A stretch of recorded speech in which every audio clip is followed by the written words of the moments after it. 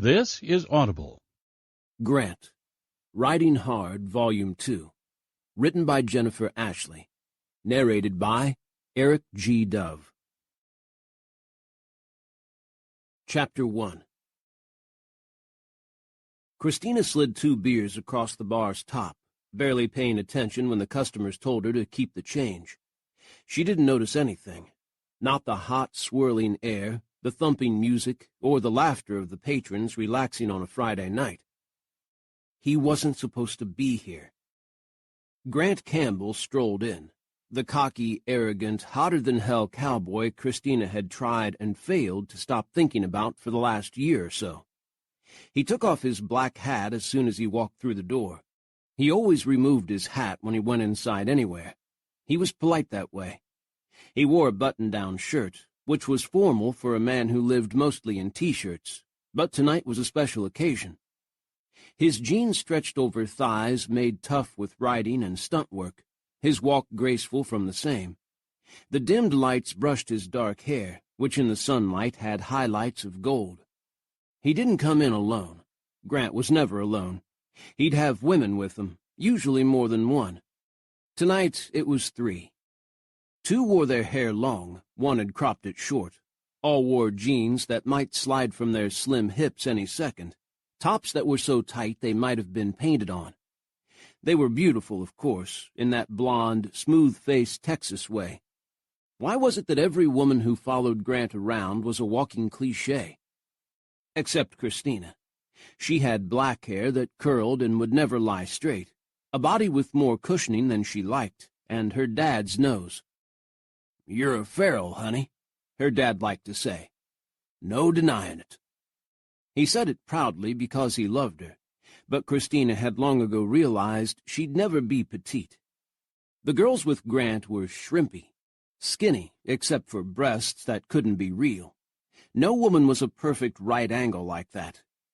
The young women hung on him, fighting for which 2 would have his arms around them.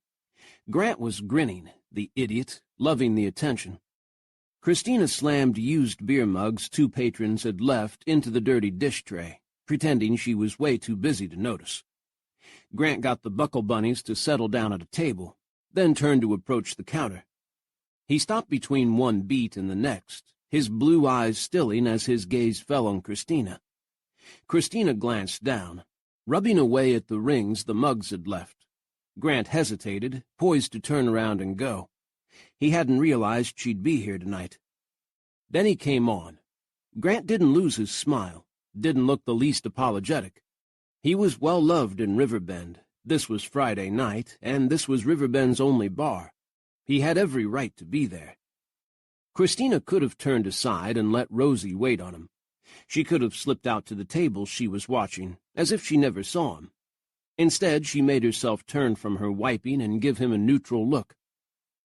"Hey, Grant, what can I get you?" His eyes flickered. Christina would not, absolutely would not, think about how he'd turned around those words 7 years ago to get her to first go out with him. "What can I get you?" "You," he'd said with a grin. "Or your phone number. Or you meeting me at the coffee shop tomorrow." Christina got propositioned every night, often with similar phrases. But Grant had turned on his Campbell charm, his beautiful blue eyes warm, and Christina had fallen hard. She'd known Grant and his brothers most of her life. She'd gone to school with him, but he was 3 years younger, and she'd barely noticed him. In the time between high school and his first legal entrance into Sam's Tavern, Grant had sure grown up. He'd become tall, deep-voiced, hard-muscled, and athletic. In the years following, while Grant and Christina had dated, then moved in together, Grant had grown up even more. Now he was a hot, tight-bodied man, successful, handsome, and he still had that kick-ass grin that had every woman in River County falling at his feet. The frozen moment passed. Christina saw Grant pretend to relax, though the hand he rested on the counter curled to a fist. "4 beers, whatever's on tap. Oh, make one of them a light." "Watching your weight?" Christina asked as she lifted 4 mugs between her fingers, arranged them in front of her, and positioned the first one under the tap. Grant didn't answer. "What are you doing here tonight?" he asked. "Thought it was Bailey's bachelorette party. Male strippers and everything." He didn't meet her gaze when he said male strippers. "Starts later. I came in to help out a little." Christina thumped one beer down in front of Grant, swiftly wiping up the foam that spilled out. "What about you? It's Adam's bachelor party tonight, too." Grant shrugged. "Heading there. My friends got thirsty." Christina didn't reply, especially since one of his friends now sauntered up to lean beside him. She was the short-haired one and had big green eyes framed with so much mascara. Christina was surprised her eyelids didn't gum together. "We're always thirsty," the young woman said, giving Christina a confident smile. "Keeping up with Grant is exhausting." Grant's and Christina's gazes met. Christina saw Grant's eyes soften and stop short of rolling. He knew the girl was a bubblehead, and he knew Christina knew it too. Christina and Grant shared a tiny moment, the two of them connected, the deep friendship they'd formed long ago showing itself for a brief space of time. The glass at the tap overflowed and the moment broke. Christina snapped the handle up, poured out the excess foam, and shook the beer off her hand. "Just one light, right?" She thunk the glass to the bar top and moved the next glass under the light beer tap. "For me," the short-haired girl said. "I'm trying to lose 20 pounds. I've already lost 6. She eyed Christina as though she waited for her praise. Christina swept her a critical look, and decided that if the woman lost even 1 more pound, she'd be skeletal. "Good for you," Christina said without inflection. Grant didn't respond. Christina remembered when he'd once said, "I don't like skinny women. You never know when something sharp is going to jam you in the eye." He caught Christina's gaze, and another flicker passed between them. Grant shoved mugs at the girl. "You take those 2 back for me, sweetheart," he said. "I'll be right there." The young woman gave him a sly look. "Better hurry." She sashayed away, raising the glasses at her friends. "You taking them to Adam's party?" Christina asked as she filled the last mug. "Are they old enough? Maybe I should card them." She knew they were legal. The girls had been in here before, but she couldn't help herself. "You know me better than that, Christina," Grant said, frowning. "At least you should." Christina finished the last beer, printed out his bill, and set it next to him. "No, I don't think I ever did." Grant's brows slammed together. He pulled his wallet from his back pocket and yanked out a couple of 20s. "Keep the change." "No." Christina swept up the bills. "I told you before, I don't want tips from you." Anger sparked deep in Grant's blue eyes. Last fall at the rodeo grounds, Christina had worked a booth serving drinks. When Grant had bought some beer, then tried to drop a 20 into her tip jar, Christina had yanked out the money and burned it. "Just keep it," Grant growled. He grabbed the last beers and walked away. Christina pretended not to watch his very fine ass as she counted out the change and slapped it onto the polished wood. Pretended, but she couldn't take her eyes off him. Every part of him looked good, back or front. Damn it. She swung around, snatched up more dirty glasses from the other side of the bar, and nearly threw them into the tray, holding back at the last minute so she wouldn't break anything. Hard to do because she suddenly wanted to smash every glass in the place. When she turned back, it was to see Grant sitting at a small round table with all 3 women more or less on his lap, laughing like maniacs. Shit. "Hey, you've got a tip here," a deep voice rumbled at her. Ray Mallory's tall body blocked Grant and his sweeties, his hard face softening as she turned to him. "Yeah." Christina felt a frisson of relief. She ignored the money and rested her arms on the counter. "Haven't seen you in a while." "Just got back. Championships in Lubbock this week. I told you about that." He'd done more than tell her. Ray had taken her out the night before he'd gone, and they'd ended up at her apartment. "Oh, I know. It just seemed like a long time." Ray liked that. He gave her a warm look with his green eyes. "If I'd known you missed me so bad, I would have tried to come home sooner." Christina laughed. "No, you wouldn't." The day you leave a rodeo early is the day you're done. Ray had to grin. How about a beer to celebrate? Hurry it up, barmaid. I tell you, the service in this place is terrible. You're a shit. Christina felt better as she turned to pour him a beer. At least somebody was interested in talking to her. She didn't have to giggle and jiggle to catch Ray's attention. The warmth vanished as soon as Grant threw his head back and laughed. Christina loved the way Grant laughed. He opened himself all the way, no holding back. He was a warm-hearted man, liking everyone, wanting the world to like him. Not a mean bone in him. Yet he could fight with the best of them. He didn't take any shit from anyone, and his arguments with Christina had been loud, long, and passionate. The making up afterward had been just as passionate. One of the young women managed to straddle Grant's lap, and now she took his face in her hands and kissed him on the mouth. The bottom dropped out of Christina's world. She set the beer down. Ray said something to her, but she couldn't hear. She could only see the young woman with short hair kissing Grant, and Grant's big hands coming around her waist, holding her steady, just as he'd held Christina for so long, never letting her fall.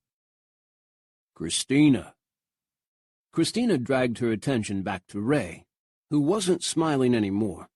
He'd turned his head to follow Christina's line of sight, then looked at her again, his mouth a grim line. Why don't you call me when you're over it? Ray shoved a bill onto the bar, way over-tipping as Grant had, and got himself off the stool. Christina's heart squeezed with remorse. Oh, come on, Ray, wait. Listen, baby, I don't need to worry about who you're thinking of when you're with me. You give me a call when you decide. Ray swept up his beer and walked away, raising his hand to friends across the room. Damn it. Christina forced herself not to look at Grant, but the double kick of Ray walking away had her gut clenching. Ray was a good guy. He didn't deserve to be hurt. He was also very attractive, with his dark hair and sinful green eyes. But in the end, he wasn't Grant. He'd never be what Grant had been to her, and Ray knew it. Damn, damn, damn. You need to go, the other bartender, Rosie, said to her. Rosie's eyes twinkled. Your sister's party, remember? Go, have fun. I got this. Thanks, Rosie. Here. Christina gave Rosie the tab and money from Ray. Keep the tip. Christina signed herself out on the computer, gave Rosie a brief hug, and took up the change she'd left for Grant. On her way out, she stopped at Grant's table. The short-haired woman, still on Grant's lap, looked triumphant, but the other two were waiting to cut her out. Grant seemed indifferent. If Christina and the rest of the world wanted to watch him with other women, it was their problem. You left your change, Christina said to him. She dropped it on the table between the drinks. Y'all have a good night. She walked away. If she swayed her butt a little on purpose, gaining the attention of every male in the place, who cared? Grant sure didn't. Christina's heart ached. They were done, had been done, and there was nothing more to it. She had to get on with her life, no matter how freaking hard that was going to be. Chapter 2. Grant had to explain that a bachelor party meant men only, and that Callie, the short-haired girl, and her friends couldn't come. The three ladies made the expected disappointed noises and pouted, but they decided to stay at the bar when Grant left. He doubted they'd sit alone for long. Grant had come across the young women from San Angelo hitchhiking when he drove into town for the spice he'd run out of for his famous chili, which he was cooking up in Adam's honor. He knew them slightly from the rodeo circuit and figured he'd drive them into Riverbend before they got themselves hurt or worse. Once there, they'd insisted on a drink, and Grant, always the gentleman, obliged. He hadn't realized Christina would be there tonight. Tomorrow was Adam and Bailey's wedding. Christina should be home with Bailey, trying on dresses or opening presents or drinking shots off a male stripper's body, whatever women did the night before. But there she'd been, dispensing beers and not holding back with the mockery. She had no use for groupies, and most of the time Grant couldn't blame her. He'd pretended to have fun with the girls and ignore Christina, but it had been hard. His ex looking at him with her beautiful eyes and deciding Grant was a fool wasn't easy to take. And the trouble was, he agreed with her. He drove his pickup back through town and out the other side to the trailer he'd bought on a patch of land down the hill from Circle C Ranch, his family's home. They were using Grant's double-wide for the party tonight, it being large enough for all the poker tables, once he shoved his furniture against the wall. Plus, they could flow outside into the fine spring night. Set on a foundation, his trailer had a green lawn and a grove of trees in back on a big piece of land. Plenty of room for barbecuing and just hanging out. The others had already arrived by the time Grant made it back with his groceries. Adam greeted him with a bear hug, happy. Grant had never seen Adam so exuberant. Though one side of Adam's face was permanently scarred, his eyes were free of the darkness they'd held since his accident. The last 6 months had done wonders for him. No, Bailey Farrell, who'd marry Adam tomorrow, had done wonders for him. She'd picked up the broken-down Adam Campbell and set him on his feet again. Grant would love her forever for that. Grant's contribution to the bachelor party, besides opening his house, was his famous hotter-than-hell Texas chili. The heady aroma greeted him as he went into the trailer. He'd left Ross, the youngest Campbell, and a sheriff's deputy to tend it. Ross was doing it dutifully, giving the 2 vast pots a stir after he waved the wooden spoon at Grant when he walked in. Ross kept his dark hair very short, unlike the rest of them who let their hair get unruly before cutting it. But then Grant, Adam, Tyler, and Carter were the bad boys of the family, and played Wild West bandits in their trick riding performances. Ross had decided to go into law enforcement rather than the horse business. To keep his older brothers in line, he always joked. "About time," Tyler sang out from one of the poker tables he was setting up. "Where you been?" Tyler, the best of them at being a bachelor, had taken charge of the food, except for the chili, drinks, and entertainment. "Had to give some girls a ride into town," Grant said, hanging up his hat and smoothing his hair. "Then I had to have a beer with them. You know, to be polite." The guys in the room burst out laughing. "Figures," Tyler said. "What did you do with them?" Carter asked, his hazel eyes softening for the moment. "Make them wait in the truck?" More laughter. Grant waved away the teasing and headed for the kitchen. "I left them at the bar. I'm sure they'll find something to do." "Not tonight they won't," Tyler said. "Everyone's here." True, Grant's house was filling up with testosterone. It overflowed with Campbell brothers as well as all their friends from town, around the county, and a few from farther than that. Grant relieved Ross of his duty, broke the seal on the bottle of hot chili powder he'd gone into town for, and measured out the amount. Some more time bubbling and the chili would be perfect. Kyle Mallory lifted a beer from the cooler and watched Grant give the chili another stir.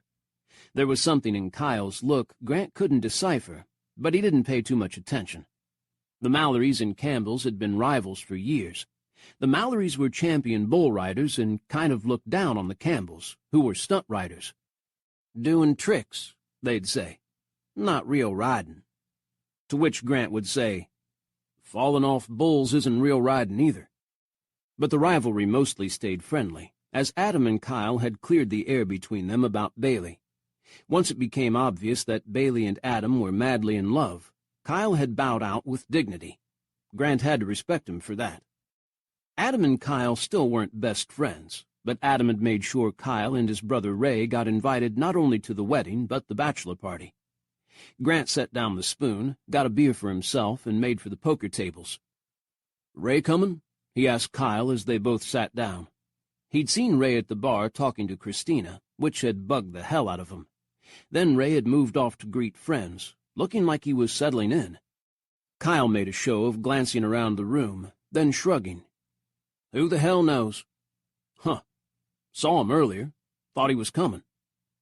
Kyle looked slightly worried, as he'd done ever since the night last October, when Ray had been smashed up in an accident, but he quickly masked his expression. "I don't know what the hell Ray does these days." Grant shrugged, but the statement didn't make him feel better. Ray had been dating Christina off and on for the past year. Everyone in town knew that. So Kyle saying he didn't know what Ray was doing tonight annoyed him. It shouldn't. Grant and Christina hadn't been a couple in a long time, so why would Grant care who she went out with? But he did.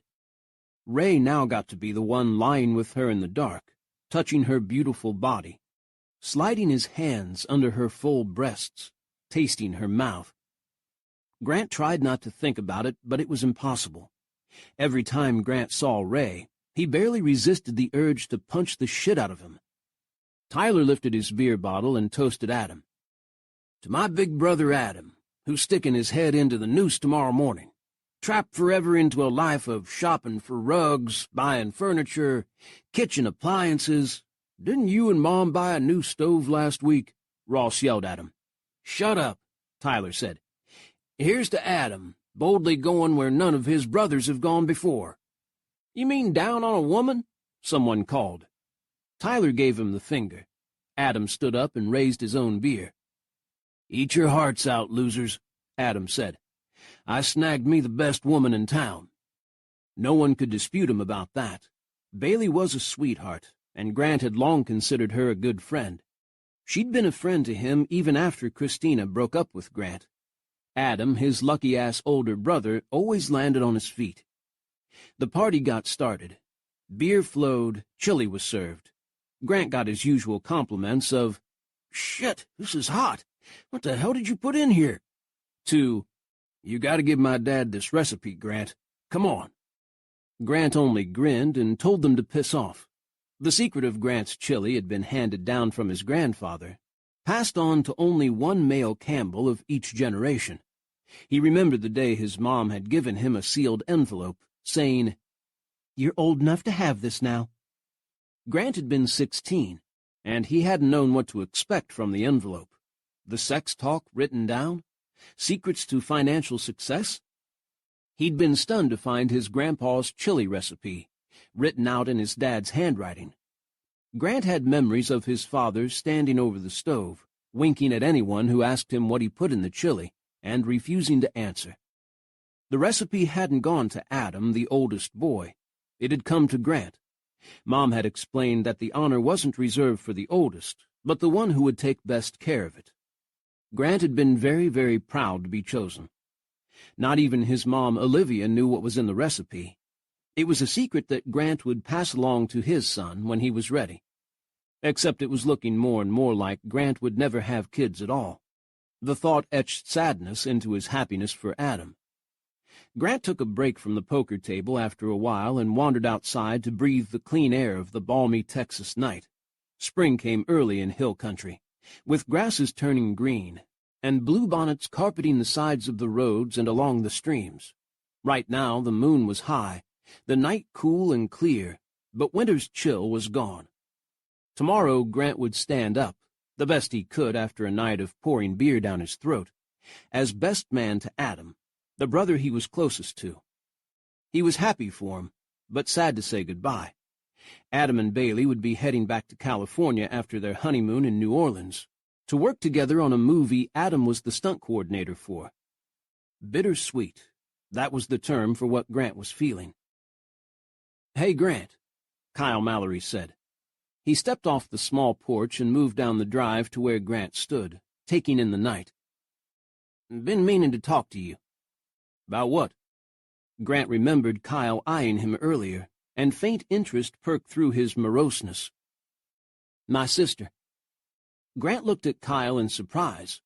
The Mallory girls, Grace and Lucy, were outside the Campbell-Mallory feud, by tacit agreement between both families.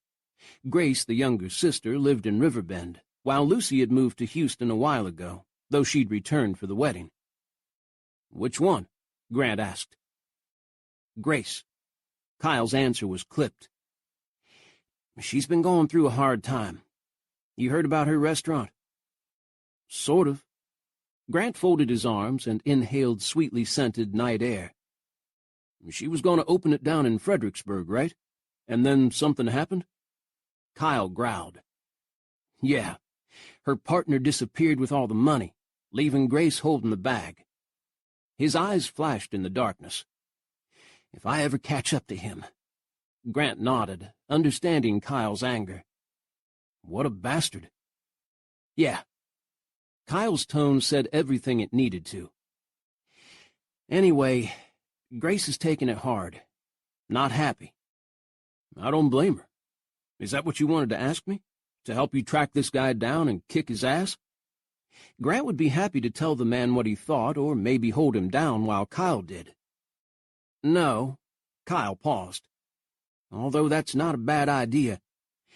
No, what I was getting around to asking is whether you'd take her out. You know, to dinner or whatever. To make her feel better. Chapter 3. Grant didn't register the words for a moment or two. Then he stopped. Wait. You want me to ask Grace out? Kyle shrugged. Why not? I thought you two were friends.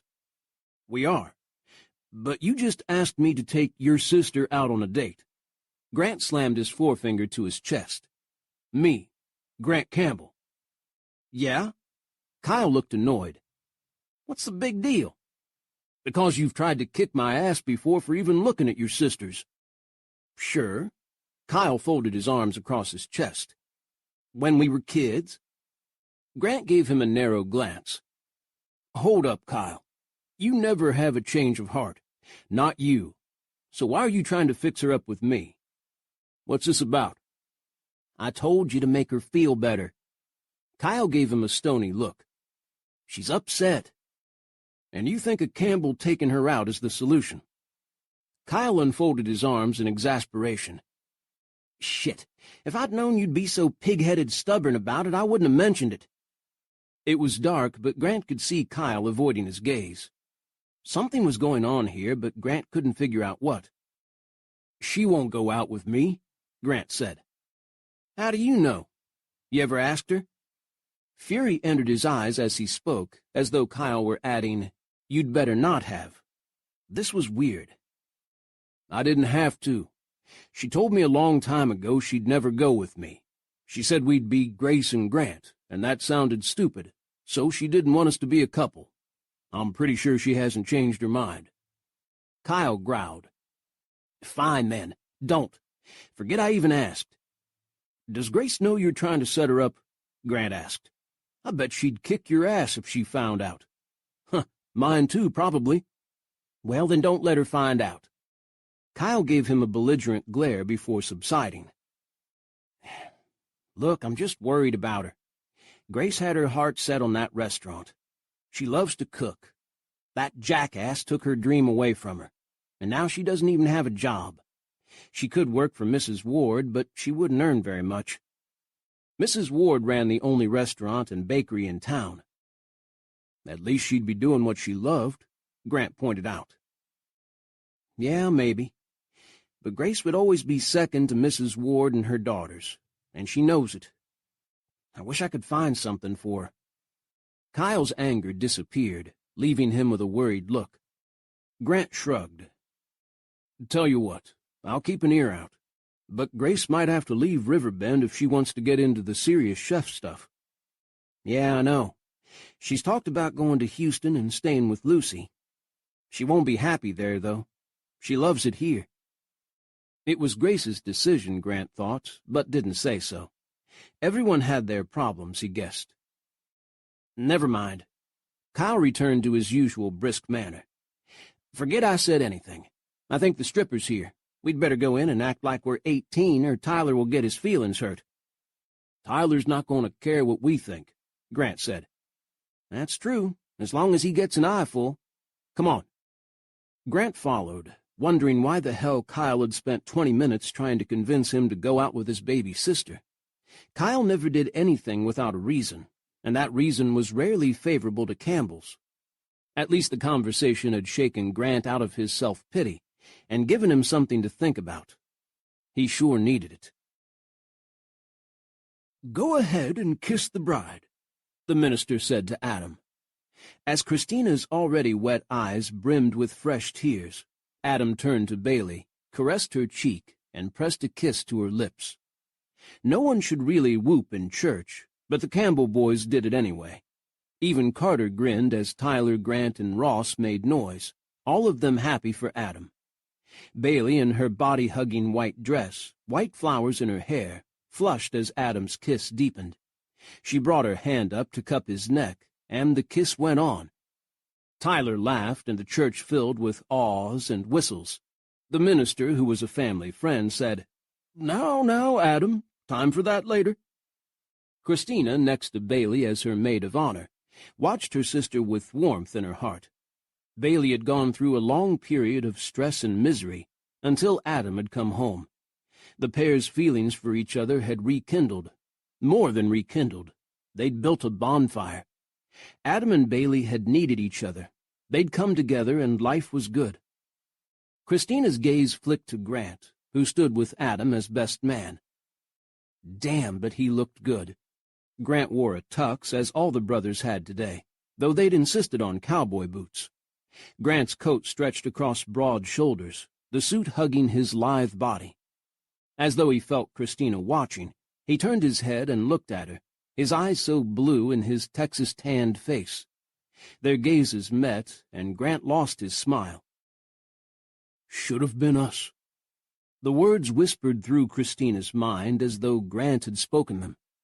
Christina and Grant had lived together a long time before the breakup. They'd have made it permanent if they both hadn't been so angry and stubborn. And young, Christina thought. We were too young to be so serious about everything. Stupid decisions made in the heat of youth. Grant's mouth set in hard lines, and one hand curled at his side. She wondered if he were thinking the same thing. Grant's brows pinched together. He moved his head the slightest bit, as though shaking it in the negative, and he pulled his gaze from hers. Christina looked away, steel fingers of hurt clamping around her heart. Adam and Bailey finally stepped apart, neither looking ashamed of their passionate kiss. The minister, now that he had quiet again, pronounced the final blessing. The organist played a fervent recessional as Bailey turned with her new husband and walked arm in arm with him back down the aisle. Now came the part Christina had been dreading. As maid of honor, she was to take Grant's arm and let him lead her out. They hadn't practiced it at the rehearsal. Christina's mother had said, "Then Grant and Christina go out," but she hadn't made them go through the motions. Christina had been standing out of the way, in a cluster with the Mallory girls. Grant hadn't even looked at her. Christina's eyes were sandy from the bachelorette party. Though she'd avoided the Jell-O shots, she'd done too much rollicking dancing with the guy dressed as a fireman, trying to erase the memory of the blonde woman straddling Grant's lap and kissing him. Hadn't worked very well. The stripper had been hot, but once his stint was over, he'd simply packed up and gone home. "Probably to his boyfriend," Lucy Mallory had said regretfully. Grant was looking at Christina now. Blue eyes like summer skies put a lump in her throat the size of a baseball. He walked stiffly off the step that led to the altar rail and stuck out his arm. Christina, heart beating too fast, lightly put her fingers on his sleeve. Even that one touch was a mistake. Christina felt the warmth of Grant through his coat, the vibrant power of him through the thin fabric. Grant's athleticism never ceased to amaze her. He was a large man with muscles to match, yet he could leap onto and off of a horse with the grace of a big cat. He'd taken falls that would have seriously injured many a man, only to roll away and come up lightly on his feet. That controlled power came to Christina now through her fingertips. She'd loved running her hands over his beautiful body when they'd lain together in the dark. She'd loved doing it in the heat of the afternoon and the coolness of the morning. Grant said nothing at all as he took them swiftly down the aisle after Adam and Bailey.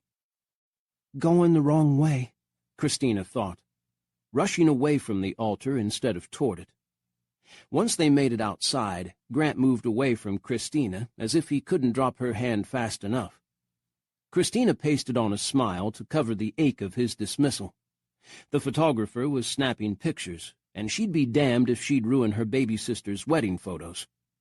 They took tons of pictures outside the church, of the bride and groom, the entire wedding party, bride and groom with parents, bride with her attendants, groom with his, all members of both families together. Adam had more people on his side, 4 brothers and small Faith, his mom Olivia beaming proudly. On Bailey's side, Christina and their mother and father filled the space with warmth. Mom and Dad were so happy for Bailey, and they loved Adam. "Are we done with pictures?" Adam growled after a time. "My face is going to crack." "Mine too," Bailey said, rubbing the sides of her mouth. Christina stepped in front of them. "But you look so cute, Adam." To his glower, she laughed. "No, seriously, you two look awesome." She hugged them, her sister she loved with all her heart, and the cowboy who'd swept Bailey off her feet. Christina was aware of Grant next to Adam, though she did her damnedest not to look at him. "When do we get to the drinking?" Grant drawled. "'Cause you didn't get enough of that last night," Tyler said. "You're going to be in a coma for a week." Grant shrugged. "What else are weddings good for?" Adam laughed at him. "I can think of one thing." He drew Bailey up to him for a long kiss. Everyone went, "Aw." Faith snapped a picture with her blue-spangled phone. Faith's shot turned out to be Christina's favorite photo of the wedding. Adam was scooping Bailey up with one arm, kissing her in pure joy, Bailey's arm straight down beside her, her hand clutching her bouquet of white roses. The rest of the family was gathered around, focused on Adam and Bailey, every single one of them smiling or laughing. Christina helped Faith print it out afterward, and Bailey framed a copy for everyone. The reception was held at the Campbell's ranch, the Circle C.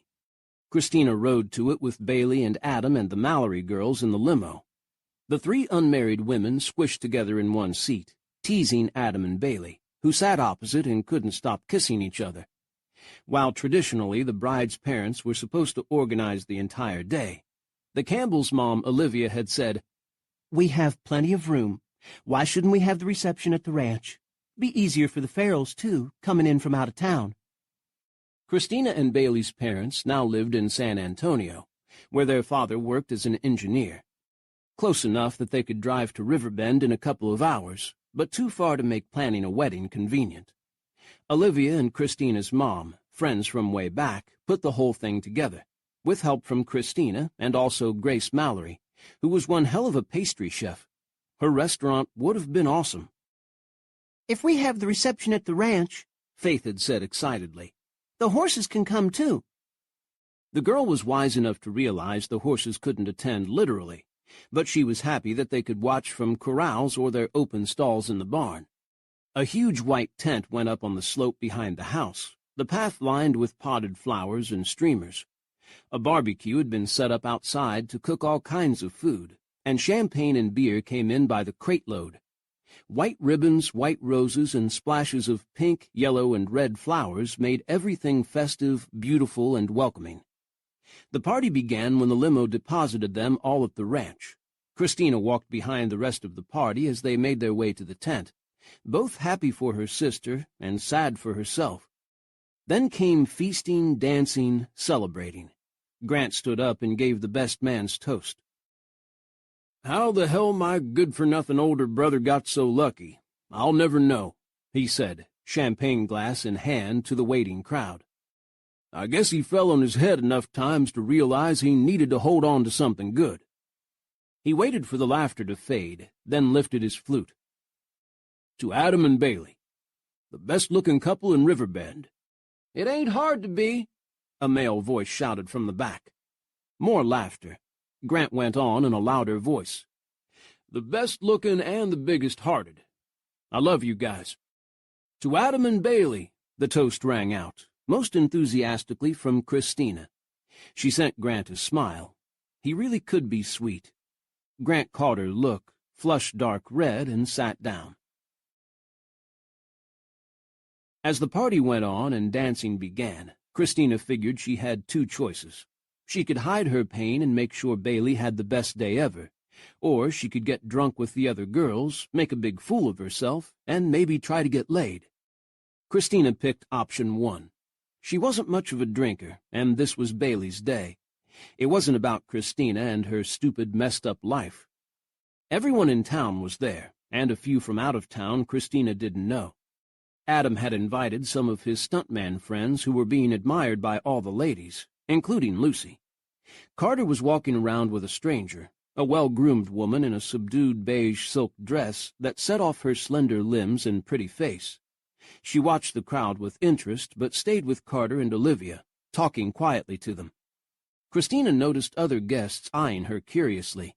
They didn't know who she was either. Ray was there, but he wouldn't look at Christina. He'd avoided her at the church and then at the reception, dancing with everyone but her. Kyle Mallory took Christina to the dance floor once, but mostly he wanted to know what was up between her and Ray. Christina said, "Nothing we really want to talk about," and refused to discuss it. If Ray wanted his brother to know his business, he'd tell him. By the time the night was well advanced, Christina's head hurt and her throat ached. No, she realized her entire body hurt, even her face, from keeping up all this damned smiling. She was happy for Bailey, but also exhausted and heartsore. Grant was ignoring her, which was fine. But did he have to flirt with every woman in the tent? Christina felt guilty about angering Ray, which made her heart ache even more. She ended up outside in the dark, under the cluster of live oaks not far from the house.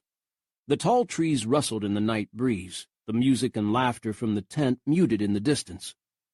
Christina took a few breaths of the soft air, letting it calm her. She could do this. She could make it until Bailey and Adam drove off to New Orleans for their honeymoon. She'd kiss her sister goodbye, wish her well, and wave her off. Then she, her mother, Olivia, and anyone else who could be recruited would start cleaning up, put away the party, and go back to real life. Bailey was starting a new journey. Christina had to keep on going with the old. She sighed. No use standing around being maudlin and depressed. Bailey didn't deserve that. Christina straightened up and took a step towards the path to the tent, and was brought to an abrupt halt. Branches of scrub around the trees had tangled in the big pink tulle bow on the back of her dress, and now they held her fast. "Great," she muttered. She tugged. Nothing. She tugged harder, and froze when she heard fabric rip. If she tore the dress trying to get away, Bailey and her mom would not be happy. Not only that, Christina would have to walk around the party with the back half of her dress gone, because all of her clothes were at Bailey's. "Shit," she whispered. Christina heard a step on last year's fallen leaves, saw the silhouette of a man backlit against the distant tent. She recognized him in a heartbeat, could never forget his broad-shouldered form, his easy stance. He must have recognized her in return, because he turned on his heel and started back the way he'd come. "Grant," Christina called softly. "Don't walk away. Help me." Grant paused, turned, and peered into the shadows. "Christina? What the hell are you doing?" He stepped beneath the trees, out of the moonlight. Now he was a smudge of white where his tuck shirt was, his blue eyes rendered black. "I'm not doing anything," Christina said. "I'm stuck."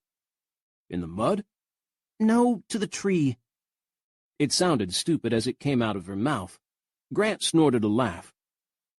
"What were you doing?" he asked. "Climbing it?"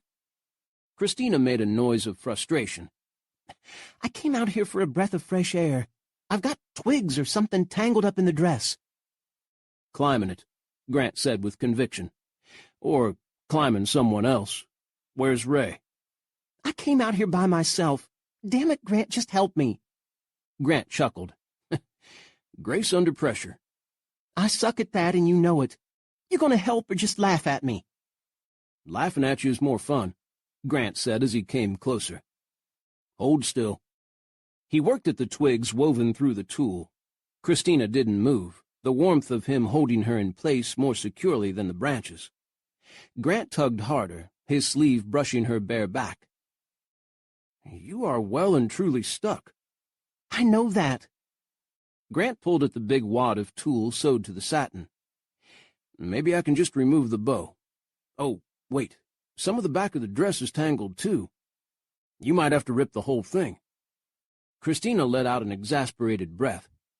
"Jeez, Bailey will kill me. She and Mom spent so much time on the dresses." "You can always take it off." Grant's tone moved from laughing to sensual as his blunt fingers flicked the tab of the zipper. Christina stilled as heat rocketed through her.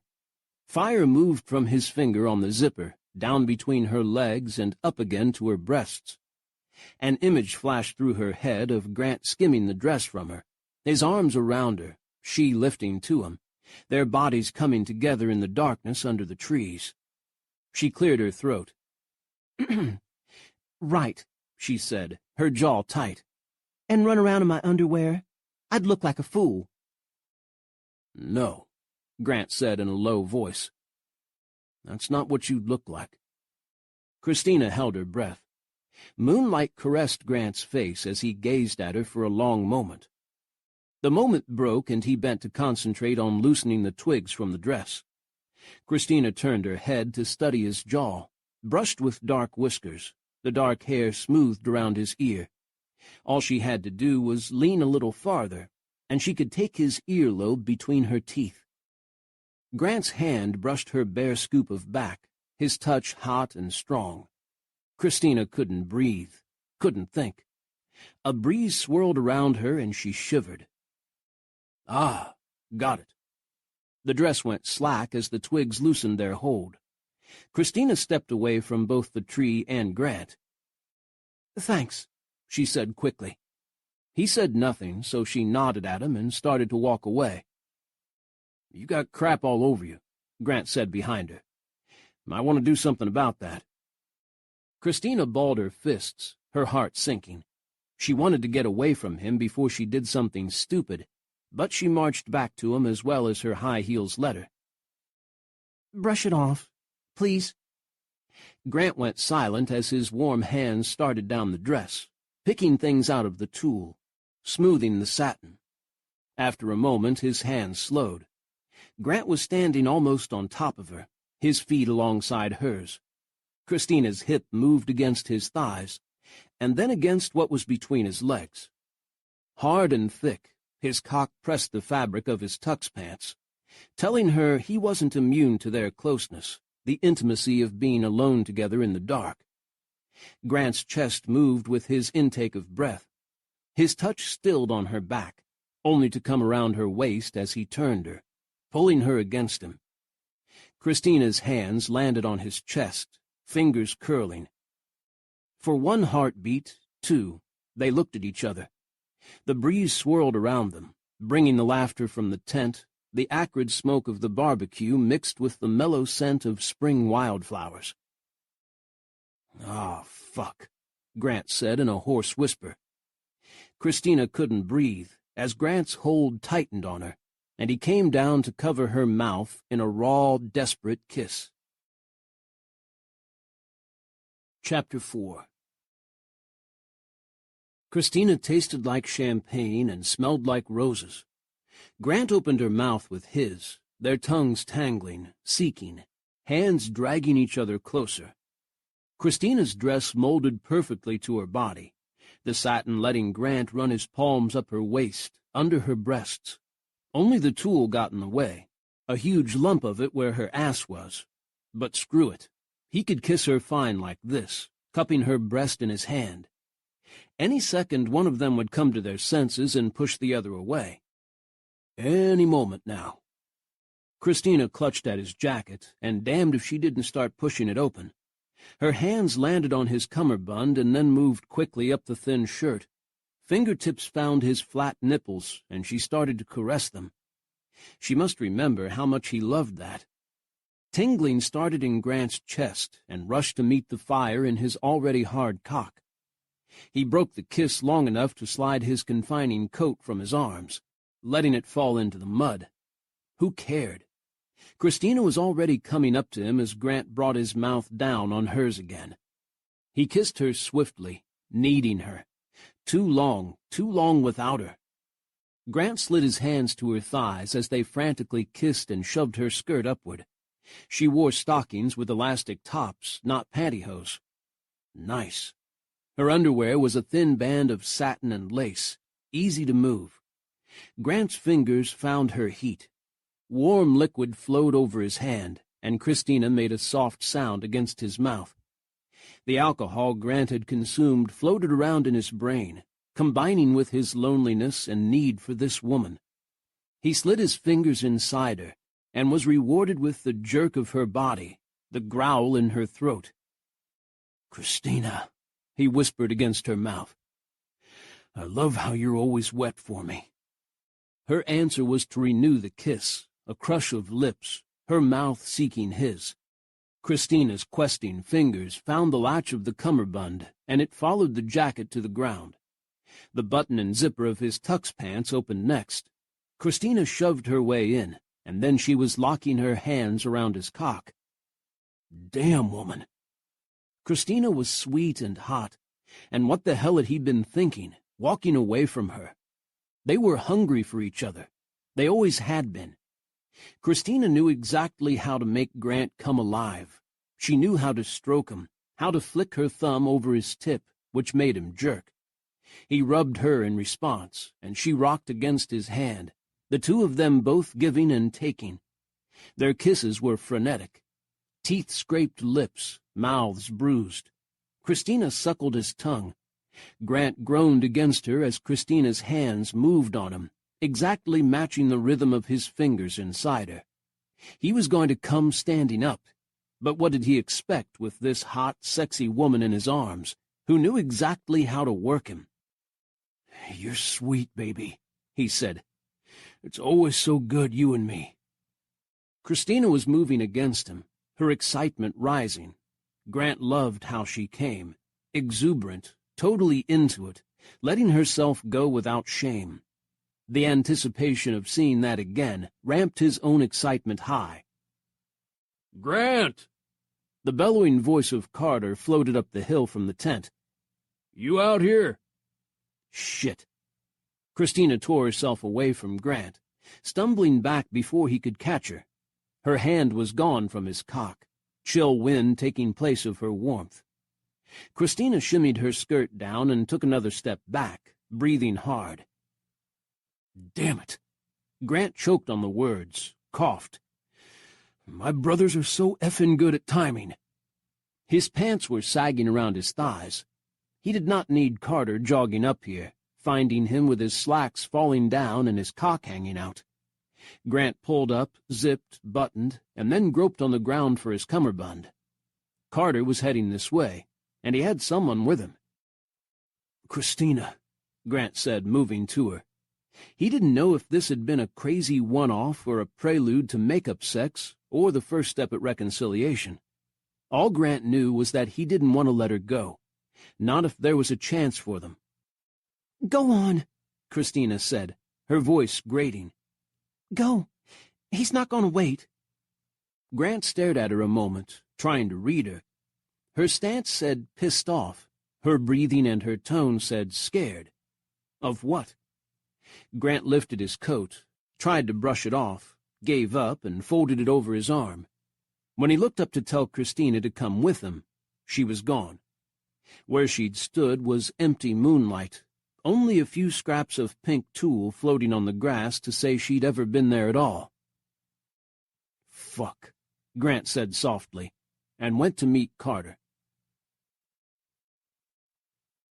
Carter was with a woman Grant had not met, though he'd seen her at the reception. Not a date, he concluded. The woman wore a rather plain beige sheath dress, had blonde hair tamed into a soft, pulled-back bun, and wore only a smattering of jewelry on ears and fingers. She was in her 30s, brown-eyed, pretty in that successful woman kind of way. Probably a new client, wanting trick riders for some show or one of her horses trained. Carter obviously had invited her to the reception, but Carter was ready to talk business with anyone at any time. He rarely let down his walls. Besides, Carter didn't date. He'd hook up with a woman, have sex with her, maybe see her a few more times, and that was it. He didn't go chasing them, and never mixed business with sex. "Grant Campbell?" the woman asked before Carter could speak. "I'm Karen Marvin." She opened her small purse and held out a card. "Casting director for Weldwood Studios. We shoot commercials. I need a cowboy, maybe 3, and someone to put together the riding stunts." So, a client. Grant rolled the card around his fingers and stepped back so she wouldn't try to shake his hand. With what he'd just been doing, probably not a good idea. Commercials were usually cast through an agency, who'd contact the Campbells and ask them to come in for an audition. But sometimes people sought out the brothers directly and asked them to set up the whole shoot, plan the stunts, do the writing, and hire extra writers if necessary. At any other time, Grant would be happy to start working out a new show. Right now, however, with Christina's kisses burning his lips, the imprint of her fingers on his cock, he didn't give a shit about anything but her. "We were thinking train robbery," Karen was saying. "A couple of bandits robbing a train, all in a hard day's work." Grant kept the card going around. Karen looked him up and down, noting his coat over his arm, his rumpled shirt. His hair was probably a mess as well, and if Christina had been wearing lipstick. Karen's eyes glinted. She knew damn well what Grant had been doing out there in the dark, and that they'd interrupted him. And she thought it was funny. "What is this commercial for?" Grant asked abruptly. Carter answered. "Laundry detergent. Don't ask. I said we could probably do it, but I had to talk about it with you first, since you'd be lead writer." Carter wrote as well, but he spent most of his time making deals, following up with clients, and talking to people who owed the business money. People forked out what they owed quick when they saw Carter coming to talk to them. Though no longer the degenerate teen, Carter could be damn scary. "A train robbery," Grant said. "Means we'll need a train." "Taken care of," Karen answered, one hand on her hip. "There's a historical society that restores trains nearby, and we'll be hiring one plus an engineer to drive it." Grant had heard of them, but he'd never been out there. "Then I'll need to take a look at the place." Grant ran his hand through his hair, hoping to tame it down. "Talk to them, figure out what kinds of things we can do. Make sure we can do everything safely. The whole bit." "I'll leave that to you," Karen said. "Do we have a deal?" Grant looked at Carter, and Carter gave him the faintest nod. Meant the money was good enough to go for it, and that they'd have plenty of control. Grant knew Carter had already decided before bringing Karen to meet Grant. He was just being polite. "Sure," Grant said, shrugging. "I don't see why not. Leave the stunt set up to me. Tyler is one of the best riders there is, and I can bring in a couple other guys, depending on how many you need." "Good." Karen put warmth in the word. She looked at Carter, then at Grant again, and repeated, "Good," with a hint of sensual interest. She was enjoying standing between two cowboys, Grant realized. Liked having men around her, especially ones in good shape who might be interested in taking her to bed. Grant should tell her not to pin her hopes on Carter, and she shouldn't pin her hopes on Grant either. Now that he'd had another taste of Christina, Grant wasn't about to move on to anyone else. "Nice reception," Karen said, as though she had nothing else on her mind. "Thanks for letting me come, Carter. I hope I didn't intrude." She shot Grant another knowing look. "Nah," Grant said. "Our mom invited the whole town. Couldn't have you be the only one sitting alone in the motel." "I'm staying in Fredericksburg," Karen said. "Cute place. So historic." She was a city girl, Grant surmised. They didn't like being out in the country unless it was tamed and manicured and close to a metropolis. "Long way to drive this late," Grant said. Carter nodded. "Maybe you should stay at the house." Generous for Carter, who didn't like strangers anywhere near his family. Karen gave a brief laugh. "Thanks, boys, but I'm a big girl. Good at taking care of myself. I wouldn't mind, though, if you walked me to my car, Mr. Campbell," she said, sending Grant a suggestive look. "It's dark, and I'm a bit turned around, so if you could point the way out of town." Grant did not want to escort this woman anywhere. Why the hell couldn't Carter? Grant was far more interested in finding Christina, talking to her. All right, kissing the hell out of her again. But his mama had raised him to be polite. Grant held out his arm, trying not to sound resigned. "Sure," he said. "Come on." Chapter 5. Karen held on to Grant's arm as they walked away from Carter, but only to steady herself through the wet and clumpy grass. No clutching or crushing her body into his, as the groupies did. Simply walking along as though they were old friends. The guests' cars had been parked in the circular drive in front of the house, excess vehicles spilling into the field beyond. No one was out here right now. Everyone was still dancing and partying in the tent. In the driveway and field, all was darkness and silence. "I did interrupt you, didn't I?" Karen asked, glancing up at Grant. "Sorry about that." "Nah, it was—" Grant cleared his throat. "It wasn't going anywhere." "Too bad." She sounded genuinely sympathetic. "Weddings can be hell. You get bored, so you hook up, and both of you are too drunk to realize it's a bad idea. Then it's awkward when you see each other again." "Sounds like you go to a lot of weddings." "No, honey. I was talking about one of mine." Karen cackled with laughter. "My first one. That groomsman was too hot to pass up. But hey, my husband was running after my maid of honor, so what the hell?" Both of us knew in our hearts the marriage wouldn't last. "Then why did you go through with it?" Grant asked, mystified. Seemed like a lot of trouble for nothing. Karen moved her hand in an indifferent gesture. "I was seriously young, and I sort of believed in happily ever after. I thought the magic ring on my finger would make it real. He probably did too.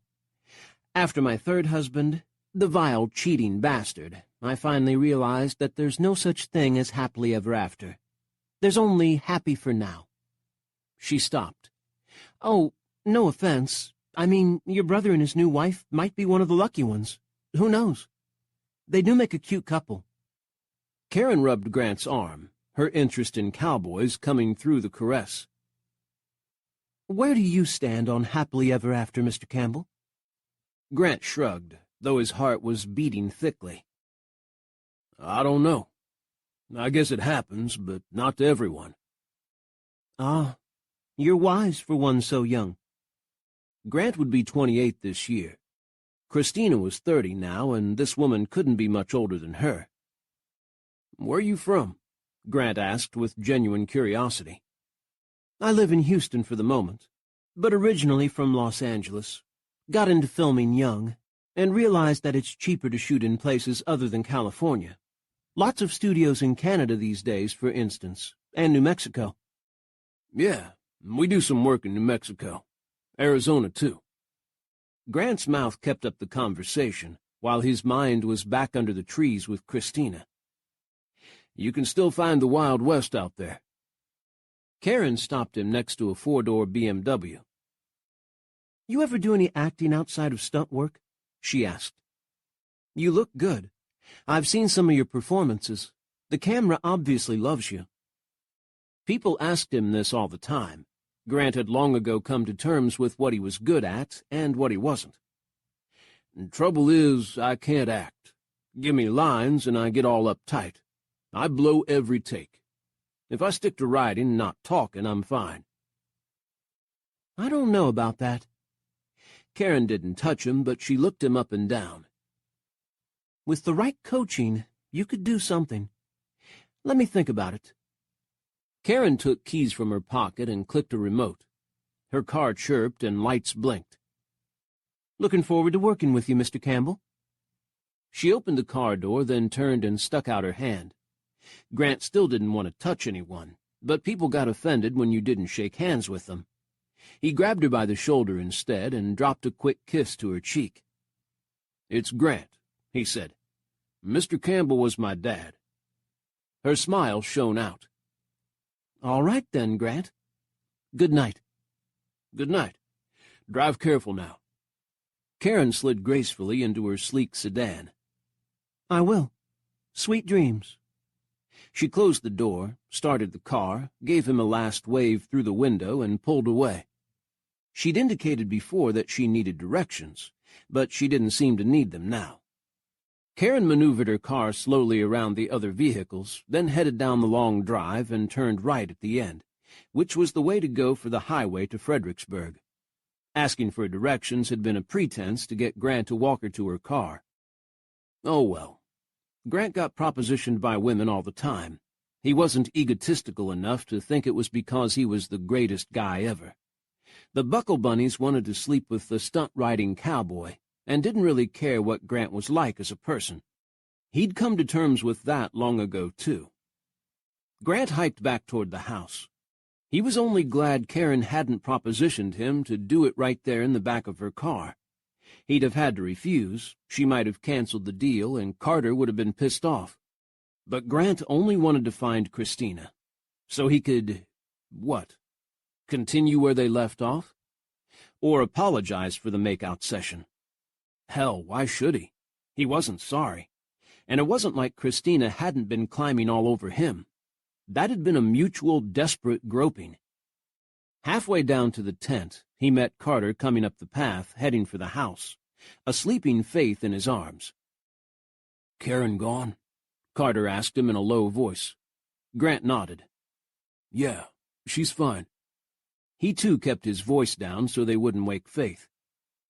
"You seen Christina around?" Carter gave him a once-over, taking in the mess that was Grant. "No, I haven't." His gaze went to Grant's coat over his arm, which Grant realized had mud all over it. He couldn't put it back on. Anyone seeing him would have a pretty good idea how he'd mucked it up. "Take mine," Carter said. "I've already said goodbye to Adam. I'm not going back." He held out Faith, who was sound asleep. In her satin flower girl's dress, a miniature of Christina's, tulle bow and all, she looked adorable. Before Grant could reach for her, another flutter of satin pushed past him. Grace Mallory, who'd been hurrying up the path, held out her arms for Faith. "I'll take her, Carter," she said. "Poor little thing is worn out." "Thanks." Carter passed off his daughter to Grace. Faith remained limp, completely trusting. "If she wakes up, tell her I'll be right there." "Will do." Grace flashed Carter a warm smile before carefully carrying Faith up the path and into the house. Carter stripped off his coat and handed it to Grant. Grant took it absently. What he'd seen in Grace's glance explained the weird request by Kyle that Grant ask his sister out. Kyle must have noticed the way Grace looked at Carter and decided that if Grace had to throw herself away on one of the Campbell family, better it was Grant than Carter. The realization pissed Grant off. Carter should have earned some trust and respect by now. But Carter was still an outsider. Never mind he'd lived in Riverbend since he was 13. Never mind Olivia Campbell had adopted him. Carter had gotten himself into bad trouble throughout high school, and no one could forget that either. Carter hadn't got his head figured out until Faith came along when he'd been 18. He'd cleaned up real quick after that. Grant remembered walking in on Carter in the nursery they'd set up for Faith. Carter, scared shitless that he had this little baby to take care of, had been looking into the crib in silent wonder. His hand had lowered to touch Faith's downy hair, his big fingers shaking. He'd pulled back when Grant came in. Then Carter's terrified look had gone defiant. "I'm going to take care of her," he'd said, balling one fist. "I don't care what everyone says. I'm going to take care of her, and I'm not going to let anyone hurt her. Not ever." Grant had believed him. From then on, Carter had looked after Faith with fierce intensity. Even so, it had taken a long time for folks in Riverbend to accept Carter as one of their own, and some were still wary. "We don't know anything about his people," was the common explanation. While Kyle had always seemed cool with Carter, Grant guessed that the easygoing acceptance stopped when it came to Carter dating Kyle's sister. Screw that. If Grace Mallory had the hots for Carter, it was none of Kyle's business. If she could draw Carter out of himself and make him happy, so much the better. Grant would have to see what he could do about that.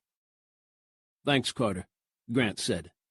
He slid on the coat, which hung the tiniest bit loose. Carter was slightly broader in the chest. "Kiss Faith good night for me, all right?" His mood better, he made for the tent, determined to talk to Christina. His good mood evaporated, though, when he saw Christina leaving out the other side of the tent with Ray Mallory, their arms around each other.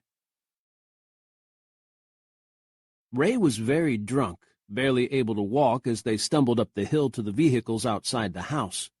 Christina had already taken away his keys, and now she shoved him into the passenger side of her pickup, shut the door, and came around the driver's side. You don't have to take me home. Ray slurred the words out as she got in. Kyle can do it. Kyle wants to stay and have fun. So do your sisters. I'm done. No reason I can't run you back to town. Christina said her goodbyes to Bailey as soon as she'd thrown her bouquet, which Lucy Mallory caught, and Christina had been looking for an excuse to leave. She didn't like that Grant had disappeared in the darkness with the woman Carter had brought to meet him, but she wasn't certain she wanted to face Grant again either. Ray scowled, dark brows drawing down over bloodshot green eyes. If you're doing this to make Grant jealous... Grant has nothing to do with it. Christina shoved her key into the ignition and cranked the truck to life. He has nothing to do with my life anymore, all right? Ray growled something, but subsided. Christina knew the lie for what it was. She was leaving to avoid Grant. But the second part of her statement was true. She and Grant were finished. Didn't matter that they'd thrown themselves at each other tonight under the trees. Thrown themselves together, then grabbed hold, kissing, touching, kneading. Christina shivered at the remembered sensation of Grant's hand hard between her legs, his fingers coaxing pleasure from her. Christina hadn't been touched like that in a long time. She'd been to bed with Ray more than a few times, but it was different. Ray was not a bad lover by any means, but what she'd had with Grant had been unsettling, so potent she wasn't sure she could handle it again. Not that she was likely to get the chance. She and Grant had found themselves in an unusual situation, both of them hyped up from the wedding. Christina couldn't blame what she'd done on drink. She had been sipping ginger ale instead of champagne. She couldn't speak for Grant. No, their bodies had simply reacted to being close to each other's, and they'd not stopped themselves. It was what it was, Christina told herself. Move on. Ray was very quiet as she drove the 5 miles into town. He nodded off against the window, his hands relaxed on his thighs. A relief because Christina didn't want to talk. The ranch where Ray lived with Kyle and Grace was on the road that led out the north side of town, which entailed driving around the town square. The county courthouse sat in the middle of the square amid a green lawn. The sheriff's department where Ross worked was here too. Shops lined the streets around the square, from souvenir places for the hill country tourists, to an old bookstore, to a hardware store, to lawyers' offices, to the feed store at the end. The corner of the northwest side held Mrs. Ward's restaurant and the gas station. The hardware store had once been a drugstore, complete with an old-fashioned soda fountain. Christina's grandmother had shopped there as a kid, meeting her grandfather for a malted at the soda counter. Christina liked to picture them there, even though the sign over the store said Hal's Hardware now. Ray drawled next to her, "Too bad it's all gonna go." Christina jumped. She hadn't realized he'd woken up. Go? What's gonna go? This. Ray waved an unsteady hand at the slowly passing buildings. Some developers trying to buy up the whole town, to make it one big suburb with rows of identical houses and a shopping center. Seriously? Christina ground to a halt at the stop sign next to the feed store, even though no one else was around. Where'd you hear that? Mrs. Ward told me. Ray settled his head back on the seat. Yesterday, I think. They made her an offer on her restaurant. She said no, and they were seriously P.O.'d. She said they acted like she was a dumb hick for turning it down. Dickheads. Christina stared at him for a moment or two before she pulled away from the stop sign and drove on toward the highway. She hadn't heard anything about offers for Mrs. Ward's store, but she'd been focused on the wedding and on avoiding Grant. Interesting. She'd have to ask her uncle, Sam Farrell, who owned the bar. Sam knew everything going on in town that was worth knowing. The Mallory Ranch was on a fairly flat piece of land north of town. The house had been there for about 100 years, the Mallory family about 50. A barn lay beyond the house, surrounded by huge fenced pastures. While Kyle and Ray were most known for their bull riding skills, They also trained cutting horses for both the rodeo circuit and for cattle work on the big ranches. The house was dark, with Kyle, Grace, and Lucy still at the reception. Ray had gone back to sleep by the time Christina parked in the driveway, and she had to dig into Ray's pants pocket for his keys. She took him in through the back. Only company used the front door. Ray was hanging on her, half awake and stumbling as Christina got him up the stairs of the two-story house. Christina knew which one was Ray's bedroom, and she took him there now, arranging him on one side of his big bed. He was out. Christina put her hands on her hips, studying him. Ray was a big man, strong, but right now he was completely limp, one arm hanging over the side of the bed. He hadn't been part of the wedding party, so he was in a regular suit, the coat bunched up his back. Christina sighed. She wouldn't feel right leaving him alone like this. She still cared about Ray. They'd always been friends. She'd stay to make sure he was okay, at least until Kyle or the girls got home. She pulled off Ray's boots, loosened and slid off his tie, and eased his coat from him, then his pants. She pulled a blanket over his bare legs, folded the clothes neatly on the dresser, and looked at him again. Ray snored softly, his mouth slack, dark hair rumpled. He really was handsome, even sound asleep. Standing in the darkened room, Christina made the decision to let him go. It gave her pain to do it, because she'd never know if she and Ray could have had something together. But it wasn't fair to Ray that Christina's breath left her every time Grant walked into a room, that she was aware of every move Grant made, even when she didn't look at him, that she felt sad whenever he walked out again. Ray deserved to be with a woman who was entirely into him. He deserved to fall madly in love, get married, and have half a dozen kids. The kids would love horses like he did, and maybe grow up to be champion bull riders. Christina would tell him tomorrow, once he got over his hangover, that their current coolness wasn't a temporary fight. They could never be together, not while Grant was there in her heart. She sighed again. She was tired, she needed to rest, and there was no chair in Ray's bedroom. Plenty of room on the bed, though. 2 days ago she would have climbed up without a second thought. Now, though, she'd step across the hall to Grace's room, and then go home when Kyle or the sisters turned up. Ray moaned in his sleep. He was drunker than usual, and she wondered if he'd imbibed more because of his anger at her. Another moan, then the poor guy started to get sick. Christina hurried into the bathroom, grabbed a towel, and managed to get his head over the edge of the bed, the towel to his mouth. He retched up some spit, then settled down again. Christina folded the towel over and put it into the laundry chute in the hall, then went back to the bedroom. She worried about leaving him alone in here, even as close as Grace's room was. If he choked, she could at least take care of him one last night. Christina wouldn't be able to lie down comfortably in the gown. She reached around to unzip it, then slipped it off, stepping out of her high heels. Christina wrapped a blanket around her body and lay down in her underwear on the empty side of the bed. She'd lie there until someone came home, then hand off Ray's care to them. As soon as Christina closed her eyes, though, she drifted off. She went to a place of dreams where Grant Campbell smiled at her, his tux coat and shirt sliding from his body as he plied her with his wicked touch. Christina swam awake to find a large arm pinning her to an equally large body. Ray nuzzled her neck. "Morning, sweetheart," he said in his slow drawl. "If I have to wake up feeling like this, at least I have something beautiful to look at." Chapter 6. Christina scrambled away from Ray and out of the bed.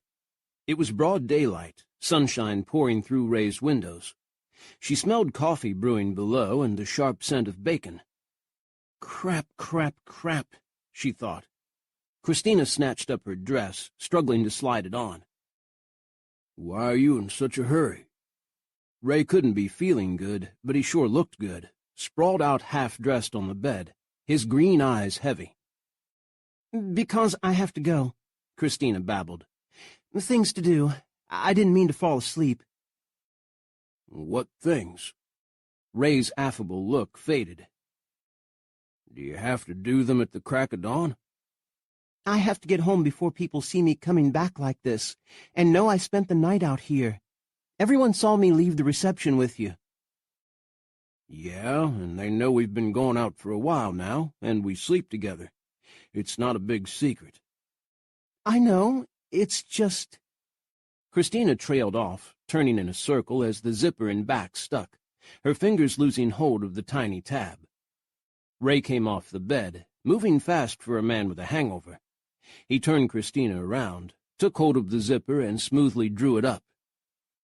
Thanks, Christina said breathlessly. Stay for breakfast, Ray said. It wasn't a suggestion. I can't. Sorry. He caught her shoulders as she faced him again. Why not? It's breakfast. My sisters will be hurt if you run off without tasting it. Ray... Christina stopped. Her heart beat rapidly and she felt like shit. Why are you forcing me to be mean to you? Ray released her. Because I don't like to be lied to. You obviously weren't happy waking up beside me, and that's never happened before. Are you trying to run back to Grant? Is that it? No. Christina passed a hand through her tumbling hair. You saw Grant with those girls at the bar. You got mad at me for looking at him, told me to call you when I was over it. Now I realize I'm going to need more time to get my head on straight. I can't ask you to wait while I do that. You have a life. While she talked, Ray shrugged off his shirt and tossed it on top of the clothes she'd left on his dresser. He stood in a tight undershirt and boxers, muscles stretching the T-shirt across a hard frame.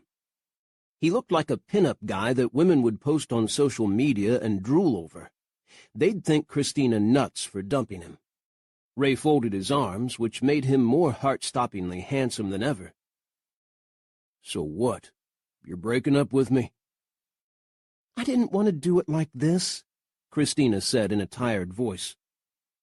I wanted to wait until you felt better. No, this is good.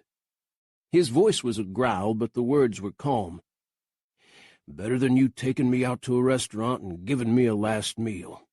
I'd rather get over the hangover and you walking out at the same time. My big-ass headache might just blot it all out. Ray, I'm really sorry, Christina said, her chest aching. I never meant for you to be hurt. Believe me on that. How about if I tell everyone you broke up with me? I don't want people feeling sorry for you. Don't worry about me, sugar. I won't be crying into my beer over you. I always knew you didn't want anyone but Grant. I just thought we could have some fun, that's all. Christina's eyes stung. We did. I had fun. I'm so sorry. Ray scowled. Stop saying you're sorry and take your ass out of here. Especially before you can say, I hope we'll still be friends. I haven't decided whether I want to stay friends with you or not. I'm going to be pissed off for a while, all right? Just leave me alone when you see me. If I start being cordial to you, that means maybe I'm ready to be friends again. Yeah, all right. Christina rubbed her arms. Ray held up his hand. Crap on a crutch, sweetheart. Quit with the I'm sorry. It's getting on my nerves. Just leave. Okay. Christina tried a smile. See you, Ray. Sure. See you around. Christina plucked her handbag from the dresser and hurried out, wincing when Ray slammed the door behind her. Downstairs, she tried to sneak out the door, but Grace came out of the kitchen and caught her. Christina, where you running off to?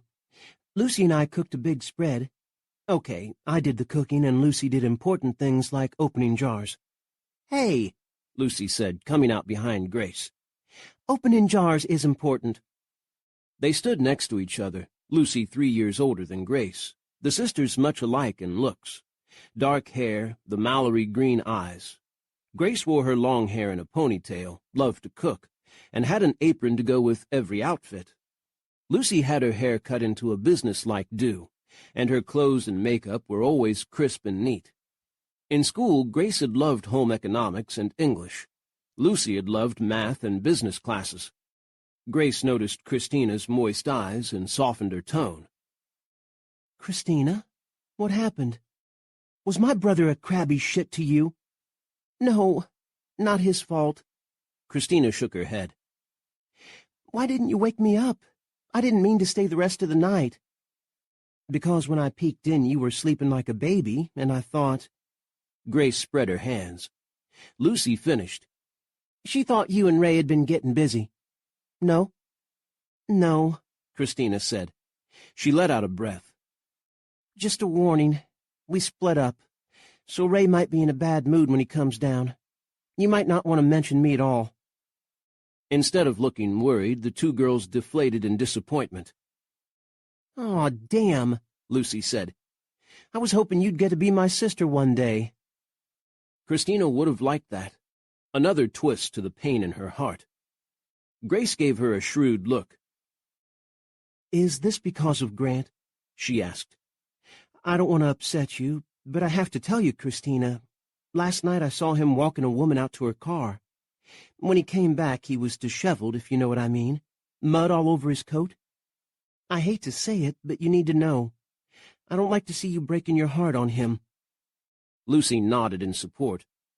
Christina suspected that the woman in question had been the one she'd seen Carter with when he'd come looking for Grant. Christina had stayed long enough to watch the woman hand Grant a business card, and the three of them start chatting. Someone who wanted to hire them, no doubt. Carter had probably asked Grant to see her to her car. Grant had been rumpled because he'd been having a grope session with Christina, not the mystery woman. Christina decided not to enlighten Lucy and Grace about that. Christina gave them each a hug and a kiss. "You two are terrific friends. Thanks for the breakfast invitation, but I don't think I should stay. I don't want to upset Ray any more than I already have, and I just need to be by myself for a while." Grace and Lucy said they understood, though they remained disappointed. Christina finally got out of there and into her car, her tool bow now a tired lump. She drove back into town, the road blurry from her tears. When she pulled up at the stop sign at the square, it was to see Grant and one of the guys who worked at the Campbell's ranch getting out of Grant's truck outside the feed store. Grant, not 3 feet from her, glanced over and stilled. He took in Christina's mussed hair and her wrinkled bridesmaid's dress, and his mouth went hard. He turned away without acknowledging her, walking with his guy around the feed store to where bales of hay were stacked behind it. Christina had a good view of Grant's fine ass and tight jeans, but it was the back of him saying goodbye.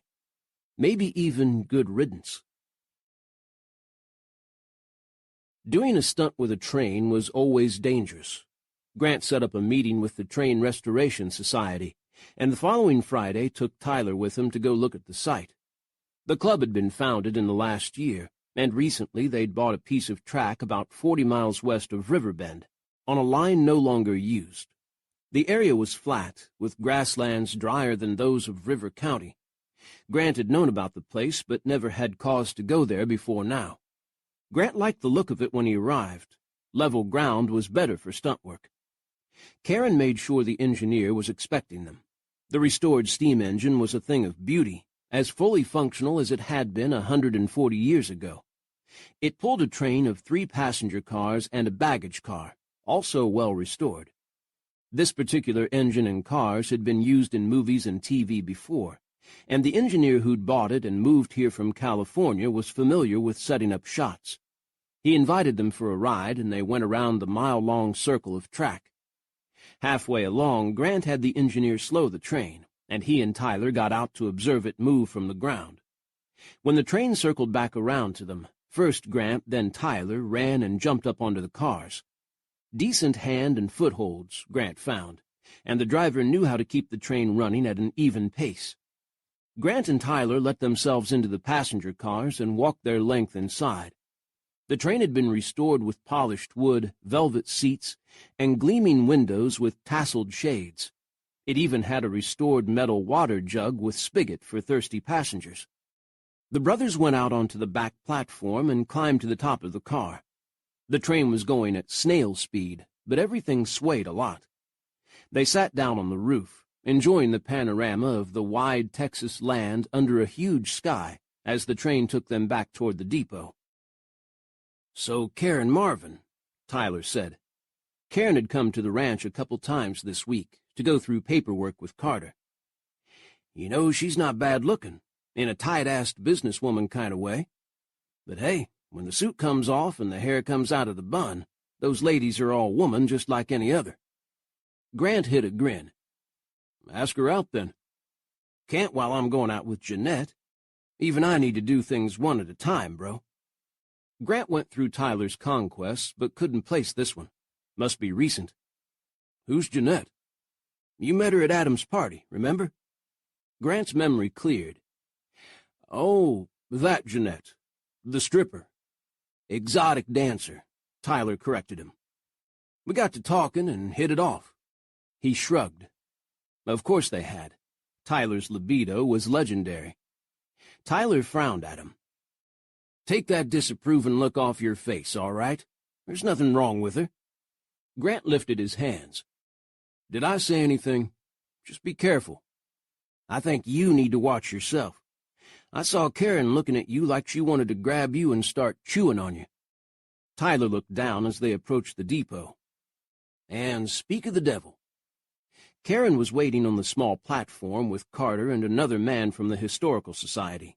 She tilted her head back, saw Tyler and Grant sitting on top of the car, and waved. She was in a dark blue skirted business suit today, had her hair in a swept-back French braid, and wore sunglasses against the glare. Grant caught the bars of the ladder, descended a few rungs, then jumped the rest of the way to the platform. "Looks okay," Grant said to Carter, who waited for his report. "Solid. Nothing's going to fall apart on us. Good handholds, plus they'll let us put on others if we need them." Karen had taken off her sunglasses and nibbled one of the earpieces as Grant spoke. "I think we can do this," Tyler added. "Train cars are good and sturdy." "Great," Karen said. "Then we can get started right away. How about if I take you boys to lunch and we can discuss the script?" Tyler tipped his hat and gave her a polite smile. "No can do, ma'am, but thanks. I have a ton of stuff going on at the ranch I got to get back to. Nice meeting you again." He did the hat thing one more time, then settled it on his head, winked at Karen, and walked out through the depot. "Then it's us three?" Karen asked. Carter shook his head. "I have another meeting. Grant will go over the script with you and talk about what needs to be done. He's good at that." Grant felt a burning in his chest, but he put on a smile. "Sure, be happy to." They walked through the small depot, thanking the guys in the Historical Society once more. Grant dropped a 20 into their fundraising jar, then followed Karen and Carter out. Carter said goodbye and headed for his truck. Karen started toward the BMW she'd driven the night of the wedding. Grant had ridden out here with Tyler, who was already gone, so his choices of transportation were drying up fast. "Hang on a second, ma'am," Grant said to Karen. "Just got to remind my brother of something." Karen nodded, unworried, and unlocked her car. Grant quickened his stride to catch up with Carter. "What the hell are you doing throwing me to the wolves?" Grant asked him. Carter turned around, his hazel eyes cool. "I really do have another meeting. I know she's a man-eater, but suck it up. Don't blow this deal, Grant. We need the money." Grant let out his breath. He was used to women chasing after him, but the Buckle Bunnies were usually starry-eyed and a little sweet, even the most determined ones. Predatory women were not his thing. He gave Carter a curt nod. "All right, I got this, but you owe me." "Sure." Carter was done with the conversation. He pointedly got into his truck and slammed the door. Karen was already in the car by the time Grant reached it. She smiled at him when he got in and tugged on his seatbelt. The sedan was cushy, top of the line, with leather seats that cradled Grant's butt, individual climate control for each passenger, and a state-of-the-art sound system. The whole works. The doors locked with a loud click, a sound Grant didn't like. "Let's go to that cute restaurant you have in Riverbend," Karen said. "I've been dying to try it. Real down-home food, right?"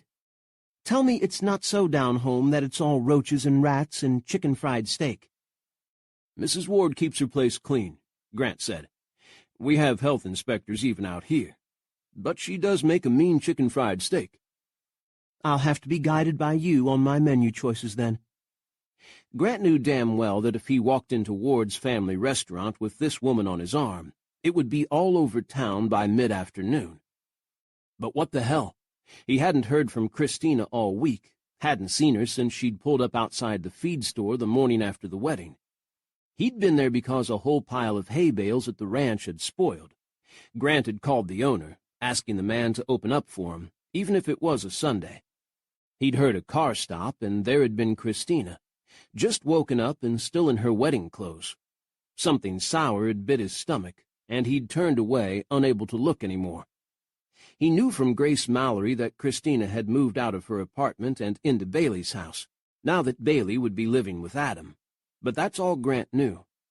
Grant had kept away from town, staying at Circle C and working until he drove home and fell into bed.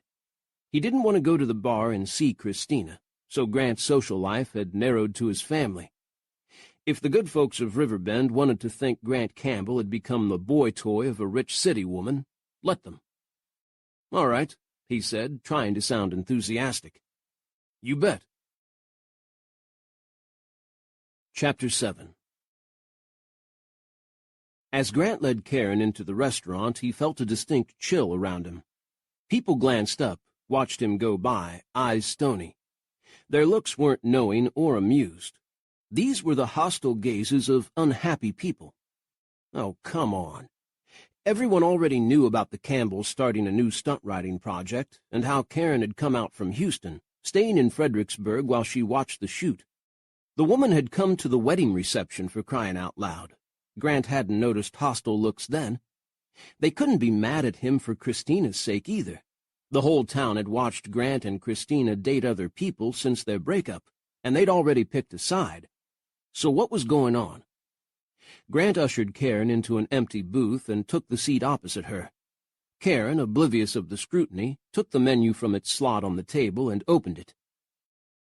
This place is so cute, she said, glancing around at the potted plants, the white curtains, the photos on the walls of Riverbend through the years.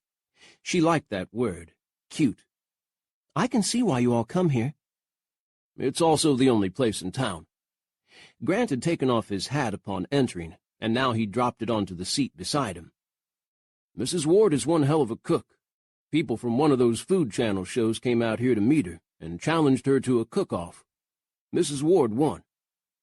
Karen gave a laugh with her neatly lipsticked mouth. Mrs. Ward doesn't have a first name?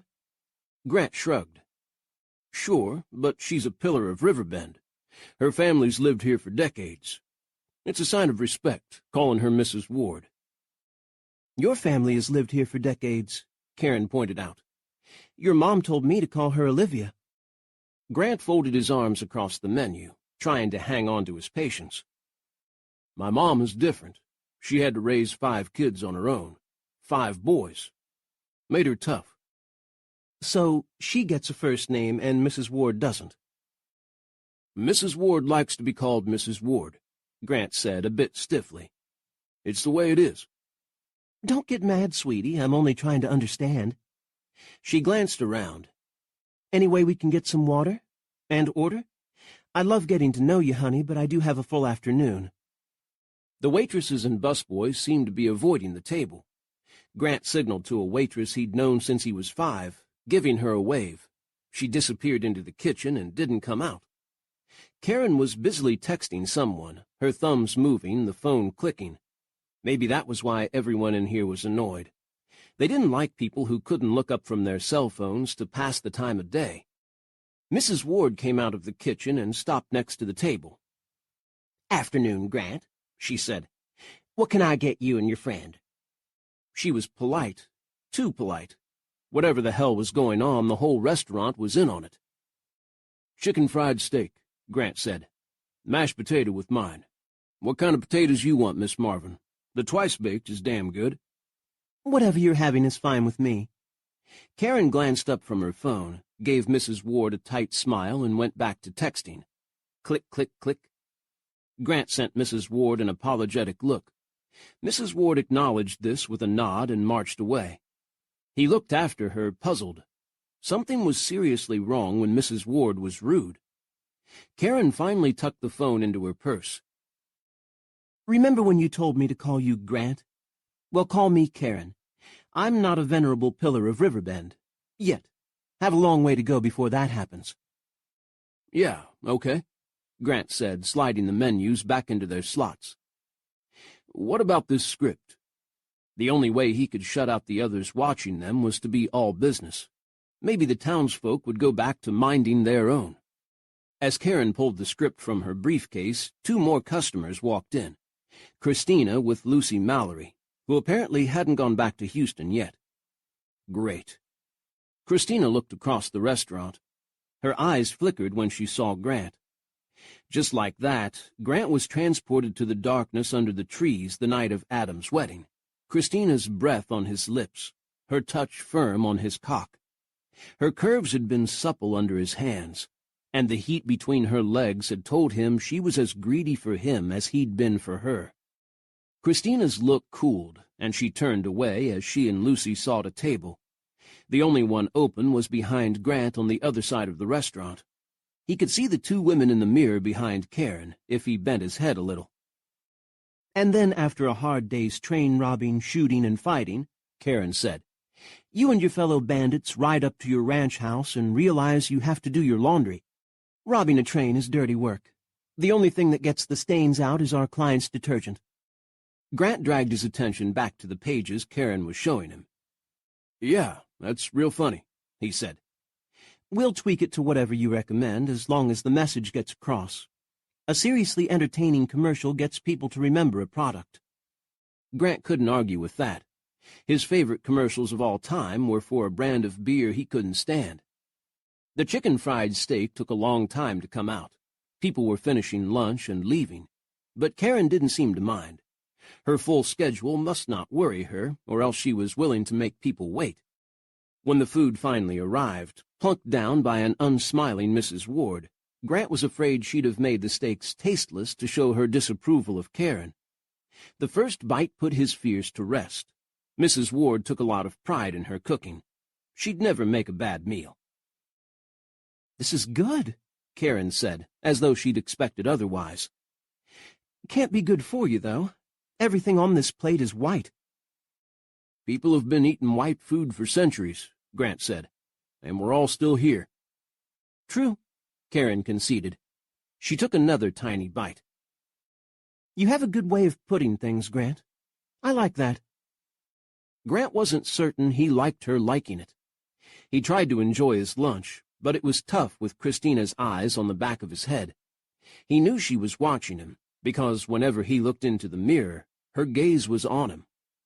Christina was beautiful today, her short black hair curling every which way, a tank top with skinny straps showing off her hot body. Grant was going to get a kink in his neck staring at her. Her coffee-dark eyes were fixed on Grant, which was about the only thing Grant remembered about that lunch with Karen Marvin. The chicken fried steak, the script, Karen's smooth voice, the cold stares of the townspeople. None of it mattered. All that mattered was Christina looking at him, and the hunger in his heart. Christina needed to warn him. She realized Grant had no idea what was wrong as he sat talking to the Ice Queen from Hell. His smiles had been too forthcoming, his laugh too easy. He didn't know the entire town was furious at Karen Marvin. The way he nodded at everyone as he rose from the booth and walked Karen out told her that. He was the usual charming Grant, everyone's friend. Christina watched him settle his black cowboy hat on his head as he ushered Karen from the restaurant. His hand hovered at the small of Karen's back as he walked her into the street and opened the driver's side door of her car for her. Grant then walked around the car to the passenger side and got in with her. As soon as his door closed, the diner exploded in gossip, heavy with disapproval. "Did you see that? Can you believe a Campbell would do such a thing? Why is Grant with her?" "He doesn't know," Christina said loudly, angry on his behalf. The sleek BMW started up and pulled smoothly away from the curb, a chance reflection flashing into the restaurant. "No one told him." "Oh, come on," a guy from the feed store said. "Everyone knows." "He was being polite to her," Mrs. Ward put in. "She was his guest, a business client, and he couldn't make a scene. Just shows his good upbringing." She glared pointedly at the man who'd spoken. Christina knew Grant better than anyone, and one thing Grant Campbell was not was subtle. If Grant had an opinion on something, everyone on the planet knew. If he'd been angry at Karen, his politeness would have been tinged with chill, not friendliness. Christina fished out money for her sandwich and drink and squirmed out from the booth. "I'm going to go talk to him," she told Lucy. Lucy looked as though she hadn't decided who to believe, but she nodded. "Do what you gotta. I have a lot of packing to finish." Lucy was heading back to Houston tomorrow, her visit home over. Christina squeezed her hand. "See you before you go." Lucy squeezed her hand in return, but she didn't try to make Christina linger. She understood Christina's hurry. "Disgrace to his mama," an older man muttered as Christina went by him. "I told Olivia he was no good after he drove his pickup right into my store." Grant had been 15. He'd worked all through high school to pay for the damage, Christina remembered. Grant and Adam had been wild boys, but they'd always righted their wrongs. Christina left the diner, jumped into her truck, and drove away from the biggest gossips in Riverbend. She was getting tired of living in a fishbowl. When she'd gone to stay with Lucy in Houston for a week this January, she'd been amazed at the anonymity of the city. Lucy had told her that there were pockets of neighborhoods where people were close, but what Christina saw were folks so busy with their own lives they didn't have time to worry about hers.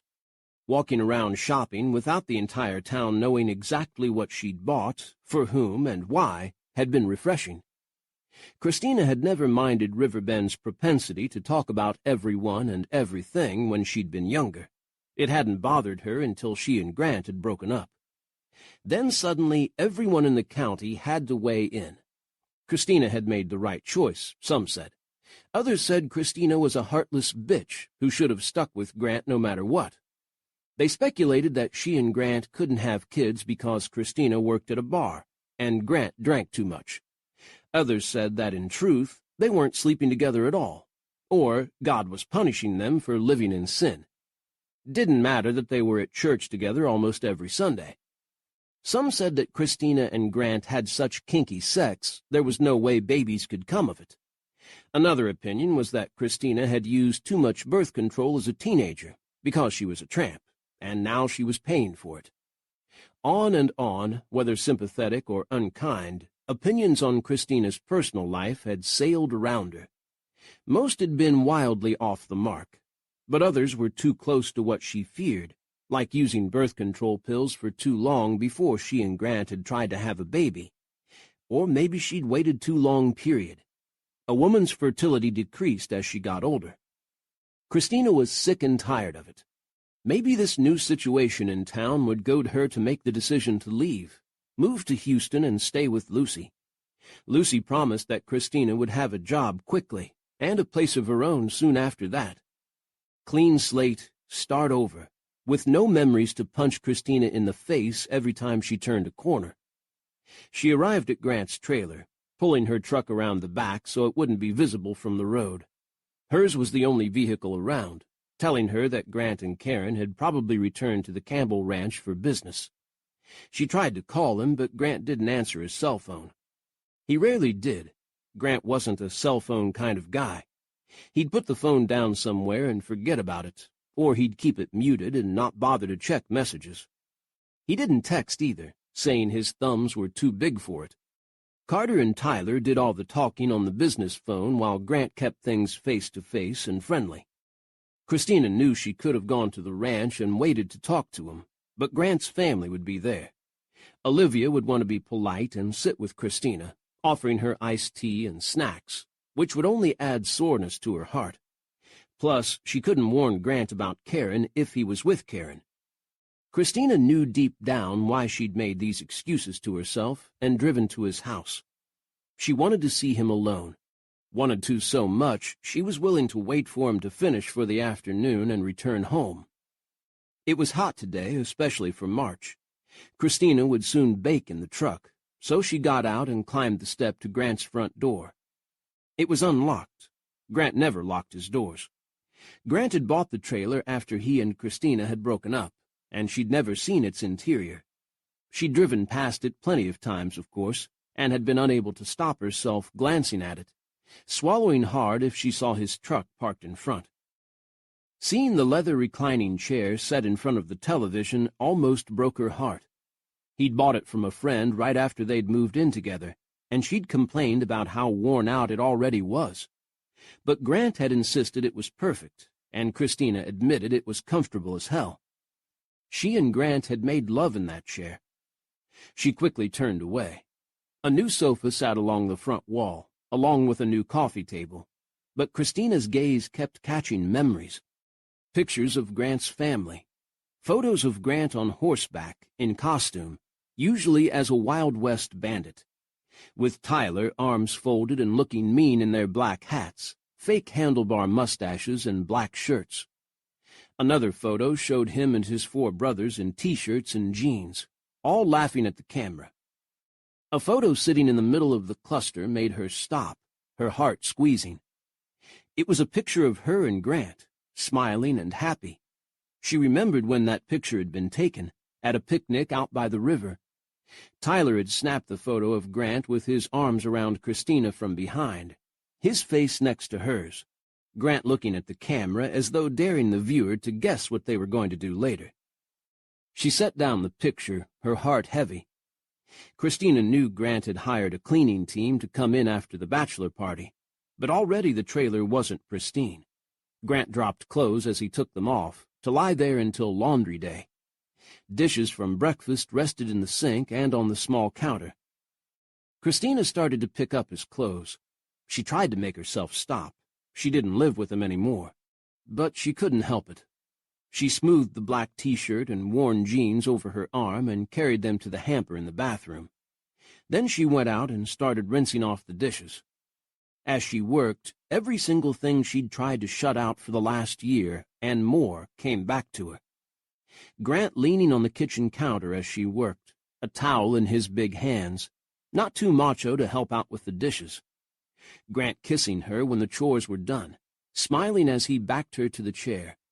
They'd settle on it, Christina on his lap as they watched TV, talked, or kissed. Then they'd go to the bedroom for spread-out, enthusiastic sex, laughing and talking, or arguing and making up, until they fell asleep. They'd wake in the morning in the sunshine, wrapped in each other. Grant would rumble that he had to go to work, and Christina would stay in bed, soaking in the warmth he left.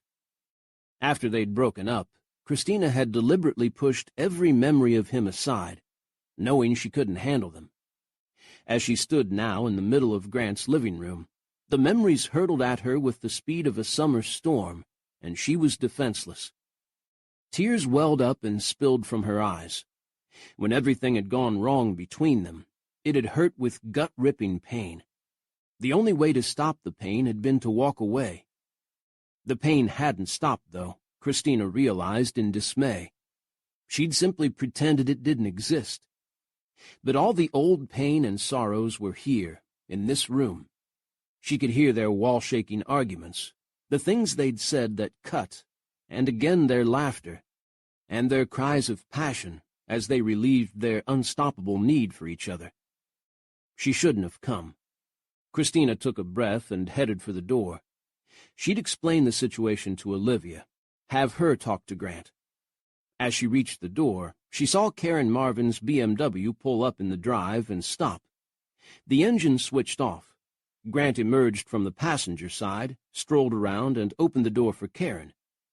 The two of them headed for the house. Christina panicked, ran for Grant's bedroom, and hid in the closet. Chapter 8. "Well, this is cute," Christina heard Karen say. Grant's laughter rumbled. "That's one word for it. It's a trailer in the middle of nowhere. Not much, but it's home for now." "I like it," Karen said. The door clicked closed and the floor creaked. Want coffee? Or iced tea? We should have gone to the ranch, all kinds of good stuff up there. No, I wanted to speak to you alone. About the script? Grant's voice held skepticism. For all his courtesy, Christina reflected, Grant wasn't stupid. About the deal. I'd rather negotiate with you. Your brother Carter is a good businessman, but he's a little unnerving. He's fine, Grant said with a growl. Christina liked that Grant always jumped to Carter's defense, had even when they'd been kids and Carter had just beaten the shit out of him. He's not good at talking, but he's okay. Now Tyler and me, we don't know when to shut up. Carter isn't from Riverbend, is he? Karen sounded interested. He doesn't act like the rest of you. He was adopted? It's no secret. Grant clattered cups, ran water. He was sent to our ranch as part of a rehab thing. My mom was in a program to help kids like him learn how to take care of horses and ride. My mom liked Carter and decided to adopt him. Christina knew that there had been much more to it than that, but Grant didn't like to go into it with outsiders. How sweet, Karen said. Now let's you and I talk. There was a thump, a rattle, and then Grant said, "Whoa." The sounds became muffled, Karen laughing, Grant's replies inaudible. Christina couldn't stand it. Plastered against the wall of Grant's closet, she could see nothing, no longer hear. She crept out, making no noise, until she peeked through the half-open bedroom door. She had a view of the kitchen, and Grant backed hard against the counter. Karen snatched her hands out of Grant's grasp to start unbuttoning his shirt. "Don't worry, honey," Karen said. "You've got this deal set in stone. What we do or don't do today won't change that. But you're a big, hot cowboy, and I need me some of that." Grant caught her wrists again. "Not the time or place." "I disagree. This is exactly the time and place." Karen was all smiles, a determined glint in her eyes. She got her hands free once more and yanked open Grant's shirt. Buttons pinged onto the floor and counter and into the sink. Karen's hands with their long nails went to his bare skin. "I think we can make a side deal here. I scratch your chest, you scratch mine." She took her fingers from Grant long enough to pop open the first 3 buttons of her own blouse. A bra of hot pink lace came into view. Christina's heart pounded in sickening beats. She could not stay here if Grant and that woman were going to have sex on the kitchen counter. But the only way out was past them. The windows in the bedroom were too small to crawl through. No way she was going to try, maybe get stuck, maybe fall on her face to the ground. She was well and truly screwed. Grant caught Karen's hands one more time. "Sorry, sweetheart. I can't." "Why? You married?" "No." "Girlfriend? Is this her?" Karen swung away to snatch up the photo of Grant and Christina in better days. "I saw her watching you at the diner." "Yeah." Grant grabbed the picture from her and put it carefully back on the shelf. "You're not together anymore, though, are you?" Karen asked. "I heard you broke up. If you were still together, she'd have been all up in your shit for being with another woman." "Doesn't matter," Grant said. "I'm not for sale." "I told you this isn't part of the deal. You're just beautiful." Karen slid her hands inside Grant's open shirt. "I love a man with chest hair. So sexy. Where does this go?" She traced Grant's glory trail to his waistband and tried to pop open his belt buckle. Grant trapped her wrists again. "Look, sweetie, you're real nice, but not right now. I got a million things to do up at the ranch, and—" Karen broke free but heaved a long sigh. "Don't lie, honey. I can take it. You don't want me." She started buttoning her blouse, hiding the bra. "I'm coming on too strong, and you're used to women who are sweet and polite." She batted her lashes and let her voice become high-pitched. "Oh, Grant, are you interested in little old me? I never dreamed. Not me. Poor little wallflower." Grant didn't bother to respond. He started to do up his shirt, realized she'd busted off the buttons, and gave up. Karen finished with her blouse and took up her purse. "I'll be patient," she said. She let her gaze rove over Grant, who leaned back on the counter, hands bracing, shirt open, hair tousled. Christina had to agree. He was beautiful. "You're worth waiting for." Rawr. Karen made a cat-claw gesture, then swung around and sauntered out of the trailer, straightening the blouse and suit coat as she went.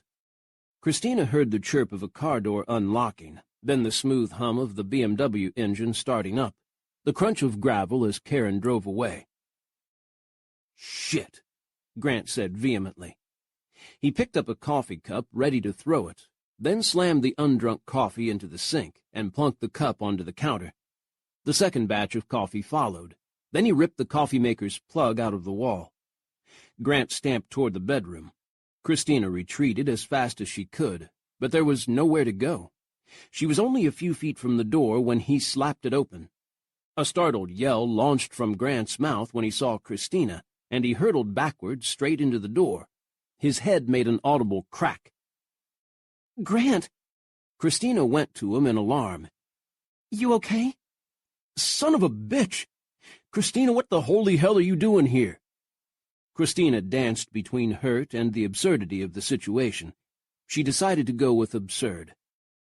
"Aw," she drawled in imitation of Karen. "Honey, you're just beautiful."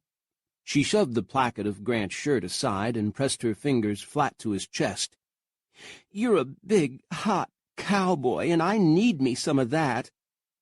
"Christina," Grant caught her hands just as he'd caught Karen's. "What are you doing sneaking into my place?" Christina didn't answer. She jerked free and ran her fingers down the arrow of hair on his abdomen. "Ooh, where does this go?" "Quit that." Grant's body started to shake with laughter. Christina slid her hands to his nipples, dark against his bronze-colored skin. "And what are these? Do you like that? Oh, I love me a man with chest hair." "Christina, damn it." Grant grabbed her hands again. "Stop." "Oh, you do like it." Christina kept her fingers over the tips of his nipples.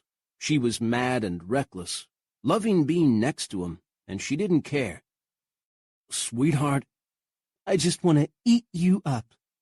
Christina leaned close, flicking his nipple with her tongue. "Baby." His word died into a groan as Christina wrapped her lips around the hard point and started to suck. Grant had always liked her playing with his chest, though he never admitted it out loud. The thought of Karen touching him there, maybe triggering his excitement, pissed Christina off. Only she got to do that. Christina pressed her palm over his zipper and had a flush of satisfaction to find him rising to her hand. "Now, come on," Grant said, but his voice had gone soft. Christina popped his belt buckle, then opened his jeans. Any fight in him died into breathless silence as she undid the zipper and pushed the jeans and underwear down his hips. Grant's cock spilled out, thick and hard, caught in Christina's hand. The familiar weight and girth of it brought the 5 years of her life she'd tried to push away, slamming back into her, as though their time apart hadn't existed. This place, this bedroom, including the bed they'd slept in together, contained so much of him. The onslaught of memories, the scent of him, tangled her in bonds that wouldn't let go. Christina found herself sliding down his body to land on her knees on the soft rug. His jeans sagged, bearing his thighs tight with muscle, not an ounce of fat, hard from riding, supple from all the running and acrobatics he did. Between those legs hung a part of him Christina had missed seeing. Grant's cock had dark hair at its base, the rest of it smooth and taut. Grant curled his fists at his sides as Christina plied him with her tongue, more memories flooding back when she tasted the spice of his skin. Memories must have come at him, too, because he tangled his fingers in her hair, just as he'd done whenever she'd gone down on him in their bedroom, or living room, kitchen, pickup truck, the dense shadows of the rodeo grounds parking lot. "Christina," he said in his low, dark voice. No more fighting, no more protesting. They were Christina and Grant once again. Christina slid her mouth over his cock, drawing it all the way inside her. Grant's hand tightened in her hair. He whispered, "Damn," but didn't stop her. His hips moved, rocking in time to what she did with her mouth. She licked and suckled, rubbed her tongue on him, nibbled his tip. Grant smoothed her hair, cupped her head, leaned back against the door frame to let her reach all she wanted. Christina looked up Grant's long, tall body, his shirt hanging open, to the brush of dark whiskers on his face, his closed eyes, his dark hair streaked by sunshine.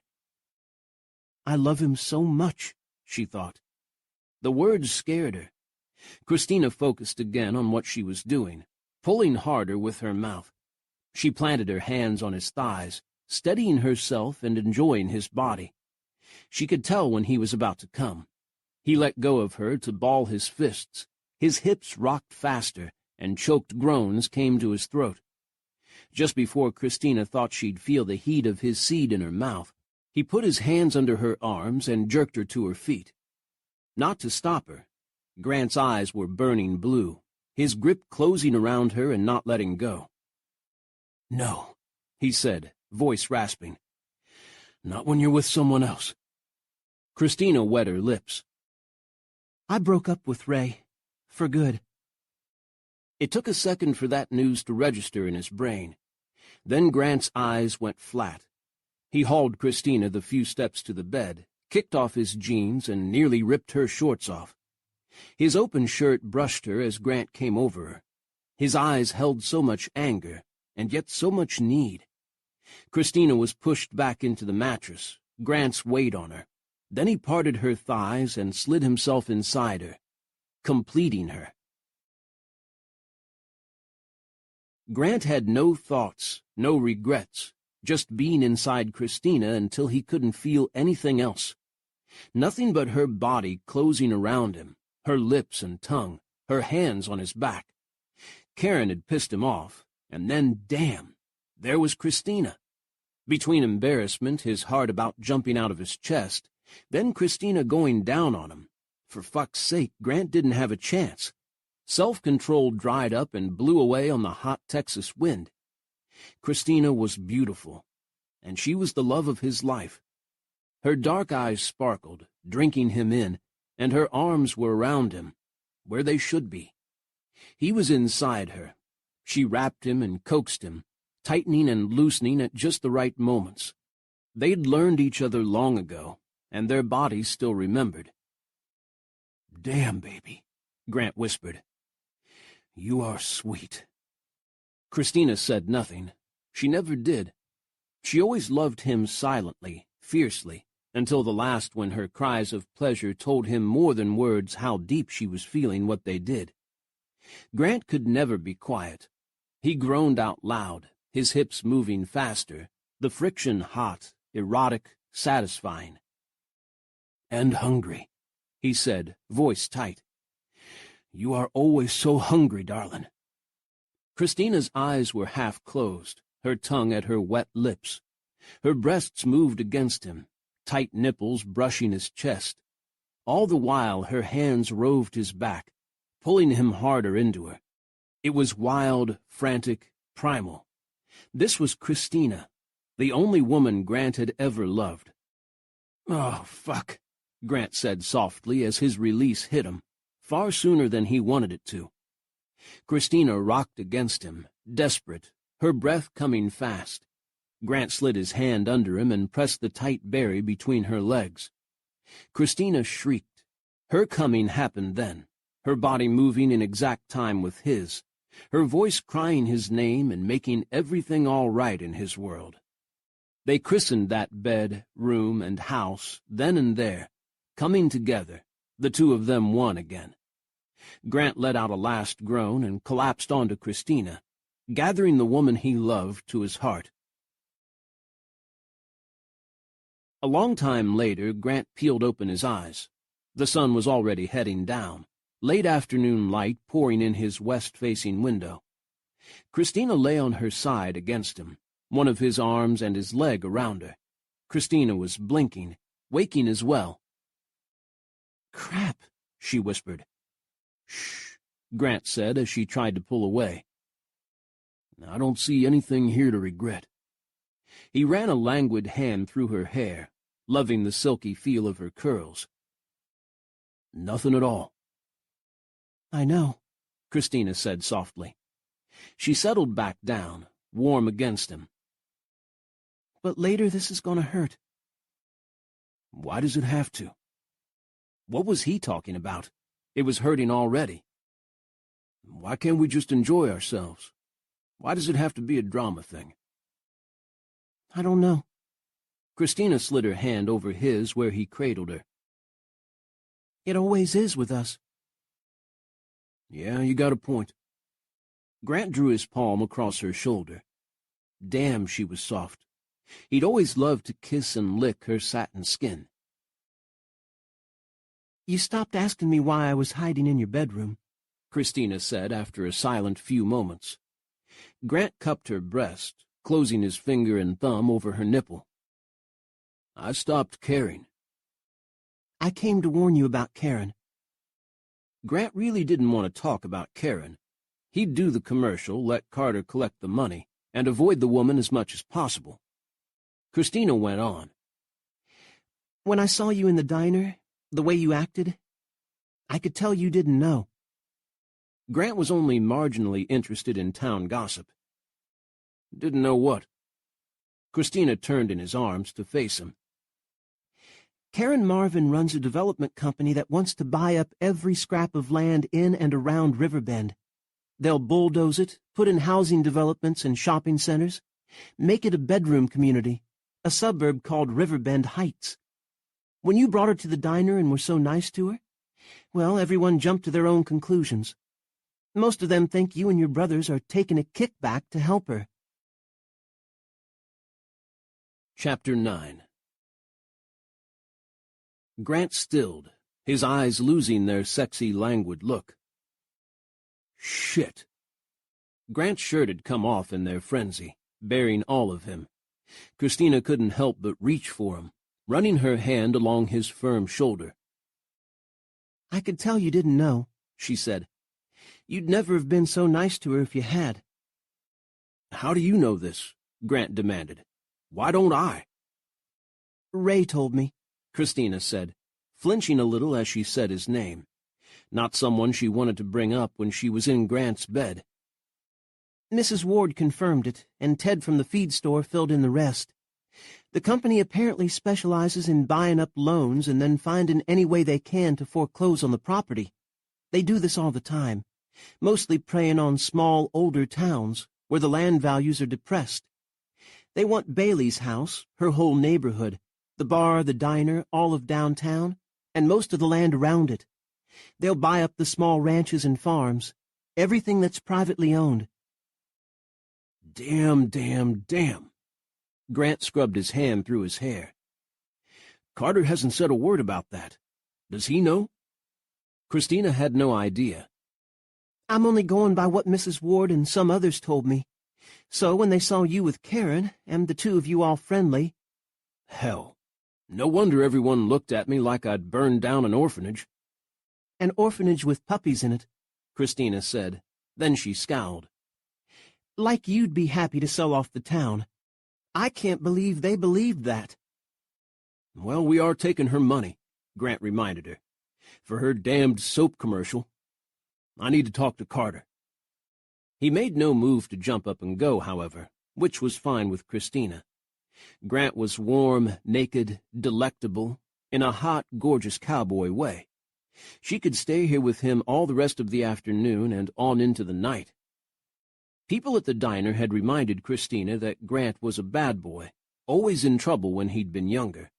They thought that being nice to Karen meant he was still bad. But they should know better. Grant was a Texas gentleman, raised to be courteous to a lady, any lady, even if she was a shark. And a bitch, and wore too much makeup, and had tried to jump Grant, and— Christina relaxed, Grant's body was around her, keeping her safe from the world. No need to disturb that. Their conversation drifted to a close, but they didn't move to get up, leave, or talk about what had just happened between them.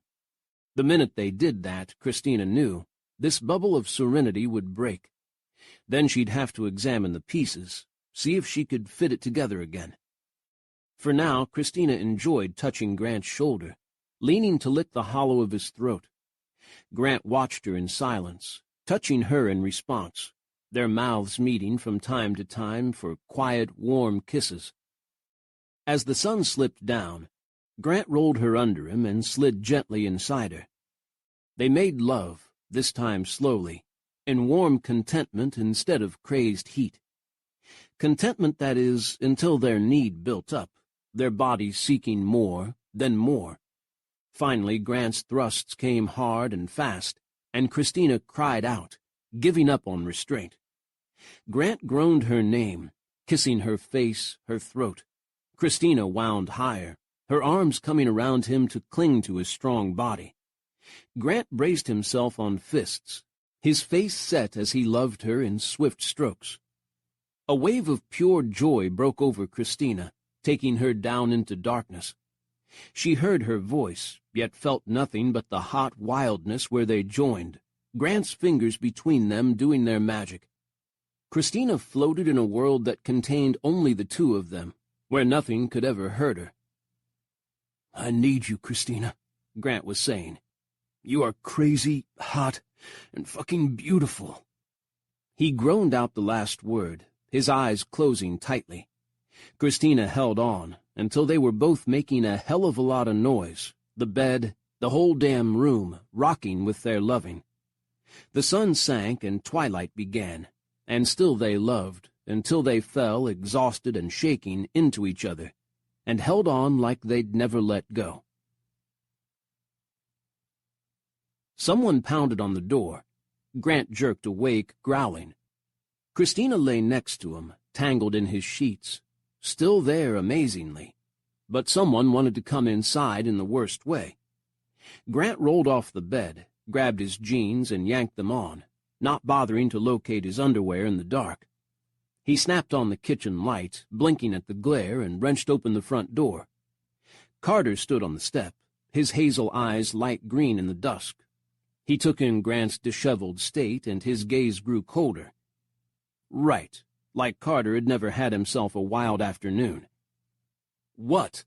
Grant snapped. Carter tried to look past him. "Damn it, Grant, don't tell me you have her in here." "Have who in here?" "Karen.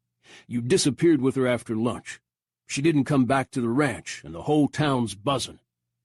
Grant's trailer was a few miles out of town, on the road leading south. If Karen had driven straight back to Fredericksburg, there was a chance no one in Riverbend had seen her go. The bedroom door slammed open, and Christina strode out, fully dressed. "He's not with Karen," she declared. "He's with me. Has been with me all afternoon.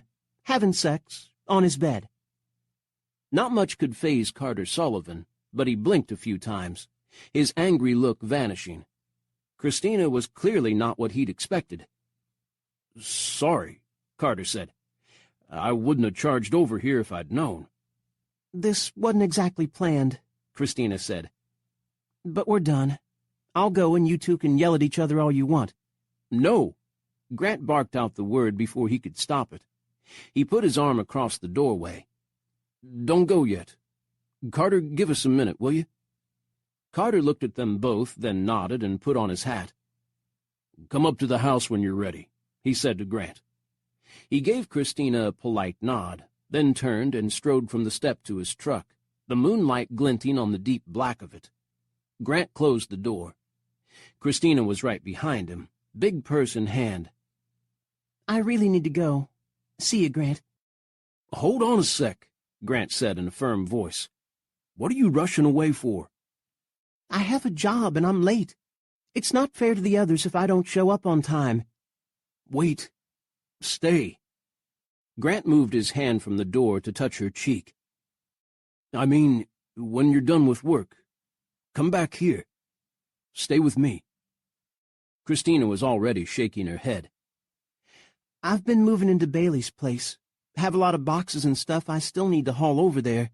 You know what I mean. Grant let his hand drop to his side. Move in with me again. Christina stared at him, vast pain flickering in her eyes. Because we had sex today? Neither of us could help that. It doesn't mean we're ready to have another relationship. Her voice went soft, wistful. We were always so bad at it before. Grant knew she was right. I know, baby, but I'd like to try.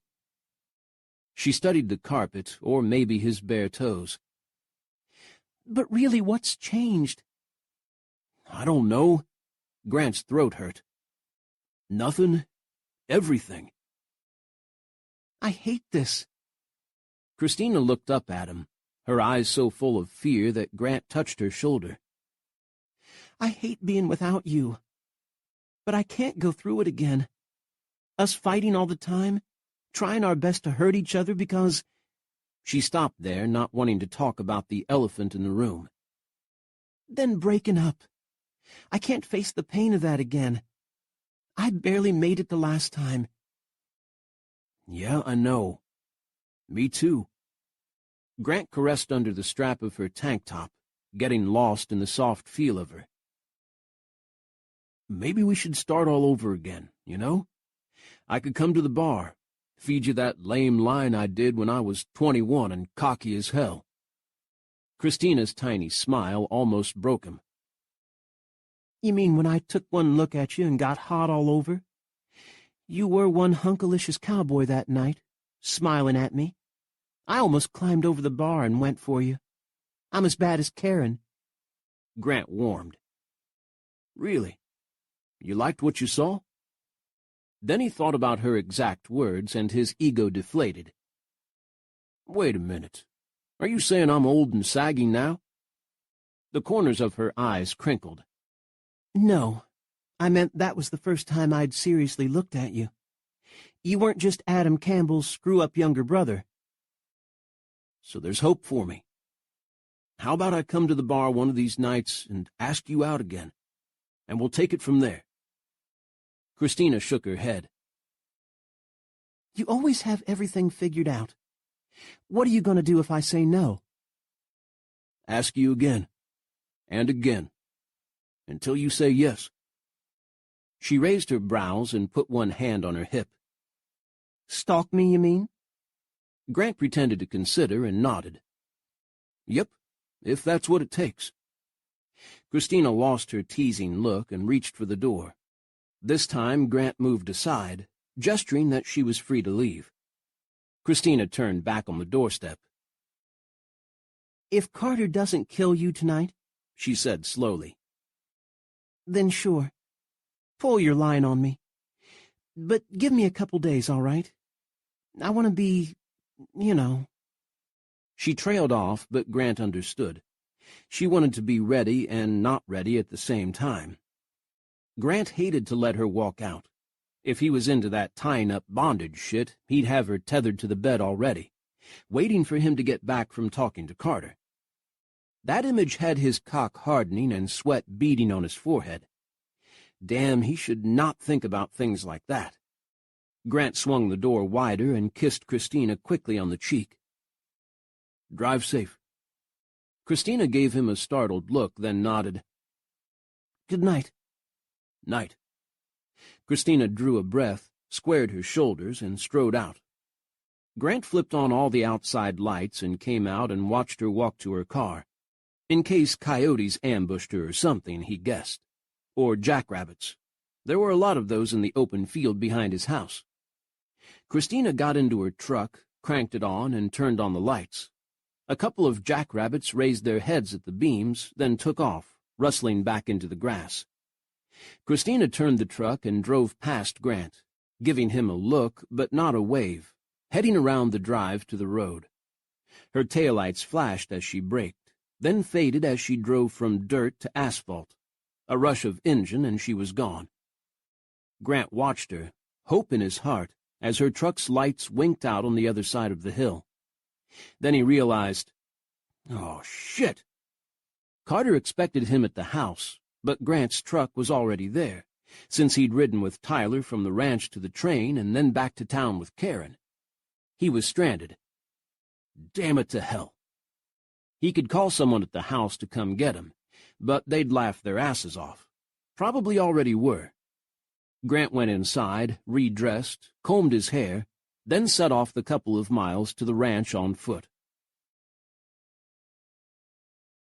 Carter Sullivan was working through dinner in the ranch's office at the stables when a plate of sandwiches landed next to his elbow, along with a frosty glass of iced tea. He looked up to see Grace Mallory, her green eyes warm, taking a step back. The high-ceilinged office had walls of polished wood, the one lamp on Carter's desk throwing a small glow in the big room. Grace stood in the shadows, light catching in her dark hair. "Thought you might like something," she said. "Your mom made only enough dinner for Faith and herself tonight, since everyone else was out." "Yeah." Carter fought the sudden shyness that welled up inside him, the same shyness he'd battled as a kid. He used to go out and get himself into trouble to compensate for how it made him feel. He'd conquered the shyness a while back, or so he'd thought, except whenever Grace Mallory walked into a room. She was an astonishingly beautiful woman, and untouchable to someone like Carter, born on the wrong side of the tracks. Hell, those tracks were in entirely the wrong town. Grace Mallory was from an old ranching family who owned whole sections of land in River County. She'd been a debutante in a pretty white dress, then gone to college to major in culinary arts. She'd grown up clean and wholesome, while Carter was exactly the opposite. A foster kid, in and out of juvie, adopted by the kind Mrs. Campbell, still rough about the edges as an adult, with tats and an attitude. Hence, Carter was brusque and tongue-tied around Grace. Didn't explain why he wasn't the same way around her sister Lucy, but whatever. "What are you doing here?" he asked abruptly. Grace didn't look offended. "Helping out with some baking. Your mom wanted to send a bunch of stuff to Faith's youth group at church for their bake sale, but she ran out of time. Since I'm one of the overeducated and underemployed these days, I decided I could make a bunch of cupcakes and cookies for it. I'd have brought you a cupcake, but they have hot pink icing. Really girly. Chocolate, though." "Okay." It was all that would come out of Carter's mouth, followed by a gruff, "Thanks." Grace's nose wrinkled. "Your mom said you'd probably starve yourself out here, so I thought, sandwich. Easy to eat while you're working." Double-decker toasted bread with lots of meat and cheese, and not too much lettuce. The woman must be able to read his mind. "Thanks," Carter said again, trying to loosen his tongue. "You didn't have to." "I know." Grace shrugged. "I felt like it. Well, good night." "Night." Why that was so hard to say, Carter didn't understand. When he'd been unable to shove out the right words as a kid, and other kids had laughed at him, Carter had simply jabbed a blade at their non-vital body parts. They'd shut up real quick. He couldn't exactly do that to Grace, nor did he want to. He'd never hurt her, or let anyone else hurt her either. Grace lingered as though she wanted to say something else. Carter waited. Her nose wrinkled again, and she gave a little laugh and shook her head. Then she turned around, walked out, and closed the door. Carter let out his breath as the latch clicked. His palms were slick with sweat. Fuck this. He was a grown man. Carter had gotten over stupid teenage crushes a long time ago, especially after that crazy bitch who'd been Faith's mother had thrust Faith at him and vanished into the dust. He didn't get women. Carter wasn't too messed up to eat the sandwich, though. It was seriously good. "Hey." Grant strode in, bringing night wind and dust with him, reminding Carter that he'd asked Grant to come to the ranch. Took him a few moments to shut out the warmth of his encounter with Grace and remember why. Grant was breathing hard like he'd been running. He'd left his truck here, Carter had seen. The stupid ass must have jogged from his trailer, too proud to ask for a ride. Carter had grown fond of his adoptive brothers over the years, but he still couldn't figure out why they did what they did. "That looks good." Carter eyed the sandwich but didn't touch it, or the corn chips Grace had added to the plate. When they'd been kids, Grant might have helped himself, and then Carter would have chased him down and they'd have a fight. Carter had usually won the fights, unless Adam joined in, making it 2-on-1. Carter had learned to pull his punches, though. He'd grown up street fighting, which meant disabling your opponent quickly, no matter what it took. Either the other guy went to the hospital or you did. It had taken him a few fights to realize that wrestling with brothers wasn't about truly hurting them. It was about dominance, learning lessons, and, weirdly, friendship. "Hands off," Carter said. "There's food up at the house." Grant should have chuckled, remembering the old days, but he just stood there, thumbs on his belt buckle. He was dressed, hair combed, but it was so obvious he'd spent all afternoon and evening in bed it wasn't funny. "About Christina," Grant said slowly. "What about her?" Carter asked when Grant stopped. "You guys back together?" "No," Grant said the word too quickly. "I mean, I don't know. Do me a favor and don't talk about it with anyone." Carter shot him an annoyed look. He didn't gossip. "Who am I going to tell? Mom, Faith, Ross, Tyler, Adam? It's your business and Christina's. I won't say a word." Grant lifted his hands. All right, all right. What did you want that had you come into my trailer instead of calling?" "I did call." Carter leaned back in his chair, lacing his hands behind his head. "You didn't answer, so I figured you lost your phone again. What happened with Karen today?" "I took her out to lunch, and we talked about the script," Grant answered easily.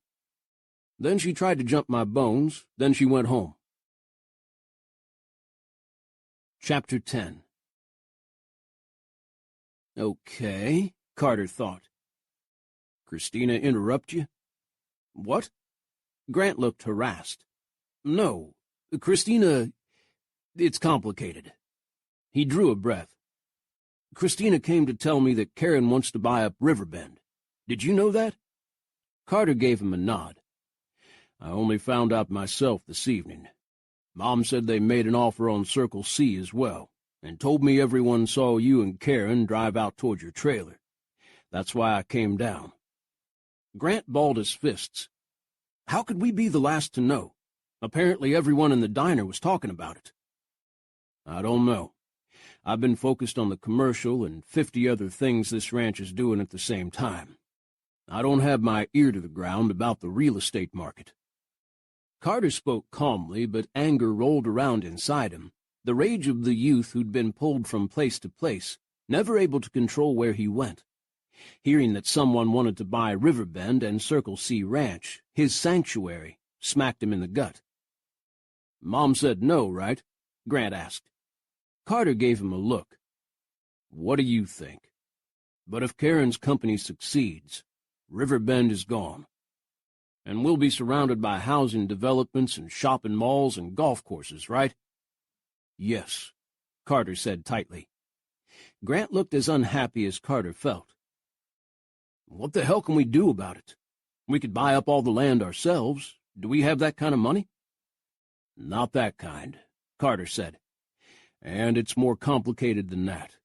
The developers are wooing the town council with all the money they'll bring in when new people move here. The council will try to get current buildings condemned, or writs served on owners to either fix up their property or pay so much in fines they're forced to sell." "They can't do that," Grant said indignantly. "Can they?" "Afraid they can." Carter didn't like government or politics, having had to deal with the law enforcement part of it so much, but he'd learned that officials could be more corrupt than the nastiest drug dealer, all while they went to church on Sunday and helped out at the school. "Well, we can't just sit around and wait for the bulldozers," Grant growled. "Some of the people around here have nowhere to go. Hell, we have nowhere else to go." "I've been thinking about this," Carter said. "I'm betting we can stop them by keeping Karen Marvin happy." Grant opened his mouth to argue, then closed it. Carter watched thoughts go through his brother's head, churning them as he rearranged his ideas.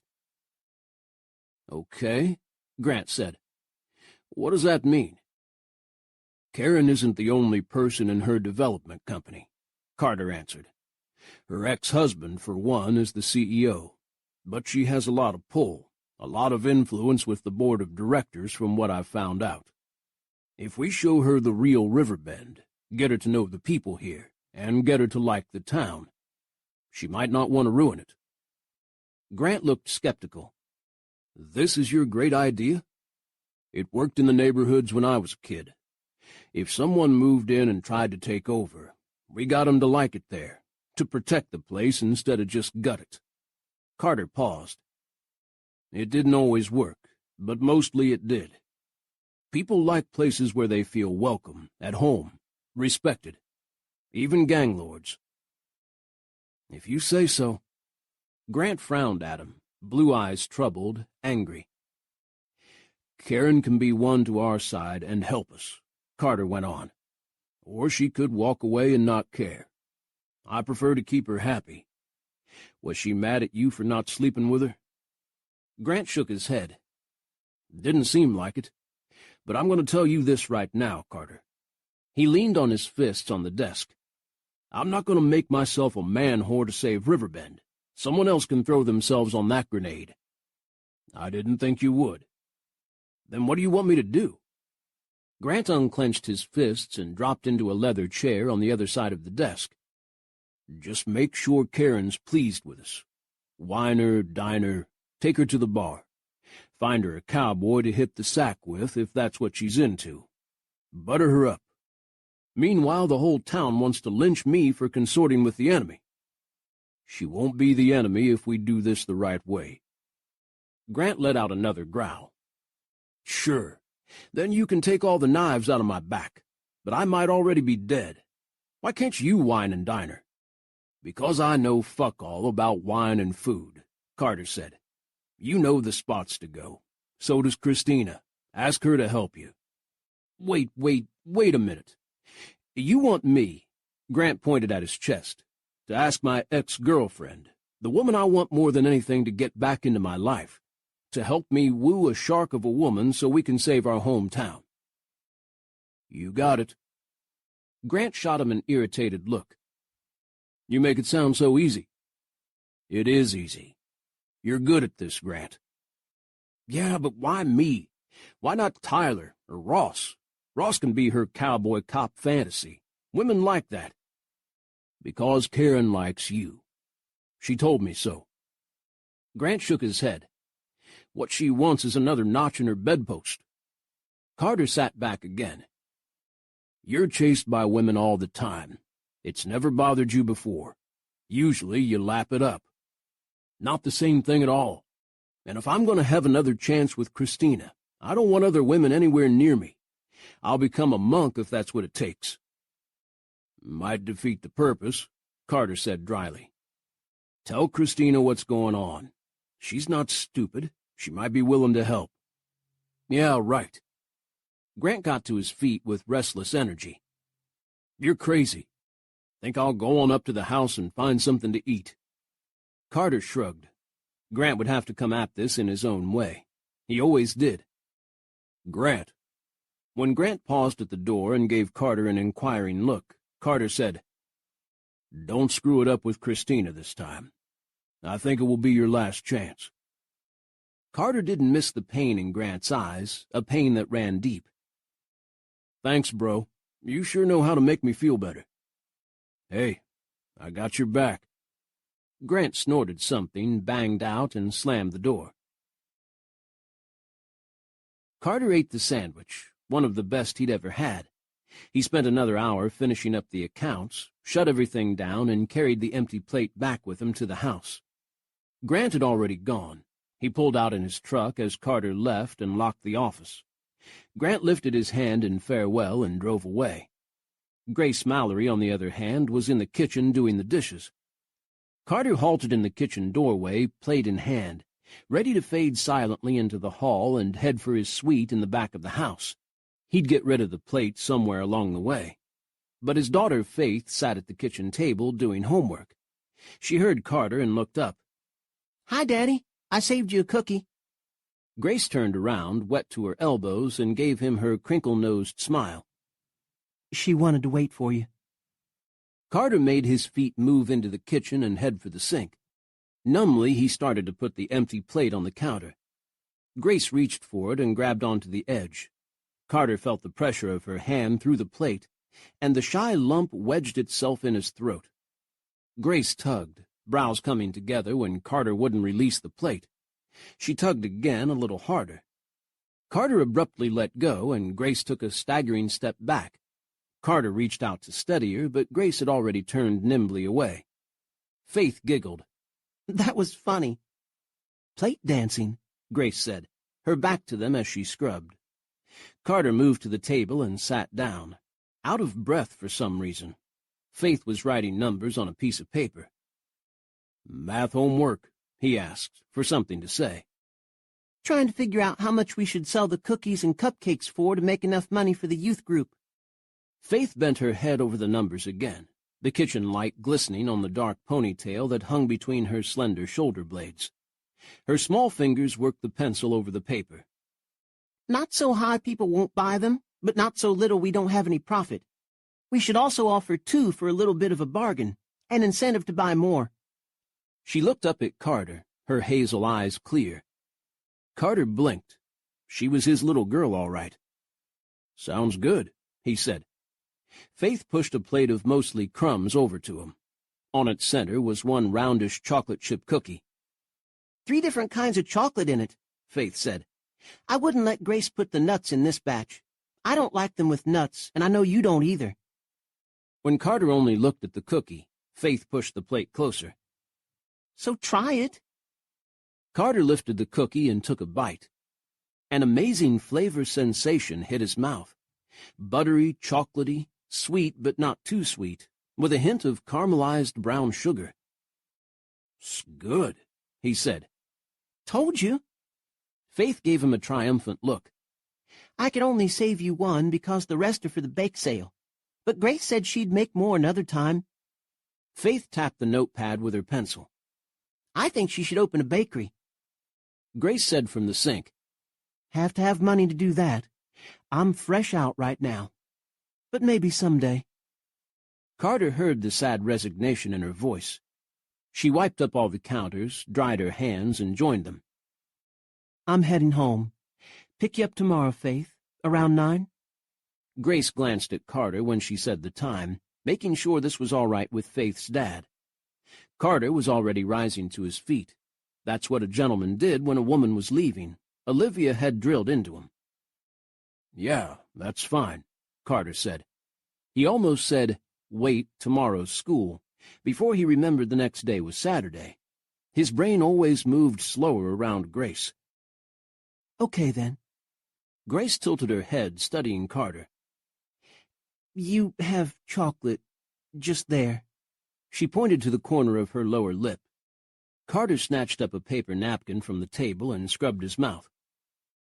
Good night, Grace said. Again. Carter nodded, still wiping. Good night. Grace leaned down to kiss Faith on the top of her head, lifting a tote bag from a chair, and walked out the kitchen door into the dark. Carter dumped the paper napkin and went out after her. Things were pretty safe around here, but he waited, in the shadows beyond the circle of the porch light, to make sure she made it to her car all right. He knew to stand in the dark, so predators wouldn't see him until it was too late for them. Grace, oblivious, got into her car, started it, and drove smoothly away. Carter watched until he couldn't see her anymore, then he returned to the house. Faith was doodling on her notepad, her dark head down. You like her, she said softly. Carter didn't respond. He'd only make a fool of himself if he did. Come on, he said. It's time for bed. Faith never fussed about going to bed. She said she liked to lie in the dark and make up stories in her head. She was a fearless kid, which Carter always marveled at. He'd spent his young years in terror. Faith caught up her notepad and pen and took Carter's hand to lead him down the hall. Carter reached back, grabbed the second half of the cookie, and stuffed it into his mouth as he went. These really were damn good. The bar was crowded on Saturday night, like it was supposed to be. Christina pulled taps, poured wine, and occasionally mixed drinks, though this was more a beer scene. Grant walked in with Karen Marvin. As had happened at the restaurant, everyone looked, went stone-faced, and then returned to conversations, voices subdued. Tyler and Ross were the only ones who greeted him, and he nodded at them in return. Karen was clinging to Grant like a limpet to a boat she particularly liked. Grant, as though he didn't notice, walked her up to the bar, taking off his hat. Grant looked good. His button-down shirt was smooth across his shoulders and abs, jeans hugged his thighs, and his rolled-up sleeves showed off well-muscled forearms. The other bartender, Rosie, tried to move past Christina to take the order, knowing the awkwardness between Christina and Grant. Christina stepped in front of her, giving her a look that said it was all right. "Hey, Grant," Christina said in a pleasant voice. "What can I get you?"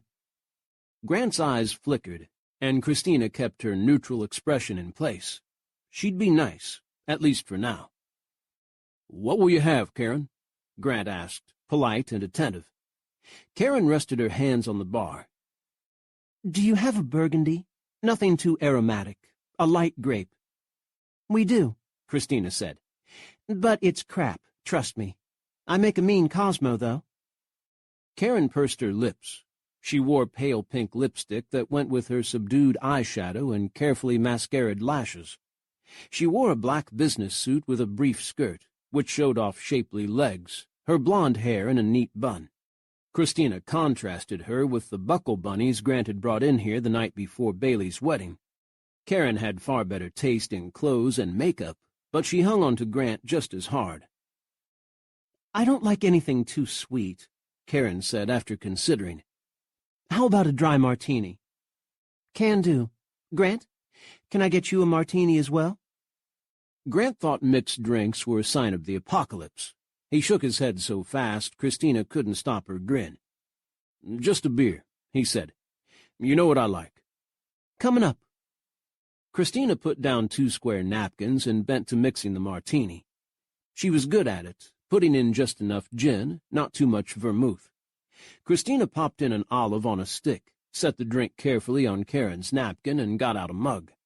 She opened a bottle of the brand of beer Grant hated most and poured it into the glass, making a picture-perfect head. "There y'all are. Enjoy." Grant gave her a dark look, which Christina returned blandly. "How's the commercial going?" she asked. Karen answered after taking a demure sip of her martini. "We haven't started yet, but the train looks good, doesn't it, Grant? They'll be able to do their stunts on it, so they say." "Sure," Grant said. "Tyler's got a lot of good ideas." "I look forward to seeing them," Karen said. "These gentlemen can ride, can't they?" she asked Christina. "We've been watching them do it since they were kids," Christina answered, as amiable as Karen. Blah, blah, blah. What Karen was really saying was, "Sorry, sweetie, you had your chance." To which Christina would reply, "Eat it, woman. This is not what it looks like." Grant had called Christina and told her what Carter had relayed to him last night. After Christina got over the double shock of Grant being able to find his phone, and then Grant calling her, she settled down to listen. "I'm drawing the line at helping her get into bed with you," Christina had said. "My loyalty to Riverbend only goes so far." "Darling, I'd rather get into bed with a coral snake. Be a faster way to go." "I don't know," Christina had said. "I can be kind of a viper." Grant had chuckled, that low, warm sound. "No, honey, you're a sugar bear." And he'd hung up. The words had warmed her all afternoon, even when she'd watched Karen walk in, fixed to his side. "How about we go join your brothers?" Karen asked Grant, done conversing with Christina. "All right." Grant took up his beer, looking at it, set it down again. As Karen turned away, Grant said to Christina, "Give that to someone thirsty. 20 minutes, all right? Then you come rescue me." "Is that all it takes you these days?" Christina said. She didn't touch the beer. Grant pointed a finger at her. "You are so asking for it." Christina only gave him a little smile and let him walk away. Chapter 11. "This is our baby brother Ross," Grant told Karen. Karen gave Ross, who wore civilian clothes of black shirt and jeans, a once-over. "The deputy," she said archly. "Very pleased to meet you." She held out her hand and squeezed Ross's when he shook it. Ross's brows went up the tiniest bit. Knew it, Grant thought. She's into the cowboy cop thing. Ross curled his hand back and put it on his lap. "You not drinking anything, Grant?" Karen looked around. "Oh, you left your beer on the bar. I'll have your little barmaid bring it over." Grant caught her hand before she could raise it. "It's fine. Did you enjoy the bake sale?" Karen's straight-toothed smile flashed. "Yes, it was the cutest thing." To his brother's surprised look, she said, "Grant took me to an actual bake sale at your church, where people baked things and sold them to raise money. This town is just adorable." Tyler looked mystified. "Yeah, we like it." "Then, honey, we have to keep my ex from ruining it," Karen said. The three of them stopped. "Your ex?" Tyler asked carefully. Carter had filled him in about Karen's ex, but the brothers waited to hear what she had to say. "Preston Waters, III. Karen took a sip of her martini. "He owns a development company with me. He wants to do a master-planned community out here. Part of why I'm here is I promised to check it out. Personally, I think he's an idiot." The people at the next table, hearing this last statement, turned in their direction. They said nothing but swung away to talk to each other, and to the next table. The gossip machine cranked to life. "I hear he wants to buy up a lot of land," Grant said casually, "including the middle of town." "Preston wants to buy the world and make it his own," Karen said. She wrinkled her face, her makeup creasing before smoothing out again. "That's all he cares about. Why do you think I dumped him? The I'm a hot, rich, successful businessman thing got old real fast. I've turned into a more down-home kind of gal." She caressed Grant's wrist, while Tyler and Ross concentrated on their drinks, faces contorting as they tried not to bust up laughing. "He's sure that people will rush out here and buy a suburban home 70 miles from anywhere." Karen shrugged slender shoulders. "He might be right, but I think you'll be disappointed. I predict he'd have about 1/3 sell-through, and then be stuck with all those properties and all those new houses no one wants. Seen it happen before. Would be a shame." A real shame, Grant thought. Land got overbought and overbuilt, and the people the developers counted on buying the individual places didn't come. Communities disappeared and people were scattered for nothing. "Preston's already got irons in the fire." Karen stirred her drink. "So it's moving forward. I'd love to see him fall on his ass, even though a lot of my money's tied up in it, too. I'd like to thwart him by buying up the real estate out from under him, but I don't have the money." "Maybe we can have another bake sale," Tyler suggested, his face straight. Karen gave him a wry look. "Aw, ain't you sweet? But I could do something like that, you know. Maybe have you boys put on a show, to raise money to buy up the town yourselves." Grant drummed his fingers on the table. "We already own the town. I mean, the properties already have owners who live here." "True, but the mortgage company has bought up a lot of loans, and on some places the ownership is under question. I'm very good at chaining a piece of property.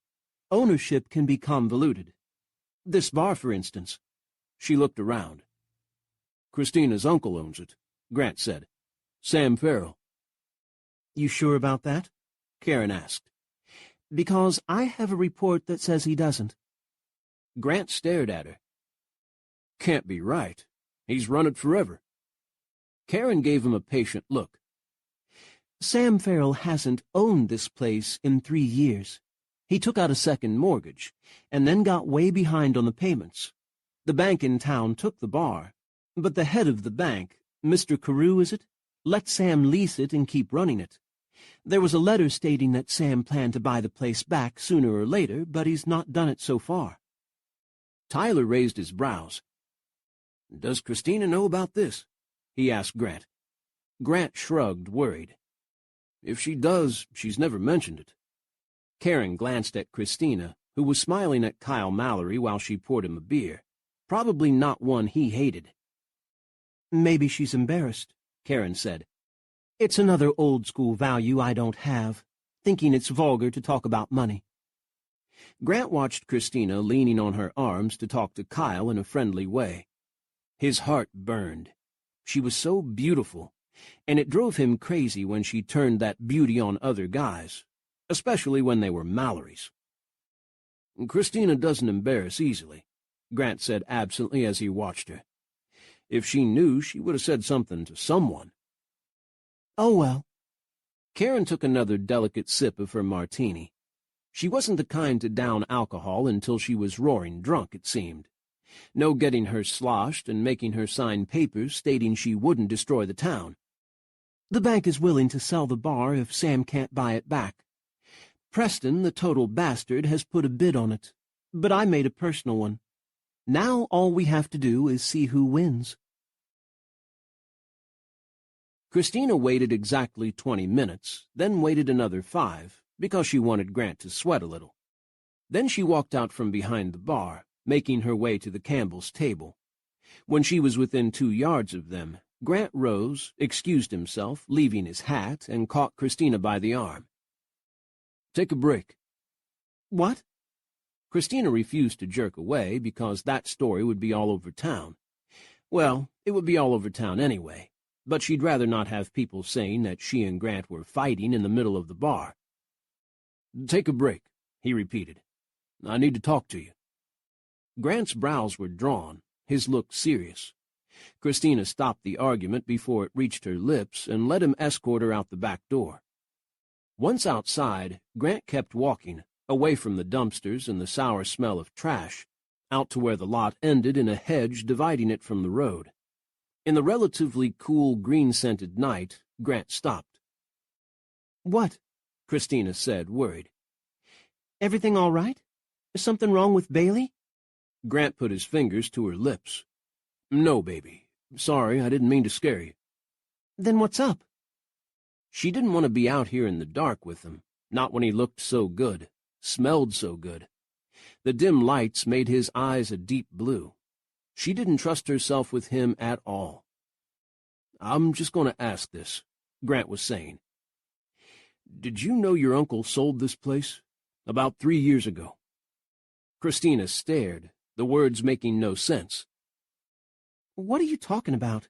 Who told you that? Wait, I bet it was Ms. Ice Queen." "Yeah, she did, but she had no reason to lie about it. It's easy enough to prove." Christina took a few steps away from him. Sam had sold the bar? Without telling her? He'd never do that. Karen had to be feeding Grant bullshit. Sam had always said that because he and Christina's Aunt Caroline had never had any kids, Christina would inherit the bar and the land it was on when Sam was gone. A little nest egg for her. While she hadn't pinned her financial hopes on inheriting the place, Christina didn't believe Sam would turn around and sell it without ever saying a word. "That can't be true," Christina said with conviction. "Karen's lying, or I'll be generous and say she's mistaken." Grant's slow shake of his head shot worry through her. "Sam didn't have a choice, it sounds like. He owed big time on a loan, and the bank took it as collateral." He let out his breath. "I suspected you didn't know. I guess he didn't tell anyone, and Carew at the bank is his friend. He'd keep it quiet, too." Christina stared as Grant's words penetrated. Dear God, it really was true. Sam had let the bank foreclose on the bar. "And he didn't tell me?" she finished out loud. "What the hell? I could have helped him, damn it! Why didn't he say anything?" She knew Grant didn't know. Her anger and worry was simply spilling out. "He probably had his reasons," Grant said. "I'm guessing pride being one of them." Christina huffed a breath. "Pride? What the hell?" But then that was her uncle all over. Her father was like that, too. They'd been raised to believe that when they were in trouble, they turned aside and solved the problem themselves, instead of upsetting people close to them. Aunt Caroline had been like that too, never talking about her heart disease with anyone but Sam until she was in the hospital dying from it. Christina hadn't even known she'd been sick. She remembered her grief and her fury when she'd found out. This was more of the same. Damn him. I need to talk to Sam, Christina said with heat. And if all of this is true, I need to kick his ass. Grant regarded her quietly, his large strength too comforting. So what if it is true? He still runs the place. He still cuts your checks. Karen says that if she buys it, she'll cut him a deal and pay Sam to keep running it. Your uncle won't have to worry about money anymore, and you'll still have your job. If Karen buys it... Christina's eyes widened. She wants to buy the bar? That's what she said, to keep her ex from having it. But at least she wants to keep it going, not tear it down. Christina's body went cold, and she spun away, unable to keep still. Oh, that's just perfect, she said to the sky. There is no way I can work for that woman. I don't care if she runs back to Houston and lets her company flatten the town. I am not running drinks for the bitch who was crawling all over my boyfriend. Christina turned in her agitated pacing to find Grant right in front of her. Your boyfriend? He asked, voice soft, eyes dark. You know what I mean. No, I don't think I do. Are you saying we're back together? Yes. No, she thought. Christina waved her arms. I don't know what I'm saying. Grant's anger flashed in his face. I'm saying you're the one who sailed over to my house and hid in my bedroom. Was it just for playtime, or to get my hopes up? I didn't do that on purpose, Christina said, exasperated. She remembered her panic, her embarrassment as she dove into the closet. I went there to warn you about Karen, remember? I didn't realize you'd be bringing her home with you so she could attack you on the kitchen counter. Grant's look was hard. If you needed to talk to me so bad, why didn't you go find me at the ranch, or leave a message with my mom or Carter? Which Christina could have done. He was right. She'd gone to the trailer because she'd wanted to be alone with Grant. She'd even admitted that to herself when she'd been there. I don't know. Christina's face went hot. None of that matters right now. I'm just saying I can't work for a woman who is imagining going down on you in the backseat of her expensive car. What do I know? She might have done it already. Grant glared. I haven't touched her. I told you, I don't want her. Christina wasn't sure why she was getting so mad right now about, well, everything. The shock of her uncle losing the bar, Karen wanting it, and Grant trying to pin her down on what she felt, poked red-hot needles into her brain. Words welled up and blasted out before Christina could stop them. Well, maybe you should leave a sticker on the ones you do want, so we'll all know. What do you think it's like for me seeing you with all these women? You had 3 of them the night before the wedding. You were kissing them, letting them fondle you, calling them sweetheart.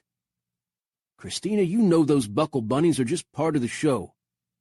The Campbell boys always said that. Tyler usually said it while he had his arms draped around 2 women's shoulders, one twining a leg around his, the other's hand moving to his ass. Cowboys were expected to have hot women in tight clothes all over them, especially show cowboys like Grant and his brothers. When they'd been dating, Grant had made sure the only woman people saw with him had been Christina. As soon as they'd split up, he'd joined in with the part of the show philosophy. Christina had told herself she was okay with it. It was Grant's life, and they weren't together anymore. But now every single instance rose up and twisted around her heart. They don't know it's part of the show, Christina said heatedly. You could have some pride, or at least some consideration. Everyone's laughing their asses off at me, and you. Grant's fists balled, his face flushing. What the hell am I supposed to do? Take a vow of celibacy in front of the whole town because the only woman I ever loved walked out on me? The only woman I ever loved. While Christina's mouth popped open in stunned surprise, Grant dragged in a breath and went on. And how do you think I feel seeing you driving back from Ray Mallory's place at the crack of dawn, still in your bridesmaid's gown? I didn't get laid that night, but you sure did." Christina slammed herself to him, where she could yell right into his face. "I drove Ray home because he was plastered, and I didn't want to leave him alone. I told you I broke up with him." "After you gave him one last horizontal tango like you did with me?" "No, I didn't. And why do you keep saying I left you? I moved out, yeah, but you're the one who shoved me out the door." "What the hell are you talking about?" Grant roared. "You couldn't run away fast enough." Christina balled her hands. "I remember you saying, I can't stand looking at you and being reminded of every damn thing wrong between us. Sometimes I wish you'd just get the hell out." She stopped, the hurt of that striking her anew. "So I got the hell out." "And that is not what I meant." "Then why did you say it? I'm supposed to have an interpreter follow me around and explain what you do mean every time you yell at me?" "Baby, you know I'm not good with words. I don't say them right." Christina touched her clenched fist to his chest. "Not good enough. You had plenty of time to explain to me what you wanted. You helped me pack. You drove my stuff to my apartment. It wasn't like I was there 1 second and gone the next. It was days, weeks, and you never asked me to come back." "Because I knew you needed time away from me. And I—" Grant let out his breath. "I needed time away from you." "You see? You did want me to get the hell out." Grant thrust his hands through his hair, swinging away from her. "Oh, damn you! It always has to be your interpretation that's right, doesn't it?" Christina darted around to face him again. "This is why I can't answer whether we're back together. Every time we're near each other we fight. About everything. All the time. We accuse each other and then try to see who can hurt each other the worst." "I know." Grant stilled, breathing hard. "I know, baby." "I can't stay here." Christina ripped off the black bartender's apron she wore and threw it to the ground. "I have to go." Grant said nothing for a moment. Then he reached for her. "Wait a sec. Don't leave yet. Carter's got me doing a dance, remember? You're supposed to help me out." Christina's job tonight had been to steer Karen to some red-hot cowboys who'd make all her wishes come true. Make her so interested in them she'd leave Grant and the Campbell boys alone. Christina made a noise of exasperation. "I am not going back in there and sucking up to that woman. Tell Kyle or someone to introduce her around. In fact, I'm never going back in that bar again. I quit." "You're just going to walk away after all these years?" Grant snarled. "Oh, wait, that's what you always do." Christina's rage boiled high. She was glad he'd chosen to be a shit about this. Made it easier. "That's it." She pointed both forefingers at Grant, who looked breathtakingly good, damn him. "I'm done with you and this job and this whole damn town." She swung around and stomped away, off into the quietness of the night.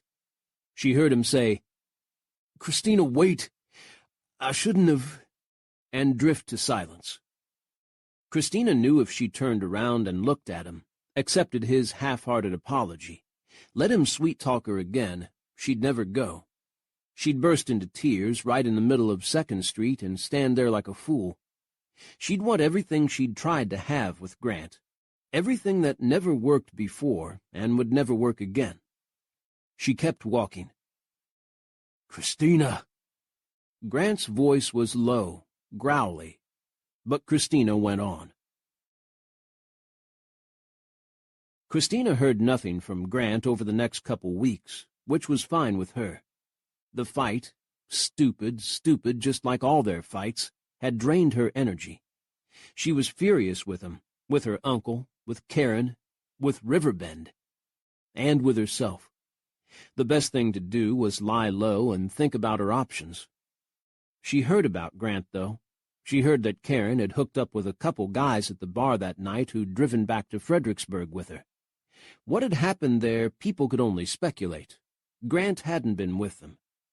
Grant and his brothers went out and worked on the commercial shoot. They showed Karen around, they took her out, they were polite to her. Word got around that Karen was trying to block her husband buying up Riverbend's properties, and people softened toward her. Since Karen seemed to be pretty smart, she probably knew the Campbell boys were trying to work on her, and she was eating it up with a spoon. Christina didn't go back to work. She'd been able to save up money over the years, and she was finished with slinging drinks, a job that was supposed to have been temporary once upon a time, while she decided what she wanted to do with her life. When her uncle had begged her to stay longer, she'd done it to help him out.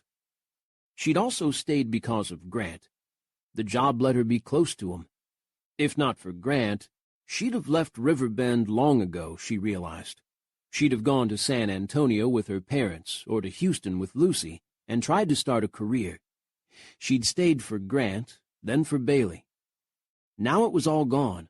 Sam had lied to her, Bailey had a new life, Grant and Christina had nothing left, and there was no reason for Christina to live here any more. So Christina told herself, though tears swam in her eyes every time she thought about packing up and driving away. She went to see her Uncle Sam, a silver-haired man who stood as straight and tall now as he had when Christina had been little. It didn't take Sam long to look at Christina in sorrow and confess everything. "Your aunt had just passed," he said. The two of them sat on his front porch on a Sunday afternoon, sipping iced tea and watching the sunshine on the bluebonnets. "I got into debt taking care of her, got behind on the property taxes and fees on the bar, and I mortgaged the place to pay for everything. Then when I couldn't pay on that, Carew came to see me. He had to take the bar, but let me keep running it for them, with an understanding I'd be buying it again when I could." "But why didn't you tell my dad?" Christina asked. "Why didn't you tell me? We could have helped you." "I know, Angel. But I was grieving and ashamed. And don't take this the wrong way, but your dad always likes to have the upper hand with me. You know what I mean? Always has. I didn't want to go crawling to him and confess I lost the bar. Sometimes friends can help more than family. I'm sorry, sweetie." Sam looked so dejected and forlorn that Christina reached over and squeezed his hand. "I understand," she said. "Thanks, Angel." "I'm still not going back, though. I need a change. I've been putting it off for too long." "And you don't want to work for Karen?" Sam's lips twitched. "Don't blame you. I've met her." "Can't you talk to Mr. Carew and tell him not to sell to her? To anyone?" "Sure I can. But it's big money. Who am I to tell him he can't accept? He's getting older like me. He and his wife deserve to retire and live half the year in Hawaii if they want. A big sale will help him do that." Christina deflated. "Yeah." There were always more than two sides to everything, she'd learned. Life was more complicated than black and white, good and evil. She was still not happy with Sam for not telling her, but she understood. Choices were hard. Sam's choices, on the other hand, had given Christina options. She talked to Lucy, who sounded excited that Christina was finally coming out to Houston. Lucy could introduce Christina around and get her started in a job. A real job with real hours. No more tending bar and babysitting drunks. Once she'd settled things with Lucy, Christina told Bailey what she planned, in a long, tearful phone call. Bailey and Adam had finished their honeymoon trip and were heading back to California to work on the movie Adam was stunt coordinator for. Bailey's life was moving on. So was Christina's. She was finally free to decide her fate, without obligations to Riverbend, without obligations to Grant. Amid the pain of deciding to let Grant go for good, Christina was eager to find out what road her life would take. She packed up her things at Bailey's house. She and Bailey decided they'd keep the place as a refuge, renting it out when they could. No selling to developers. Christina was so engrossed in getting ready to go that she lost track of the rest of her life. 2 days before she was to drive to Houston, she realized what the exact date was. Christina's monthly cycle was so regular that she and Bailey joked they could set their calendars by it. Christina had figured she'd be done before she drove to Houston, so she wouldn't have to worry about it on the road. Never fun. and then she'd forgotten all about it. Christina woke up in the bedroom of Bailey's shotgun house early in the morning, blinking while it hit her that she was more than a week late. Well, shit. Chapter 12. If Christina went to the corner drugstore and bought a pregnancy test, everyone in River County would be discussing it over their next meal. She asked a couple friends if they needed her to pick up anything for them in Austin, and drove there, using the excuse that she was buying more supplies for her move to Houston. At a large chain grocery store in a road off Mopac, she bought what she needed. Christina ran the errands for her friends at Central Market, put a packed gallon of Amy's ice cream in the cooler she'd brought with her, and headed back to Riverbend. That night, Christina went into her bathroom, opened the test box, fingers shaking, and went through with it. The test showed positive for pregnancy. The emotions that battered Christina made her end up flat on her back in bed. First, euphoria. She'd thought for so long she couldn't conceive. The colored stick in her bathroom told her otherwise. She was going to have a baby. Christina hugged that knowledge to herself, tears of joy leaking from her eyes. Then vast confusion. From the timing, the child could be Grant's, or it could be Ray's. She'd been with Ray right before she'd gone to Lubbock for his bull riding. 2 weeks later, she and Grant. Christina and Grant had tried to have a baby for the last couple years they'd been together. They'd stopped using condoms, pills, or other means. It had been bare body to body, nothing in the way. Nothing had happened. And they'd seriously tried, day and night. When no baby came, it had created a hell of a lot of tension between them. They'd tried not to talk about it, but then keeping it bottled up had made it come out in nasty explosions. Finally, it had been too much to take, and they'd splintered. Now this. Christina laid her hands on her abdomen, sure she felt the spark of life there. It was incredible. But if she and Grant hadn't succeeded before, what was to say they suddenly could now? That meant odds were that the baby was Ray's. Not good. These days, a pregnant woman could find out who'd fathered the child inside her before it was born. Though Christina was vague about how the tests worked, she knew she wouldn't have to wonder very long. However, if the baby turned out to be Ray's, that meant Christina got to tell Grant he was shooting blanks. "You could always," a little voice inside her whispered, "choose which one you want and pretend he's the father for sure." Christina knew instantly she couldn't. She'd never lie to her own kid, or to the potential dads. As much as she wanted the baby to be Grant's, she couldn't do that to Ray. It wasn't like Ray was an evil mass murderer or anything, and maybe somewhere down the road it would be important to be aware of the family medical history. Even more than that, child and father deserved to know about each other. No, Christina would tell the truth, no matter how painful it would be for all concerned. Next step, see a doctor, confirm the test, decide what to do. Christina put her hands over her face. She felt so alone, missed Bailey so much. Bailey would listen in that clear-headed way of hers and tell her what to do. Though Bailey was the younger sister, she had a lot of wisdom. Christina rolled over, found her cell phone, wiped her eyes, and called Bailey. Christina was avoiding Grant, he knew. That hurt like hell, but Grant didn't push it. He'd heard about her plans for moving to Houston, and that hurt too, but she hadn't gone yet. He'd planned to corner her and talk her out of it, but then her next-door neighbor, Mrs. K, had told Grant Christina had stopped her frantic packing.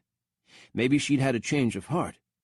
He needed to make sure the change of heart stuck, and Christina stayed in Riverbend. He had a few ideas how to go about it. When he found Christina eating alone at Mrs. Ward's one day after the lunch crowd had drifted away, Grant slid into a chair at her table without apology. "Hey, how you doing?" he asked. Christina finished up a plate of vegetables and started on a milkshake. Mrs. Ward made real milkshakes, thick and creamy, and flavored with things like salted caramel or malted milk balls. "Fine," Christina said. People ask me about you at the bar. Grant dropped his hat to the empty chair next to him. As though I know what's up with you. I'm glad they're concerned, Christina said crisply. You can tell them I'm fine. I talked to Sam and understand what happened. It's behind me. Mm-hmm. She was being more abrupt than usual. Christina had plenty of sass, but it was usually good-natured sass. She didn't go out of her way to hurt people. Today she sat shoveling the milkshake into her mouth as if Grant didn't exist. The way she licked whipped cream off the spoon, that had his heart pounding and his cock tightening. You still thinking about leaving town? Grant asked her. He wanted to reach over, rip the spoon from her hand, and feed her the whipped cream himself. Then he'd lean and lick the droplets from her lips. Haven't decided, Christina said, shrugging. I want to be careful what I choose. I was going to Houston, but I might go up to Dallas instead. See what's going on up there. Dallas. Not all the way across the country, but even so, some hours away. Who do you know in Dallas? Grant demanded. She couldn't just go to another city where she didn't know anyone and wander around by herself.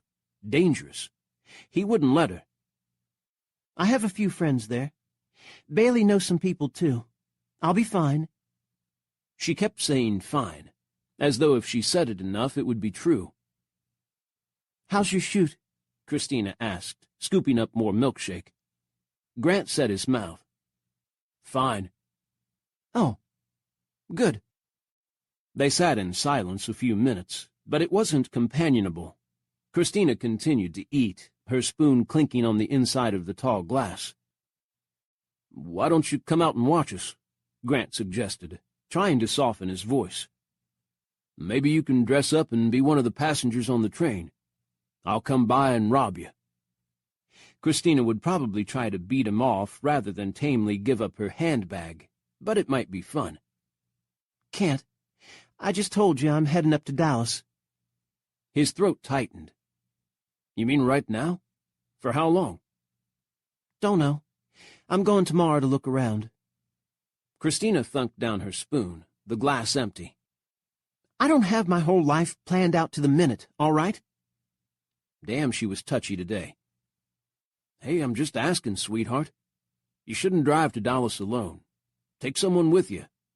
Don't you dare say fine.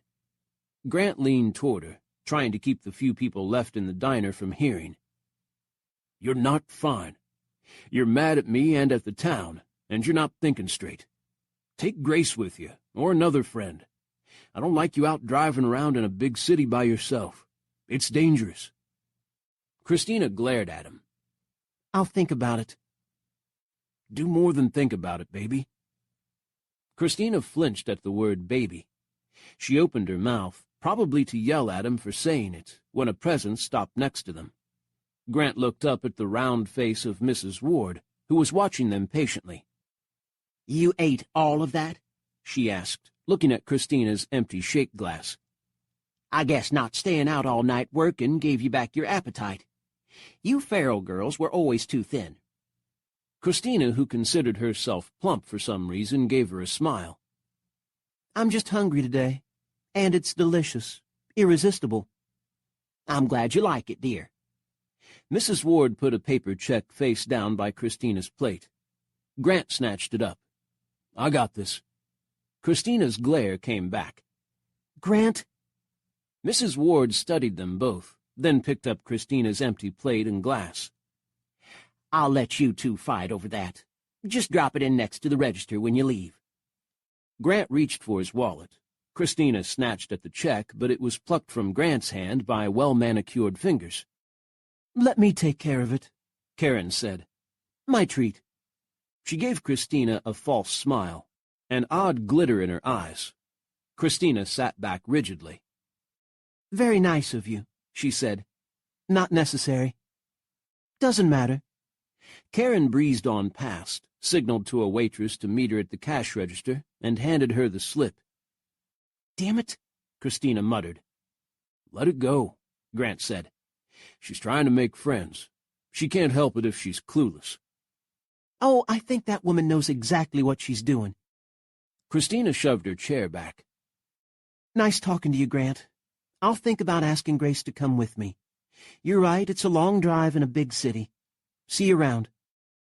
Christina turned and walked away from him, saying a sweet goodbye and thank you to Mrs. Ward. "She sure is mad at me," Grant said when he caught up to Karen at the door.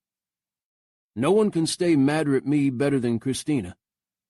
I think she has a lot on her mind, Karen said, again with a cryptic look. Now I have things to do. See you back at the ranch. Right. Grant gave her a nod and put on his hat. See ya. All the women in this town were acting strange today. Christina was tossing the last things into her overnight bag when someone rapped sharply on the front door. She really didn't want company, but Christina left her bedroom and went to answer it. Seeing Grant had only made her acutely aware of the many things she needed to tell him. She didn't want to have that talk, though, until she was 100% sure she was pregnant, and 200% sure she knew who the father was. After that, she'd leave it up to Ray or Grant to decide what they wanted to do. Christina was having the baby, and she wanted the baby to have a father, but she wouldn't trap either man into a marriage or relationship they didn't want. It would be their choice. The knocking continued. Christina quickened her pace and yanked open the front door. She caught Karen in the act of raising her hand to knock again. "Hello, Christina," Karen said in her smooth voice. "I think we need to talk, don't you?" Christina didn't open the door any wider. She'd been brought up to be hospitable even to the last person she wanted to see on her doorstep, but her patience had run out. "What about?" she asked abruptly. "You're going to want to let me in." Karen's smile was fixed. "So the neighbors won't overhear." These older houses had been built very close together, with only a narrow strip of yard between each. Mrs. K next door liked to work on the rose bushes that lined her property, and keep an eye on her neighbors at the same time. Sure enough, she was there today, clipping, deadheading, pretending not to notice Karen on the porch 10 feet away from her. "All right," Christina said. "Come on in." Mrs. K straightened up, pruning shears in hand, and watched interestedly as Karen waltzed into Christina's house and shut the door. Chapter 13. "What do we need to talk about?" Christina asked impatiently. Karen wandered the room, taking in the photos on the shelves, Bailey's and Christina's both, which Christina hadn't been able to bring herself to pack yet. A house without photos was empty, forlorn, no longer hers. "Your visit to Dallas." Karen skimmed off her white linen suit coat and laid it over the back of a chair. She wore a black sleeveless dress underneath. "I have to go up there, too. You should let me drive you." Christina was very sure she didn't want to spend 3 hours in a car with Karen. "No, it's all right. I'm going to ask Grace to go with me." "Honey, you know you're not taking Grace. I can keep my mouth shut. Trust me. I agree with Grant that you shouldn't go alone." Christina stared, her body numb. "What are you talking about?" "Your appointment with the OB-GYN? That's why you're going up to Dallas, isn't it?" Christina's mouth went dry, but Karen only looked at her, waiting for an answer. "How the hell do you know that?" Christina asked, voice a croak. "Because I saw you when you came back from Austin. I happened to be passing when you were delivering bags of whatever to your friend Rosie. Before you went up to her house, you took things out of the bags in your trunk and put them into your purse. I glimpsed the pregnancy test. I recognized the box. I've used it a time or two myself. Then you suddenly want to go to Dallas. I put it together that you wanted to consult a doctor there." Christina sat down hard on the sofa. "Damn it, do I have to leave the state for some privacy? Who have you told?" "No one, honey. Is the baby Grant's?" Christina sucked on her lower lip. Oh, what the hell. What the woman didn't know, she'd guess. "Might be. Or could be that other hottie you were going out with, Ray Mallory." Karen gave Christina an envious look. You are one lucky girl. 2 ripe, gorgeous cowboys fighting over you. But I'm not surprised. You pull off the tank top and shorts thing well. Most women our age can't anymore. I won't be wearing them for much longer. The emotions tied up in that statement made Christina giddy. She'd be buying maternity clothes, baby things, planning for her new family. She wanted to burst into tears. Damn hormones. So you're going to have the baby? Good for you. You have a lot of guts. But you still need me to drive you, or the whole town will know before you're ready for them to. Christine considered her options, including getting on a bus and heading anywhere but here, then let out a heavy sigh. The appointment is at 2. It's in Richardson. She and Bailey had found the clinic that could tell her not only pregnancy results right away, but promised swift prenatal results as well. And going to Richardson instead of the clinic where everyone in town went meant she could break the news when she was ready. I'm leaving early tomorrow morning and staying overnight afterward. Perfect, Karen said warmly. Gives me a chance to go to Neiman's. I need some new shoes. The commercial shoot was postponed the next day because, as Tyler said, horses happened. Turned out that one of the geldings brought in from another ranch for training had thrush. The owner blamed the Campbells, claiming dirty conditions in their barn had led to the infection. Carter nearly went ballistic on him. Their stables were always clean and dry, mucked out every day, he snapped. Grant and Tyler had to step in and placate the owner. If Circle C's stables were the cause, Grant explained, all the other horses there would have thrush too. The Campbells would be happy to have the geldings' hooves treated for no charge. The owner left, conceding, and Carter said the guy had just been angling for a free vet visit. But Grant knew, and Carter agreed, that if they sent the gelding home, the owner might not bother with treatment, and the horse would suffer. Some people just shouldn't be allowed to have animals. Then Buster, the best horse for stunt work, woke up lame, for no reason anyone could find. He limped around, not wanting to put pressure on his right foreleg. Vet was called, found nothing. Farrier called, found nothing. Buster would have to stay quiet for a couple of days and be watched. So much for working on the shoot. Buster was the best to ride for jumping onto trains. Grant accused him of faking it, and Buster, always bad-tempered, tried to bite him. If he's not better in a couple days, we'll have to use Bobby, Grant told Tyler, who reluctantly agreed. Grant also heard through the Riverbend grapevine that Christina had driven out of town to Dallas with Karen. Seriously crazy. Grant went to Christina's house late in the evening to see if Christina had got back all right, but Mrs. K next door told him she and Karen were staying in Dallas overnight. Didn't Grant know that? No, Grant hadn't known. He thanked Mrs. K politely and left. He didn't like this. Why Christina had taken Karen, of all people, with her was weird. Something was going on, and it badly worried him that he didn't know what. Pissed him off, too. He suspected Christina would only shut him out if he tried to call her, but he kept his cell phone close by for once, in case she needed to get in touch for whatever reason. If Karen didn't bring Christina back tomorrow, Grant would drive north to find her, shoot or no shoot. He'd find her, bring her home, and tell her to stay in Riverbend, with him, where they both belonged. Driving the back highways to Dallas with Karen was a surreal experience, also very comfortable. The BMW was cushy. Soft leather seats, climate controls, soft music. It was like floating. Karen wanted to talk, whether Christina liked it or not. I fell in love with my total bastard third husband pretty hard. It was his glamour, his money. He swept me off my feet.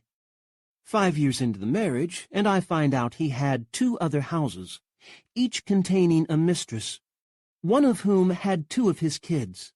He didn't try to marry them, at least, but he called each his wife. Nice work if you can get it. Must have cost him a hell of a lot of money, because they both lived as high on the hog as I did. But I guess he liked the power, and fooling everyone. You still work with him, though, don't you? Christina asked, mildly curious. I own a company with him, yes, and 2 other people. I've invested too much money and time to walk away from that. He can buy me out if he gets tired of me. I did pretty good out of the divorce, though. Stupid man never asked for a prenup, because he thought he could string me along for the rest of my life. I'm sorry, Christina said. That must have been hard, finding out. My sister had a similar thing happen. Are all men total assholes? Karen glanced at her and smiled. No, and you know it. Those Campbell boys are sweethearts. I'm glad in a way that Preston happened to me, because it put my life into perspective. I'm smart and I'm driven. Now I focus on my career and what makes me happy.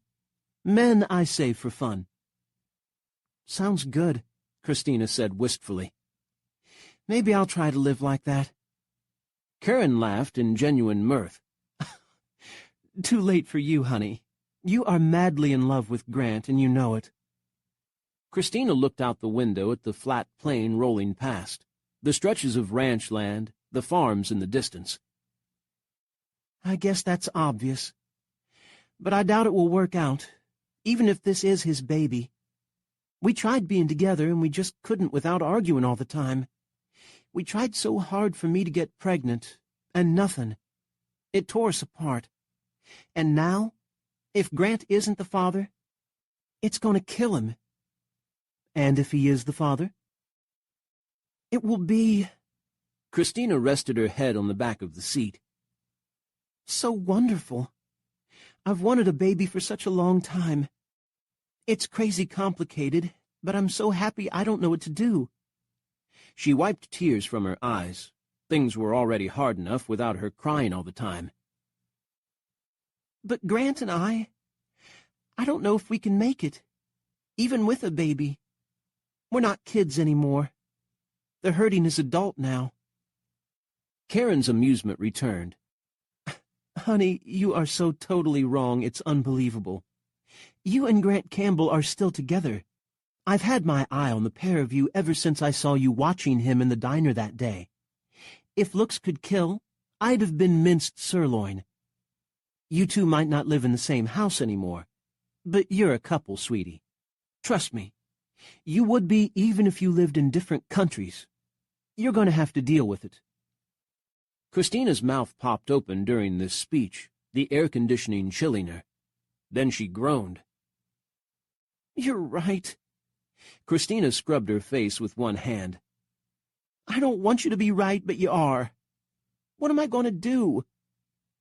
There's only one thing to do, sweetie. Hold on to 'em. There are some real duds in the world, men who think women are put on earth for their personal pleasure, and who cares what we think, or want, or need. Grant's not like that. No, Christina said thickly. He's not. And I'll tell you something else. Men are fragile. They act all macho, and they can be physically strong sometimes. But inside, they're little boys on the playground, trying to figure out where they belong. Women scare most of them to death, so they treat us like shit to compensate.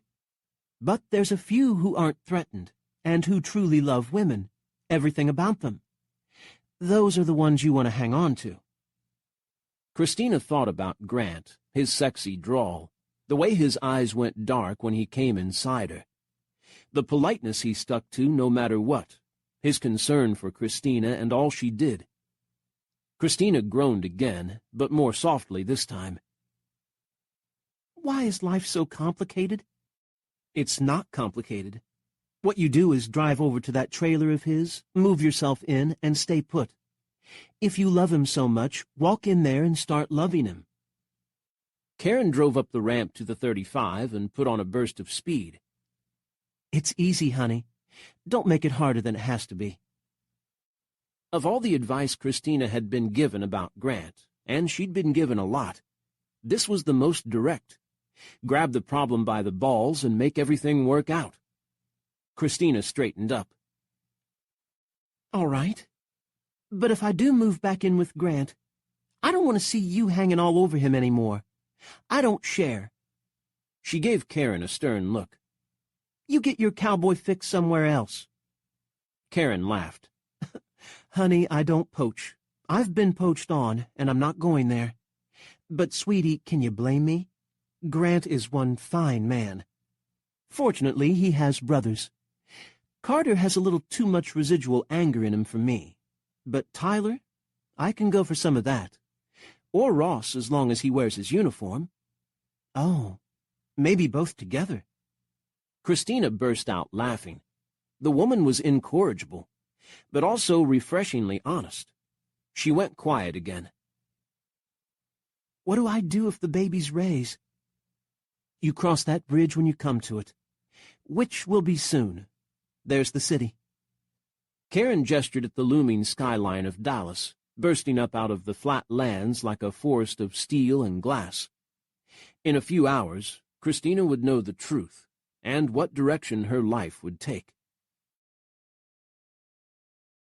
Grant couldn't hang around outside Christina's house waiting for her to come home the next day, because Carter dragged him off to the chute. Good thing, because he'd make a complete fool of himself pacing on Christina's porch and peering up the street. Better to go to work like a normal person. Sort of. Normal people didn't ride their horses next to a moving old-time train, and then jump from saddle to train car and pretend to rob the passengers. Buster was better this morning, but none of the brothers wanted to run him in case something really was wrong with him. They used Bobby and a couple others, but Grant knew they'd be retaking some of this. Tyler fell twice before he finally got himself on the damn train. Then it was Grant's turn.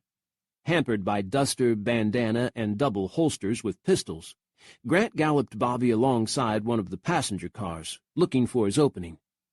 Bobby, unlike Buster, who would run straight until he decided to stop, liked to swing his body in the opposite direction from the jump as his rider left the saddle. Grant would have to compensate for that.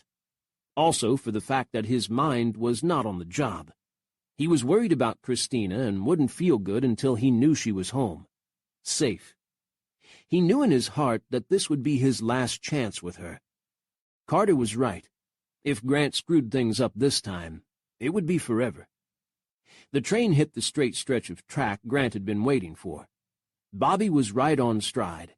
Grant crouched, readied himself, and leapt. The handhold slid out of his grasp. Grant's gloved hands slipped, and he opened them to let himself fall, tucking in before he hit the gravel just outside the rail. He rolled like crazy, away from the clacking metal wheels, tumbling down the little embankment to prickly weeds. Carter came riding up, looking like a real bandit in his duster, a bandolier of bullets across his chest. "You okay?" he called. Grant rolled to his feet and brushed the dirt and dried grass off his clothes. "Yeah, I'm fine." Carter said nothing. He never admonished them for a fall, although he was the one who answered to the producers if they were late with their material. He simply waited for Grant to make sure he hadn't broken or sprained anything, then indicate that he was all right to go again. The advantage of Bobby was that he'd come when called, so precious time wasn't wasted chasing down a horse. Bobby had good manners, but even so, he didn't have the edge Buster did. Buster always got the job done. Then he ran off and was a total shit. Grant mounted, rode Bobby around a little to work off his own stiffness, then ran the horse at the train again. This time when Grant jumped, he caught the bar he aimed for, though barely. He felt his hand slipping, but he clung on grimly, swinging his legs until he found purchase on the step. Then he was up and tearing inside, staying in the character of a man with one thing on his mind, robbing all the sitting ducks. No one waited in the passenger car because they'd filmed the interior scenes on a different day. Today was about jumping on and off. The small train slowed and ground to a halt. The engineer had explained he couldn't run the train constantly because the engine used a lot of fuel, and the Antique needed a rest. Grant went out to the back platform. Tyler followed him, and Carter dismounted and joined them. They spent a few minutes simply resting, 3 bandits taking a break. Grant sat with his back to the doorframe, one leg drawn up, arm on his knee. Tyler swung his legs off the back. Carter remained standing, leaning against the railing, the 3 of them enjoying a quiet moment of Texas springtime. Grant's cell phone jangled. His 2 brothers looked at him in surprise, knowing Grant's record for losing his phone. He ignored them as 100 terrors slammed into his head. Christina in a car wreck, in a hospital, carjacked or robbed. He grabbed the phone, not recognizing the number. "Yeah, who's this?" It's Karen. You need to get over to Christina's place. I mean right now. "Why? Is she all right? What happened? Damn it, I knew I shouldn't have let her go." Stop talking and take yourself over there. I couldn't stay with her. I have to meet someone in Austin. "What happened to her? Is she hurt?" Christina's fine. Well, that's not for me to say. You need to get over there. And go easy on her, Grant. This has been tough for her. Bye-bye.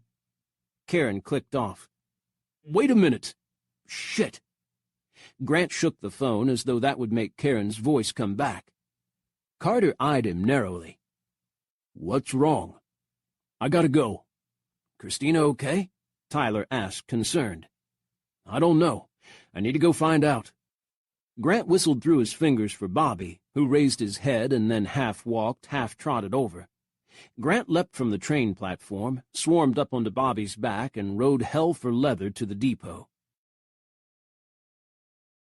Chapter 14.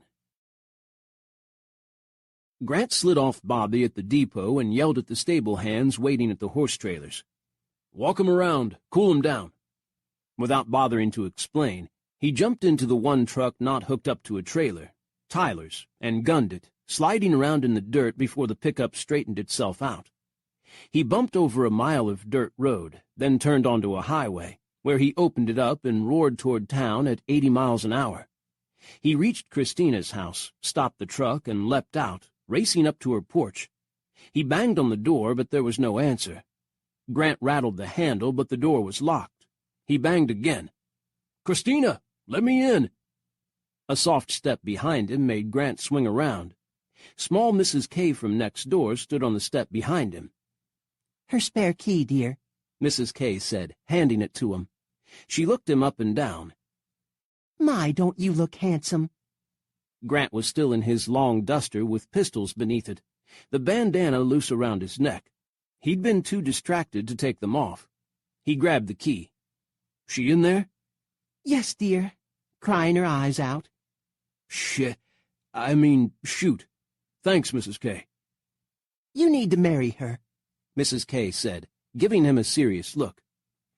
I know young people think it's old-fashioned, but a commitment like that can keep you strong, even when things look very dark. Mr. K and I were married 60 years, and we were as much in love the day he died as the day he proposed. Her brown eyes shone with tears. Yeah, Grant said quietly. I think you're right. He took a breath, unlocked the door, and strode inside. I know I am, dear, he heard Mrs. K say, before the lady closed the door for him and left them alone. Christina heard Grant let himself inside. Locking the door and not answering didn't send a clear enough message, she guessed. Christina! His deep voice boomed through the house. Christina, sitting on the edge of her bed, didn't answer. Grant charged through the living room and straight into the bedroom. He halted on the doorstep, all delectable 6'4" of him, made more delectable by his movie clothes. His black shirt and butt-hugging jeans emphasized his athletic body, and the worn duster and revolvers gave him a dangerous air. When Grant saw her, he softened his abrupt tone. Baby, what is it? Christina couldn't tell him. She could barely accept it herself. To be lifted up in such great hope, only to be dashed to the ground, hurt worse than any pain she'd ever experienced in her life. She knew, though, that telling Grant she didn't want to talk about it would only make him stay and stubbornly try to pry it out of her. She opted for straight truth. It was a false alarm, she said in a quiet voice. I'm not pregnant. Grant went motionless for a few heartbeats. His hat, which he must have automatically taken off when he walked into the house, hung at his side. What do you mean you're not pregnant? He asked. Did you think you were? Christina nodded. She felt the tears come, tried to stop them, and gave up. That's why I went to Dallas. I didn't want anyone knowing until I was sure. She'd been stunned when the doctor had called her back in. "Home tests are sometimes inaccurate," the woman had said, "which is why it's good to verify the results. But you're not pregnant." She'd said it as though Christina should be relieved. The doctor hadn't known, Christina hadn't confided in her, that her dream of having a child had just been ripped away from her once more. Maybe for the last time. Grant was staring at her. Christina wiped her eyes. "I was so scared about telling you I didn't know whether it was your baby or Ray's. But now, it doesn't matter." "Fuck," he said. Christina swallowed. "I guess it wasn't meant to be." She waited for him to start yelling, "What do you mean, my baby or Ray's?" Grant dropped his hat to the bed and sat down next to her. He smelled good, dusty, full of sunshine and warmth. "Sugar, I'm so sorry." Grant's voice was hushed, all anger gone. Christina glanced at him and saw tears sparkling in his eyes, rendering them the deepest lake blue. "I'm sorry, too," she said. "I was so worried about how to break it to you. Even when I found out it wasn't going to happen, I still couldn't decide whether to tell you." "Karen called me and told me to come." Grant slid his arm around her shoulder. "I'm glad she did." Christina gave him a wry smile. "I never thought Karen would be the one to hold my hand when I got the bad news." Grant's arm tightened around her, and Christina sank into him. He was so strong, his strength comforting, no matter what the ordeal. She thought over what Karen had said about men being fragile. She supposed Grant could be fragile, for all his strength. He'd nearly fallen apart when they'd broken up, after month of hoping a child would come and finally giving up. They'd both been a wreck for a long time. Even now, Grant had just heard he'd yet again lost the chance to be a father. But he said nothing, only held her. "I wanted this to be real," Christina said softly. "For you and me both. I wanted it so bad. When I got into the car after the appointment, I couldn't stop crying. Poor Karen." Karen stopped at a convenience store to buy her a box of tissues, but she'd been sympathetic. "Baby, why didn't you tell me?" Grant's voice was quiet. "I'd have gone with you. You shouldn't have had to face that alone." "Then neither of us would have been able to drive home." Christina gave him a shaky smile. "I didn't want to tell you until I was sure. I didn't want to get your hopes up." "Yeah, they would have been." Grant rubbed her arm. "Ray, huh?" Christina nodded. "It was the week before the wedding, when he was going off for the rodeo. And then you and me—" "Lost it in my trailer. I remember." Grant blew out his breath. "Hell yeah, do I remember." "I was so happy. Scared, but happy. And then—" Christina had been crying since she'd come home. She'd tried to stop. The distraction of Grant storming in had helped a little, but the tears wouldn't dry up. The sobs returned, poured out. She ended up with her head on Grant's chest, his arms around her. He kissed her hair, said, "Shh, sweetheart." Grant smelled of horse, leather, smoke from the train, himself. He held her securely in his arms, protecting her from the world once again. Christina put her arms around him and hung on. Not long later, they were lying on top of the bed, Grant's caresses gentle. Both were fully clothed, Grant in his Wild West gear, minus his prop guns, Christina in her tank top and denim shorts. It hurt so much. The thought of at last carrying a baby had twined around her heart, bathing her in elation. Losing that hope was one of the hardest things she'd ever had to go through. Grant kissed her gently, touched her face, her throat. His eyes were red-rimmed and full of tears, and broke her heart. They held each other for a long, long time, lying full length, saying nothing, using touches and little kisses to let the other know they were there. The sun sank, slanting warmth through the bedroom windows. After a while, Christina said, "Your chute. Did I mess it up for you? The bed moved with his shrug. Doesn't matter. Buster was out anyway. But hell, baby, even if everything had been perfect, I'd have come. Carter will probably rip you a new one, Christina said, trying to find humor. But she felt limp, spent, as though she'd never laugh again. Carter can suck on it, but he'd understand if he knew why. Christina flattened her hand against his chest. Please don't tell anyone. I don't want to have to explain. You know I won't, sweetheart. And not Ray. Please. Even with this, I wasn't thinking about going back to him. It's over for good. I meant that. Grant's eyes flickered. I might still kill him. I just won't tell him why. Leave it, Grant, please. Don't worry, love. I won't talk to Ray. Don't really want to. I'm sorry. Christina sighed. And I'm so tired of saying sorry. Then quit doing it. I believe you about Ray. I don't want to go buy him flowers and tell him he and I should love each other, but I know you two are done. We need to move on. Move on to what? Christina asked, sad. I don't know. Grant caressed her cheek, letting his fingers trail to her shoulder. All I know is I don't want you moving out of Riverbend. Not yet. Not until I find out if we have a chance together. Christina didn't want to leave either. She loved Riverbend in spite of how much she complained, and she knew it. I made a big show of quitting my job, she said dolefully. I'd need it back if I stayed. I have a little put aside, but it won't last forever.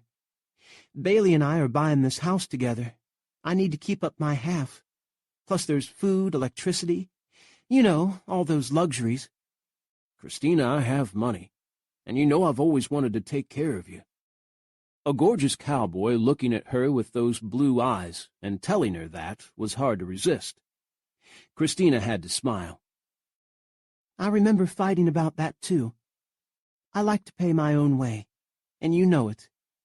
I'm not going to be the lady who lunches and has an affair with the tennis pro because her rich husband is too busy for her. Grant gave her a patient look. Sweetie, this is Riverbend, not Beverly Hills. We don't have tennis pros. She flicked her fingers against his chest. You know what I mean.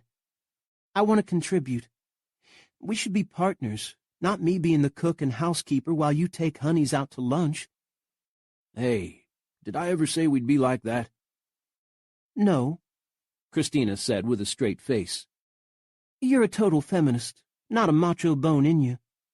Grant's eyes widened. I wouldn't go that far.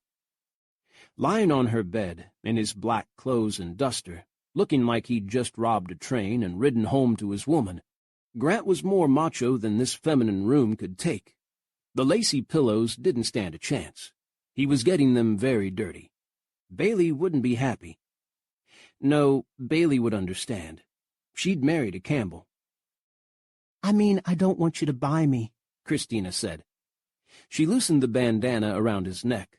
The top buttons of his shirt were undone, showing the sliver of liquid dark skin. Okay, I won't give you a penny. You can sleep in the basement and eat crusts of bread, and I'll eat off gold plates upstairs. In your trailer. Christina touched the hollow of his throat. Yeah, that would work.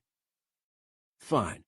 You go to work and earn a ton of cash, and then I'll stay home and drink beer. Sounds fair to me. You'd get fat and slobby. Christina poked his stomach, which was rock hard. Then I'd have to go find that tennis pro. I like a man who can move. Oh, I can move, sweetheart. Grant swiftly pushed her into the bed, coming over her to cover her mouth with a long kiss. He slid hands down her body as he kissed her, but quietly, soothing, warming her. Christina held on to him and lost herself in the kiss. She tasted his tears and his grief, felt his body tight with emotion. She loved him so much. Even when they'd fought all during the years, Christina had loved Grant with everything she had. They went on kissing, and when the kiss drew to its end, they simply touched, gliding fingers over each other's bodies. Sometimes they kept to the fabric. Sometimes they dipped beneath their clothes to brush bare skin. They seemed to have a tacit agreement to not take it to full sex. They needed comfort right now, to simply be in each other's company. The frenzy of lovemaking would come later. The sun sank, bathing them in darkness. Only then did Grant rise from the bed and skim off his clothes. He slowly stripped Christina, dropping her shirt, shorts, and panties to the floor, and then lay down with her again. Grant slid inside her without haste. Christina was slick, wanting him, a groan leaving her mouth as he spread and filled her. The feeling of Grant inside her was so right. He belonged with her. Their hearts and bodies understood. Their heads were what needed to catch up.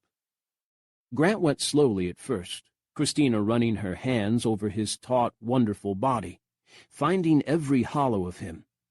She pressed his hips as they rose and fell, and under her touch, he went faster, then faster still.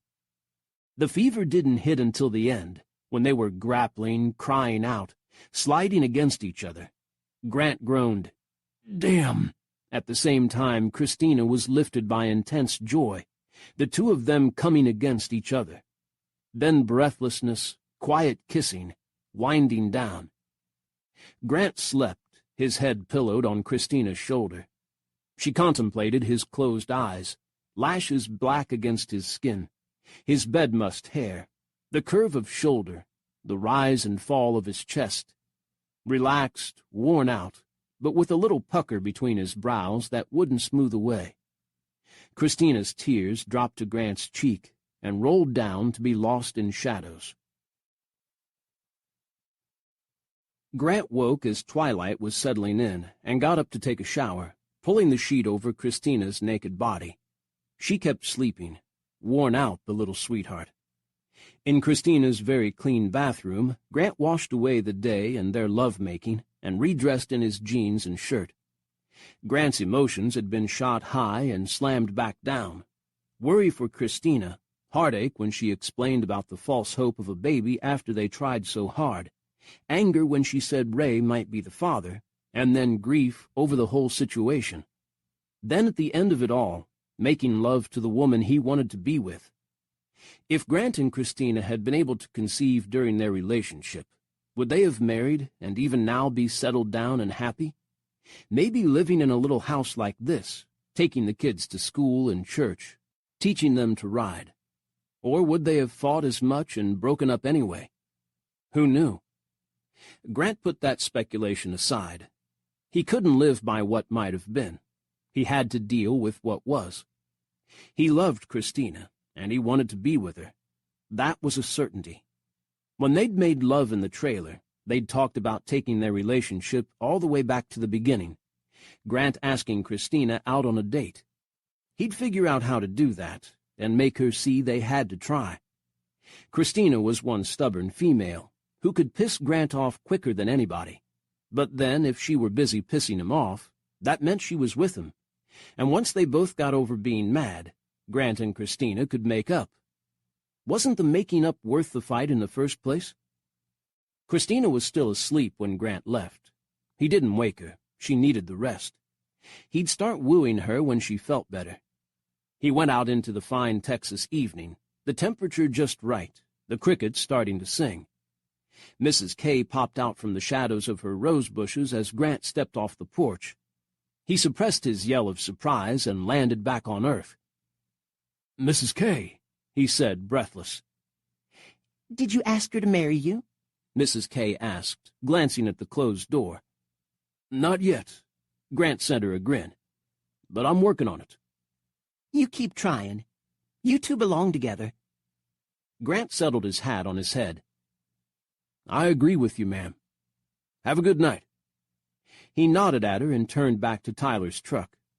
Tyler had probably shit a brick when he realized Grant had taken it. All in a good cause, bro. At the Circle C Ranch, Grant walked into the kitchen, hungry as hell. A woman stood at the stove with her back to him. "I kept you something warm," she said. "Faith's already had her dinner. You work too hard, your mom says." Maybe, I don't know, we could go out and have a beer. I just came in, Grant said. Grace Mallory spun around, eyes wide, and her face went an interesting shade of bright red. Oh, crap. It's you. Yep.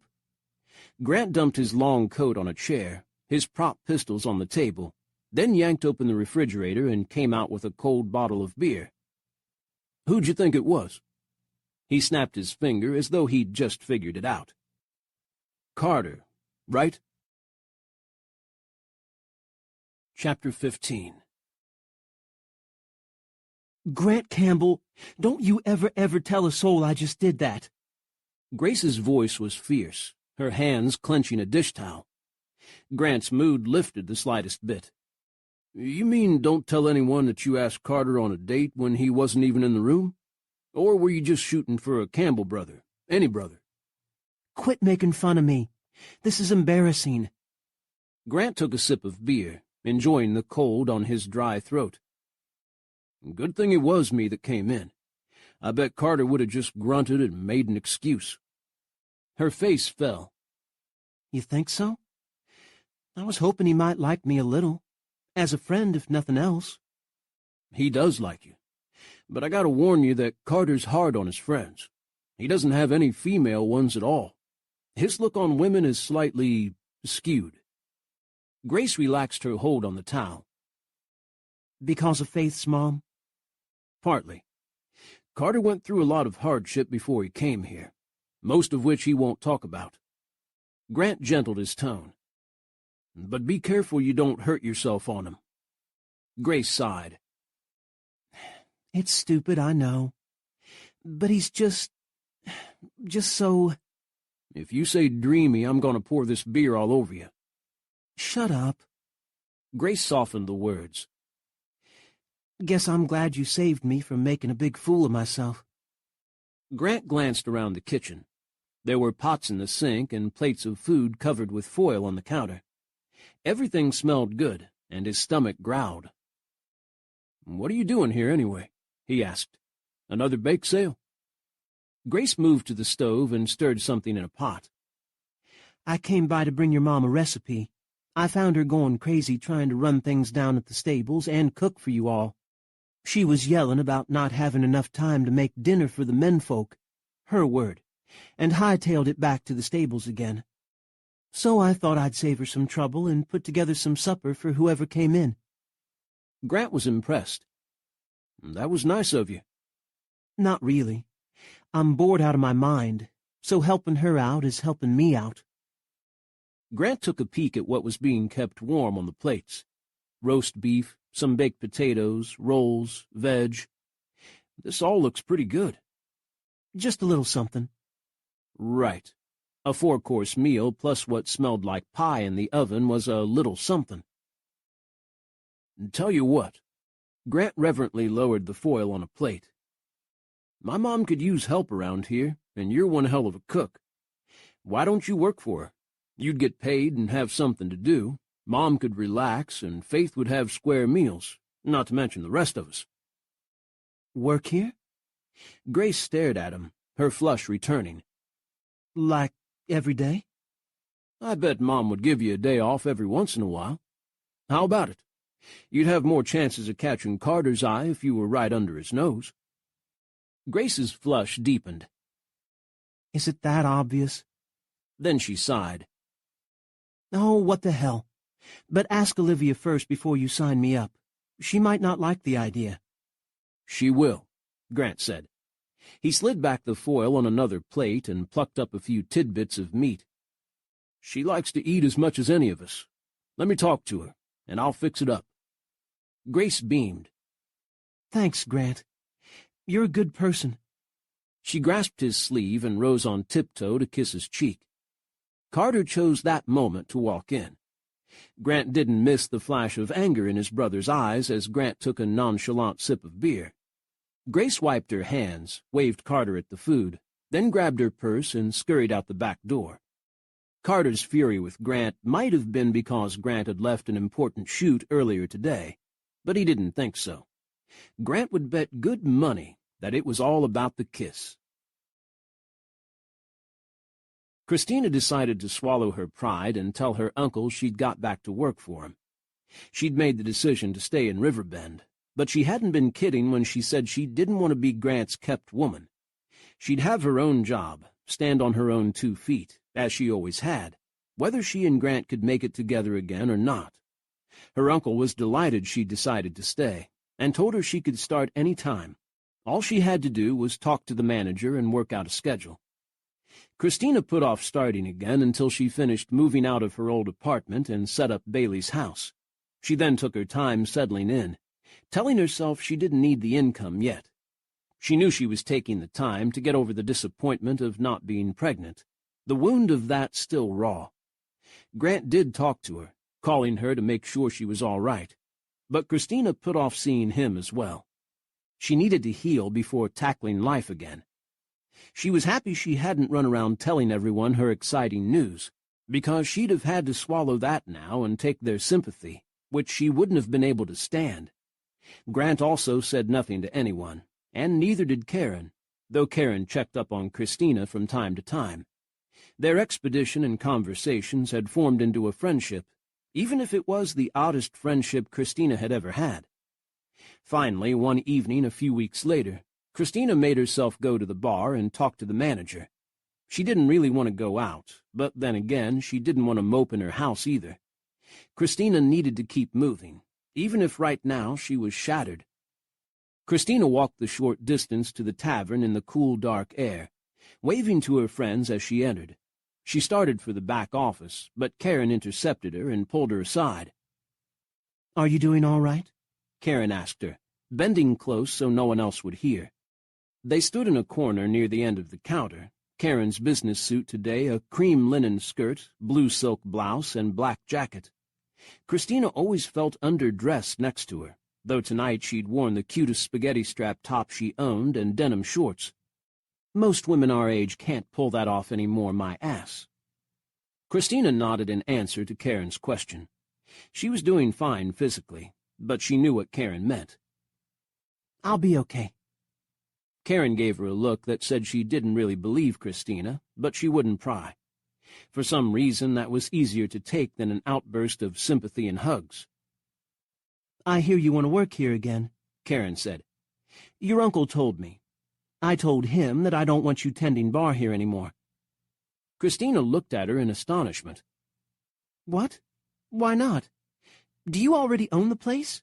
When did this happen?" "It wasn't official until late this afternoon. A few formalities and the deal is closed." Karen studied Christina with a serious look. "I don't want you bartending because I want you in the back office, running the place for me." Christina started. "Running it? My uncle runs it. Your uncle wants to retire. He deserves time to relax." Karen rested her elbow on the back of a tall chair. "Don't worry. I'm not trying to run an elderly man out of town on a rail. Sam told me when I talked to him this evening that he wants to call it quits. He also suggested that you would be the best person for the job. You know everyone in town, you can work with the suppliers, and he says you're more trustworthy than anyone else. I think he's right." Run the place, work in the office, be the boss, be responsible for everything. Scary and at the same time intriguing.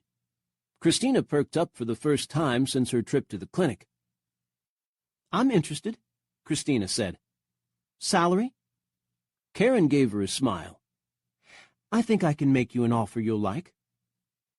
"In that case, sure, let's talk." "It's not the most glamorous job in the world," Karen said warningly, "but it will give you good experience, help you grow. Who knows, maybe open your own establishment someday. You've stayed doing one thing for so long, trying to be the perfect girlfriend for Grant, that you've neglected to be the perfect person for yourself." The problem with Karen was that her observations tended to be exactly on target. "Don't start tonight," Karen said. "Sit down, relax, and enjoy yourself. Observe the bar from this side of things. You deserve a break." Well, Christina could stand to try to take her mind off things. She was still upset, and she knew she would be for a very long time. But she did have friends here, people she loved and who loved her. She needed a few minutes of comfort. She asked Rosie to make her a virgin strawberry daiquiri, and even that innocuous request brought her pain. When the home pregnancy test had been positive, Christina had been relieved that she wasn't a drinker. Not only had working in a bar made her not want to drink often, but when she and Grant had started trying for a baby, she'd given it up altogether, just in case. Christina stuck with abstaining, even through the disappointments, and she stuck to it now. And even that was a reminder of pain. Then again, she needed to stop being maudlin and get on with things. She needed to learn to deal with it. She took the daiquiri to an empty table and sat down to try and enjoy the slushy, fruity drink. It was dance night at the bar. A local band played the latest tunes mixed with classics, plus some originals they were working on. The cleared floor filled with couples two-stepping or just moving to the music. "Drinking alone, little lady?" A tall body filled her vision, and Grant sank into the empty place at her table. "Mind if a cowboy pulls up a chair?" Christina met his blue gaze, which was quiet, shuddered. She hadn't seen Grant since he'd left her house the night she'd returned from Dallas, and she'd been grateful to him for not pushing her. She needed time. Grant had called her every day, and they'd talked, but they'd kept their conversations easy, free of drama. Christina appreciated that. "If you want," she said, waving her hand at him. "It's a free country." Grant gave her a nod. "I saw a pretty lady sitting here, and I thought, I need to get to know her. Hi, I'm Grant." He stuck out his hand. Christina's heart beat faster as she put her hand into his warm, strong grip. "I'm Christina." "Pretty name for a pretty lady.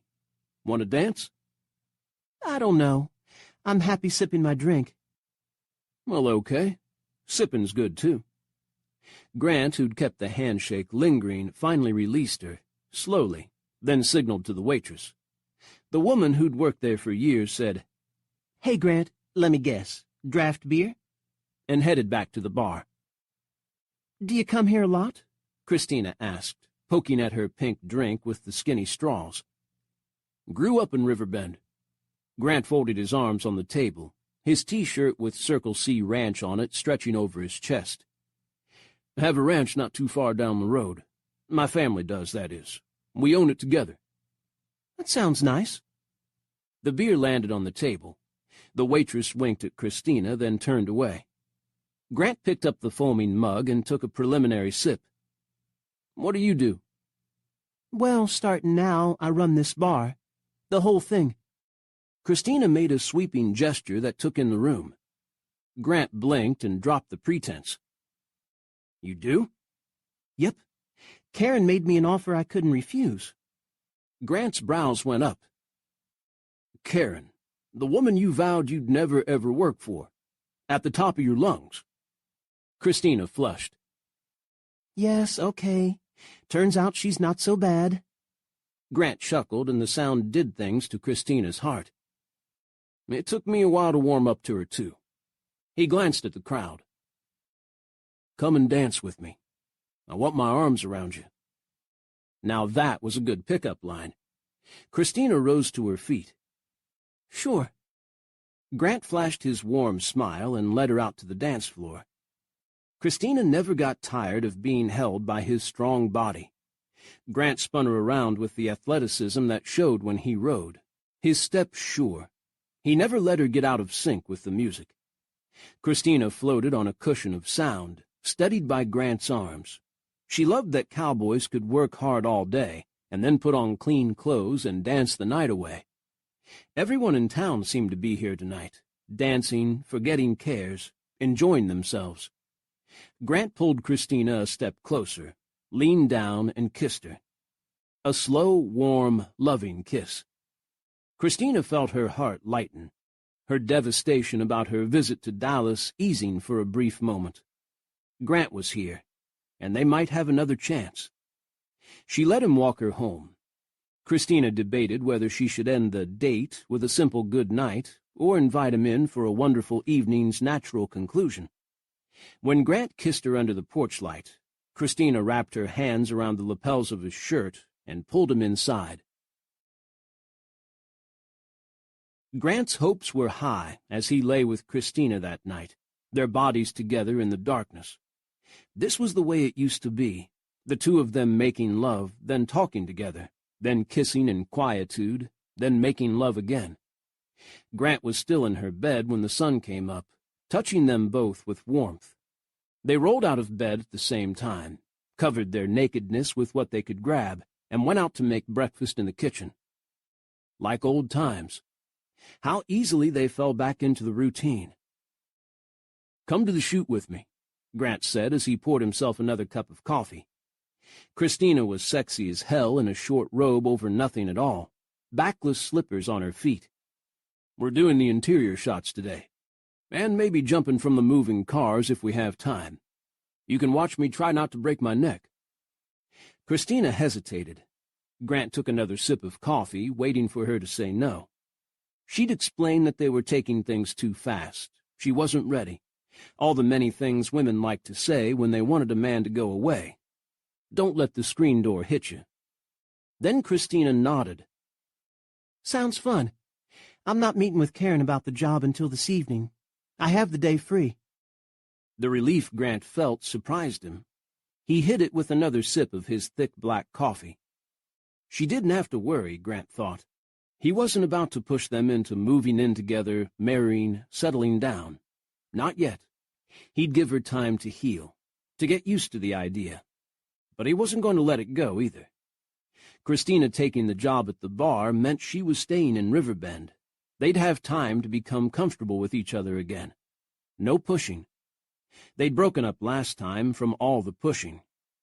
Maybe they were older now, and wiser. Not so old Grant couldn't get hard watching Christina swish around the kitchen in that thin little yellow robe.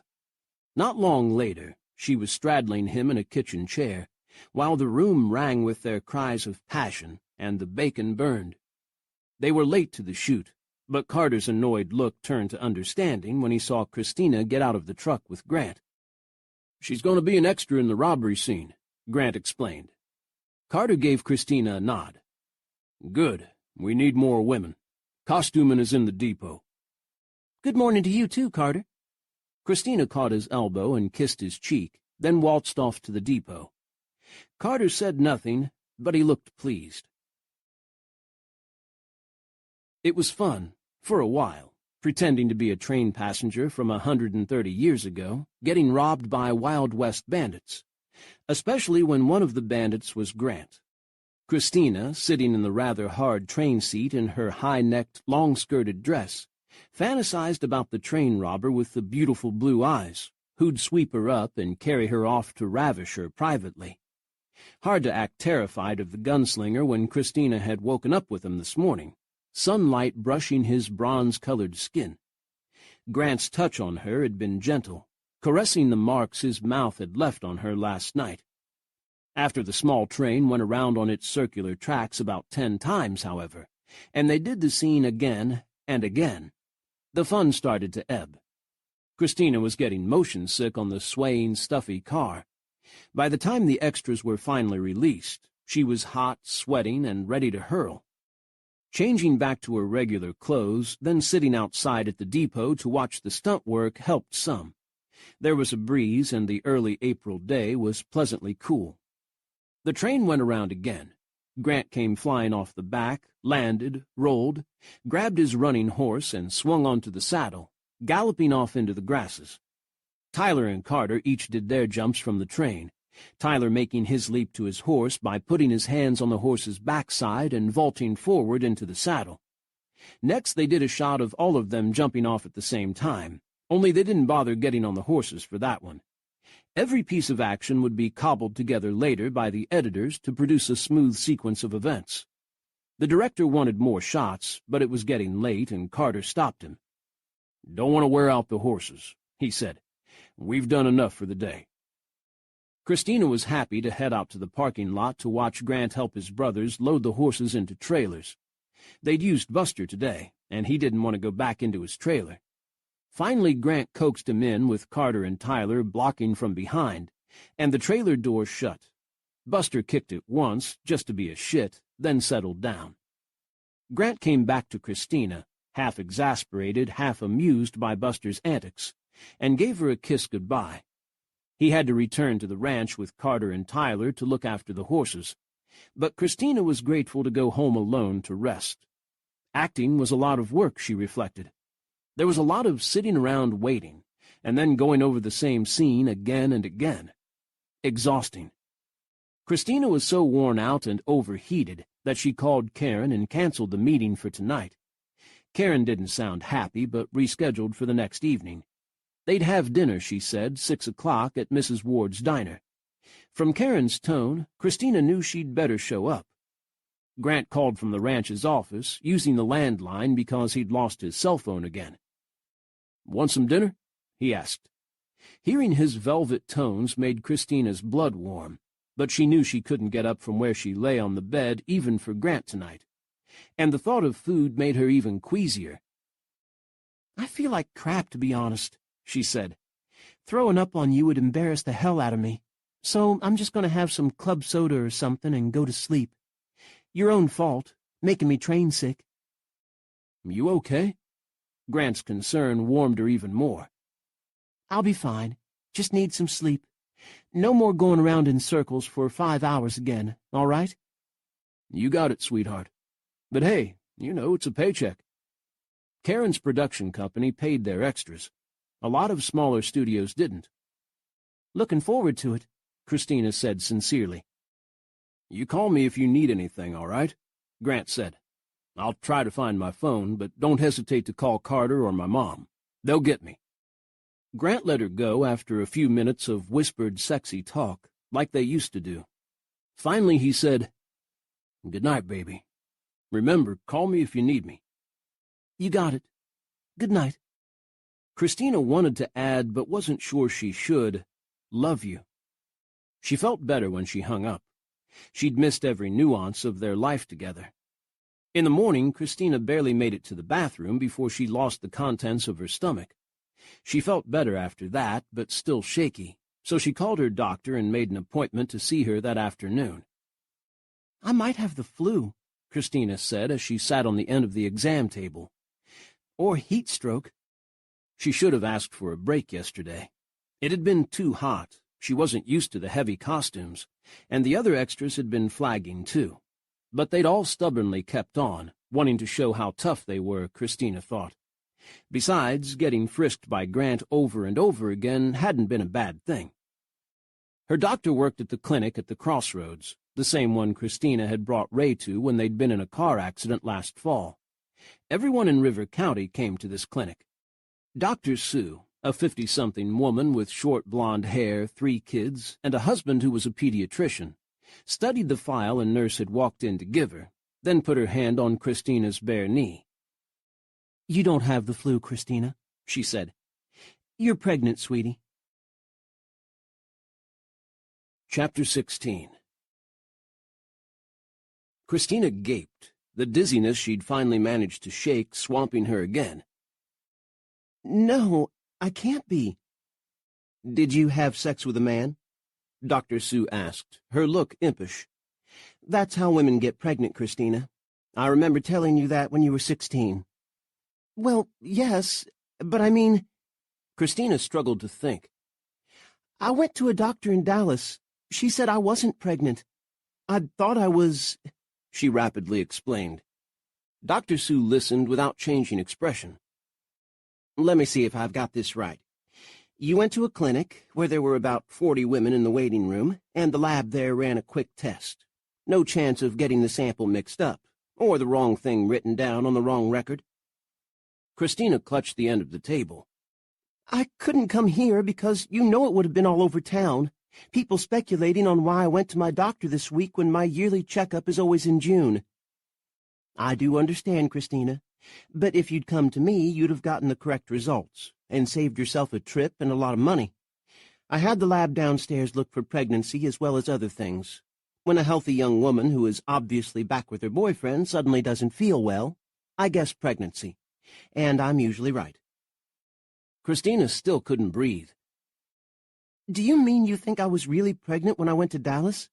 This isn't something that happened last week?" Dr. Sue shook her head. Based on when you missed your period and all my experience, Dr. Sue rested her hand briefly on Christina's abdomen. I'd say you were about 6 or 7 weeks gone. Another wave of dizziness hit her. When Dr. Sue moved her hand, Christina laid her own on her lower abdomen. Could she feel? Dr. Sue gave her a smile. I'd talk to Grant. Congratulations, Christina. This is so wonderful. Christina gnawed her lower lip. If I've been pregnant 7 weeks, then there's a problem. Ah, Dr. Sue said, though her bright look didn't fade. There's a chance the baby is Ray Mallory's.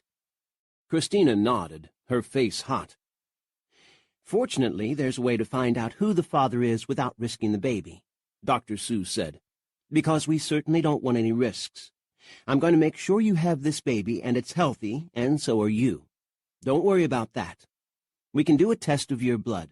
They can isolate the baby's DNA in your bloodstream, but we'll have to wait until you're at least 9 weeks along. And we'd need a DNA sample from both men for comparison, of course. Oh, Christina had hoped there would be a high-tech test they could do today to rule out one man or the other. Dr. Sue gave her a wise look. It means you have to sit them down and tell them. They're both good men, raised well. I'm sure they'll consent to giving a sample. Christina was certain they would as well. That wasn't the problem. The problem was explaining the situation, finding out how Grant and Ray took the news, and deciding what was best for the kid. I'm putting my baby's welfare first, she thought.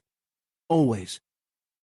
This was terrifying, and so effing wonderful. Christina's doldrums of the last weeks evaporated in 1 second. Here was the relief the doctor in Dallas expected her to feel, except for the opposite reason. Karen had told Christina she'd put other people ahead of herself for too long, and Christina agreed to a point. But this changed everything. Oh, my God! I'm pregnant! Christina beamed a huge smile at Dr. Sue, then started to cry. I'm actually pregnant! Thank you, God! Thank you! Yes, you are, Dr. Sue said. I was wondering when it would hit you. Christina planned to tell Grant first, but Bailey called Christina as she was climbing into her truck for the drive home. Bailey and Adam were heading back to Riverbend during a break in shooting. They were both homesick and ready to slow down for a few days. Christina couldn't stop herself blurting out the news. Bailey was silent on the other end of the line for a long time.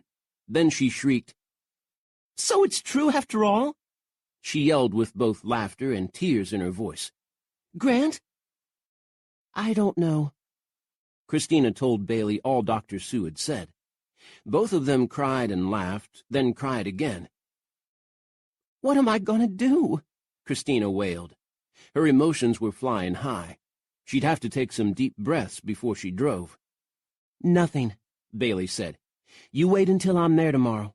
I'll take care of everything.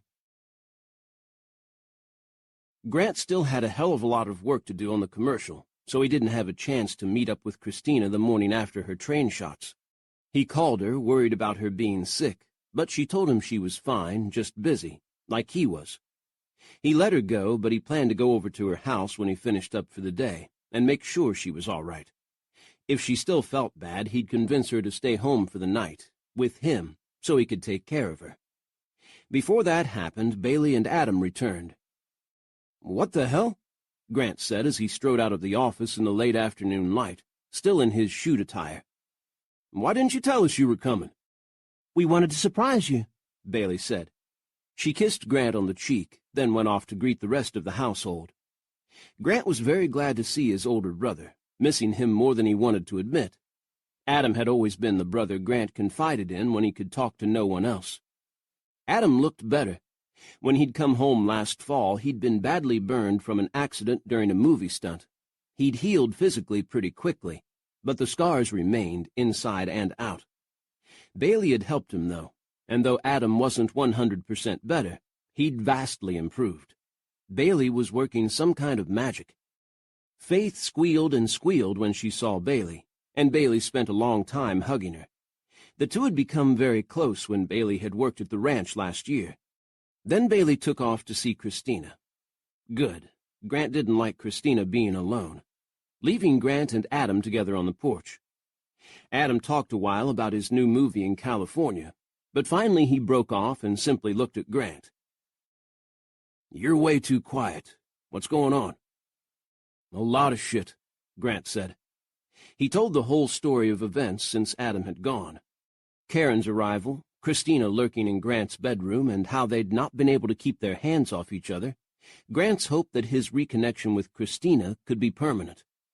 He omitted the part about Christina thinking she was pregnant and discovering otherwise. That was too personal and tender, plus Grant had promised he'd keep his mouth shut. "Sounds like you two are at a crossroads." Adam rolled his cold bottle of beer around in his hands. "Do you walk on together or take separate paths?" Grant growled. "When did you get so damn philosophical?" Adam's grin pulled at the scars on the left side of his face. "When I surrendered to the fall and let myself hit the landing pad, that was Bailey." "Now you're talking like a bad movie script." "I don't see the problem with Christina," Adam said. "Sounds to me like you got to grab hold of her and hang on. Make her see that the two of you are better together than you'll ever be on your own." Grant took a sip of beer. "That easy?" "Yep, that's all there is to it." "Huh. Like you didn't have to be smacked upside the head to see that Bailey was the one for you." "Yeah, well," Adam shrugged. "I got there in the end." They drank in silence for a time, two brothers who didn't need to talk to each other to be understood. "I see y'all have everything under control here at the ranch," Adam said after a while. "More or less. I noticed that when Grace is cooking in the kitchen, Carter won't come in the house." "Faith really likes her," Grant said. "And I like Grace's chicken fried steak. That is some good stuff." "I'm looking forward to trying it," Adam said.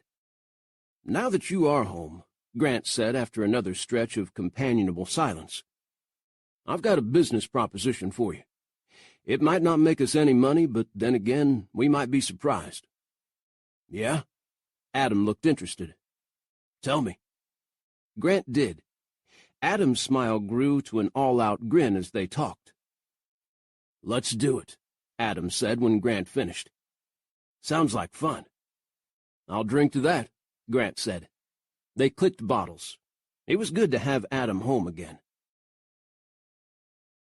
The next morning, Bailey called Grant while he was getting ready to head out to the ranch and told him to go to Christina's, where she'd spent the night instead.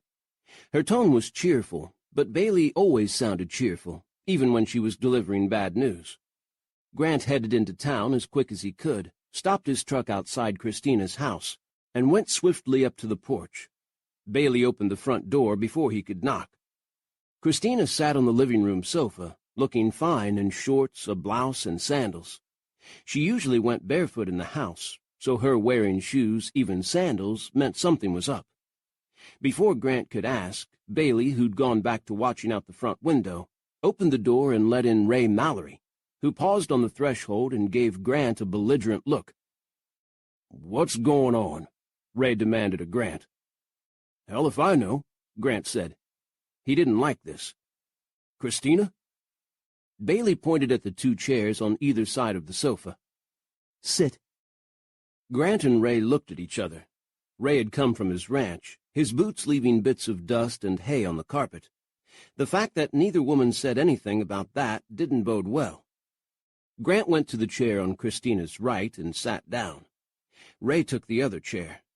Christina said nothing, only looked straight ahead, her eyes on empty space. Bailey remained standing, putting herself opposite Christina, completing the square. It was Bailey who spoke. "Christina went to see Dr. Sue the other day, who confirmed that Christina is pregnant. From the timing, the father could be either you, Grant, or you, Ray." Grant's heart leapt high, then started pounding hard. He surged to his feet. "But, shh!" Bailey jammed her finger to her lips, then pointed at the chair. "Sit down. You can talk when I'm done." Grant tried to catch Christina's eye, but she wasn't looking at anyone, not even Bailey. He clenched his hands, trying to tamp down both his elation and trepidation. and sank down to the edge of the chair. Ray sat tense as a bull in a chute on the other side of the room, his breath coming fast, his gaze fixed on Christina. Bailey continued. Dr. Sue can run a blood test on Christina to confirm which of you is the father without doubt. All she needs is a DNA swab from each of you. Christina wanted you both to know, so you could have a fair chance at deciding what you want to do. Grant waited a beat in case Bailey had more to say, but she appeared to be done talking. He got to his feet again, and Ray rose with him. "Are you sure about him?" Grant asked Christina before Ray could speak. "You weren't pregnant when you came back from Dallas, but now you are. That makes me the daddy, unless you decided to run off to Ray again in these last few nights." Christina nodded. Dr. Sue says I've been pregnant all along. The Dallas clinic was wrong. She called them, they looked it up, and admitted they wrote the wrong result on my test. They offered to redo the test free of charge. Real sweet of them. Seriously? Ray switched his glare to Grant. You knew about this, but I didn't? Christina broke in. When I thought it was a mistake, I saw no reason to tell you, Ray. I didn't want you to know until I was sure I was pregnant at all. And now I'm sure. From the timing, there's a very good chance you're the father. Grant knew she believed it, feared that the baby was Ray's. She'd never have called Ray here and put him through this, or Grant either, if she hadn't been pretty damn sure. And that's supposed to make me feel better? Ray snapped. Christina bathed Ray in the same scowl she'd given Grant. I could have waited to tell you until I knew whether or not the baby was Grant's, but I thought that wouldn't be fair to you. So I'm telling you now. Ray subsided, but his green eyes glittered in anger. How soon can we find out? About 2 weeks from now. Apparently the test doesn't work before I'm 9 weeks gone, and I'm about 7 weeks now. We have to wait 2 weeks? Ray repeated. Shit. Grant agreed. He felt like he'd been kicked in the stomach. 2 weeks of wondering whether the kid the love of his life carried was his or not. He'd go insane. Because Grant feared deep in his heart that the child was Ray's. It had to be. He and Christina had tried so hard before, and nothing. Now another man was in the picture, and Christina was suddenly pregnant. It was as if all his dreams and his nightmares were coming true at the same time. Ray was studying Christina's marble-still face. I know you broke it off with me, Christina, because you were falling in love with Grant again. I get that. I won't try to convince you to come back to me. But if the kid is mine, I want to be its dad. I want to be in his life, or her life. I want him to know I'm his father, and do all the dad things. All right? I didn't think you'd want it otherwise, Christina said. Grant? Grant could barely speak. Hey, if the kid's Ray's, I'm not going to keep him away. But I'm not standing aside so you can marry him. I'm only so noble, Christina. Like hell I'm letting you go. I don't want to marry Ray, Christina said quietly. Ray's face went redder still. Well, thanks a lot. I'm sorry, she said. But you were right. I never got over Grant. I probably never will.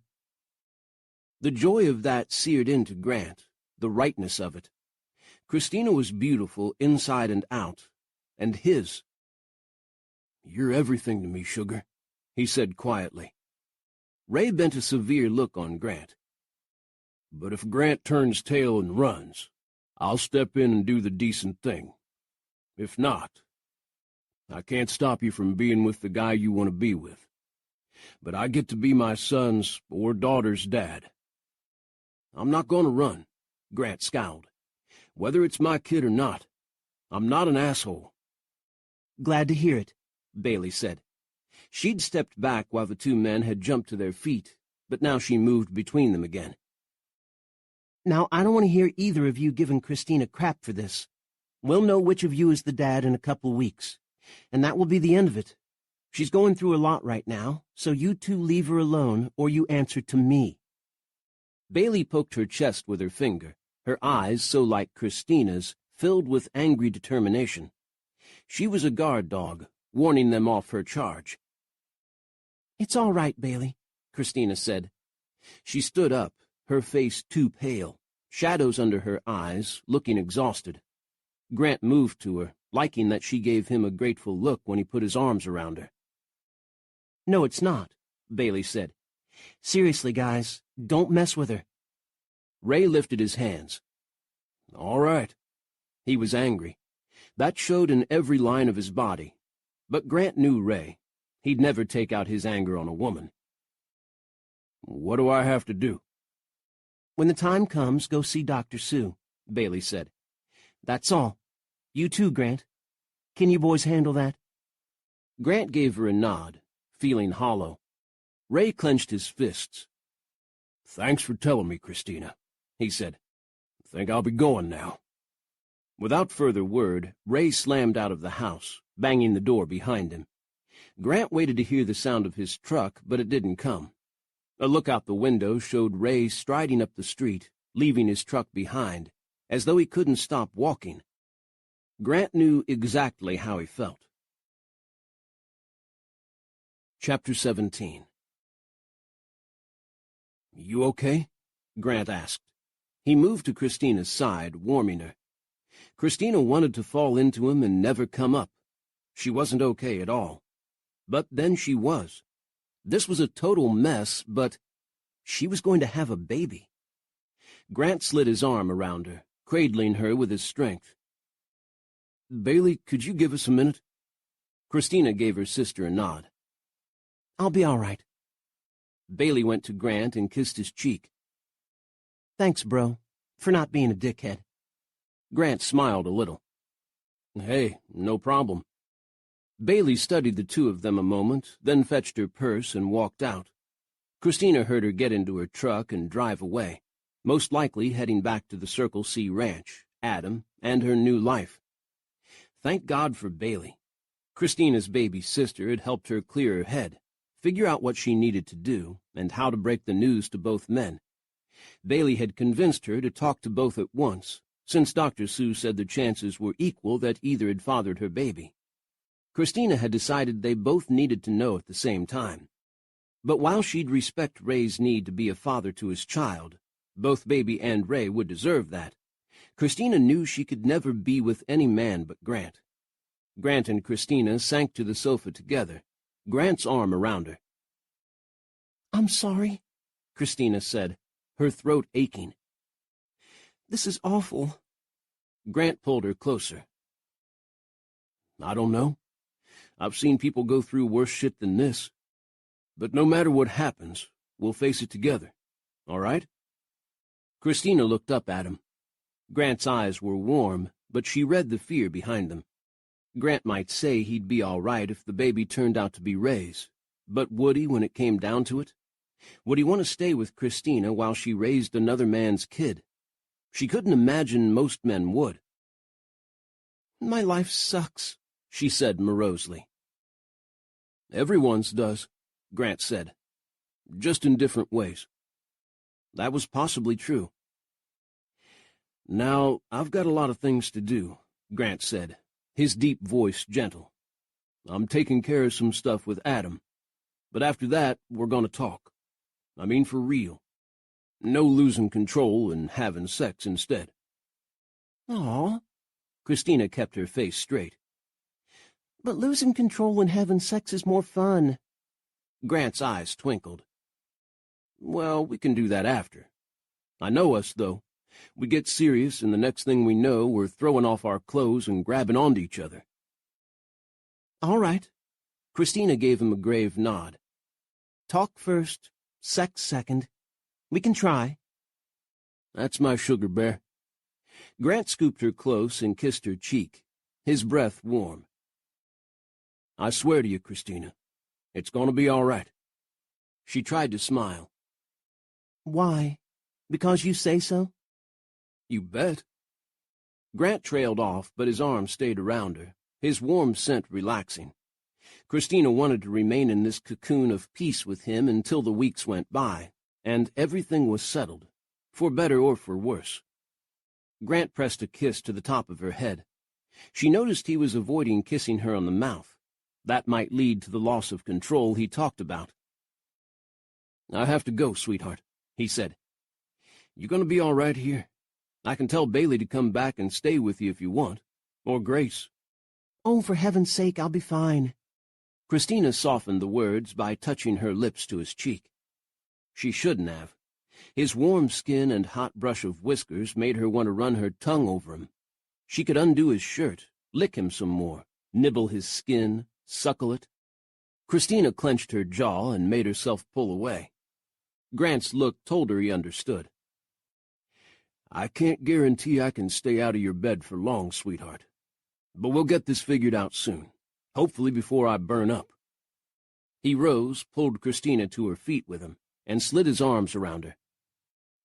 "I don't want to do anything but take care of you the rest of my life." Christina rested her hands on his chest. "You keep talking like that, and I'll just let you." Grant's look held heat, need, hope, and fear. "And I'll take you up on that." He stepped away from her, picked up his hat, and left the house. Grant tried to go on with life as usual, but everything had changed. Sam Farrell, Christina's uncle, invited Grant around to talk. Grant thought he'd be chastised for letting Christina get pregnant, because everyone knew now. But what Sam said surprised him. The old guy had a lot of heart. Ray helped Grant avoid awkward meetings with him by heading out of town with Kyle a few days later, back to the rodeo circuit. Word was that the two brothers kept on winning as usual, money, trophies, and sponsorships. Even so, it was a tough 2 weeks. Grant woke up every morning wondering if he'd be the lucky man who'd hold his baby in his arms, or if he'd have to eat shit while watching Ray do it. He went to bed every night praying the kid was his. He'd dream it was, his heart swelling with happiness. Then the dream would change, and Ray and Christina, with child, would be sitting at the park in the town square, or wherever, a happy couple, while Grant could only stand by and watch. Hell no. Grant would have Christina with him forever, no matter what. Meanwhile, he and Christina had a standing date every night they could get free, at Mrs. Ward's for dinner. They talked, really talked, using the diner as neutral ground. No sex, no fighting, just getting to know each other again. It was refreshing. The whole town knew Christina was pregnant, and most were speculating on whether the baby was Ray's or Grant's. Christina hadn't made any kind of announcement, but folks could count on their fingers and wonder. The fact that Grant and Christina seemed to be a couple again didn't calm the talk. But they could suck it up, Grant decided. He was sticking by Christina, whatever anyone thought. Grant had other things going on during the nail-biting 2 weeks, though they had become more of a distraction now than anything else. Thankfully, Adam and Carter had hammered everything out, with Grant and Tyler letting them. This new business deal came to a head a few days before Christina was due to be tested, when Karen's ex-husband, Preston Waters, rolled into town. He was slim, well-groomed, and handsome, in the obnoxious way of successful men who steamrolled over everyone to get what they wanted. Preston drove a tinted-windowed Lexus, which he was very careful of, and brought 2 assistants, a younger man every bit as obnoxious as himself, and a woman who dressed like Karen. The woman was younger than Karen and more arrogant. Naively so, Grant thought when he met her. Life hadn't kicked her in the teeth yet. Preston and his team met Karen, Grant, Adam, Carter, and Tyler in an upstairs room at the local bank for a little conference Carter had arranged. Mr. Carew, the head of the bank, was there too.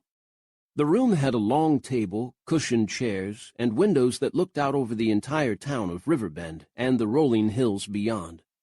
A beautiful green backdrop under a brilliant blue sky. Preston and his lackeys didn't hide their smirks as Grant and his brothers walked in. The Campbells and Carter wore black button-down shirts, jeans, and clean, polished cowboy boots, hats in hand. The 4 of them did own suits. They wore them to church and other formal occasions, but Grant had suggested that for this meeting they should look as cowboy as possible. Karen joined them in one of her crisp linen business suits, her hair, makeup, and nails perfect as always.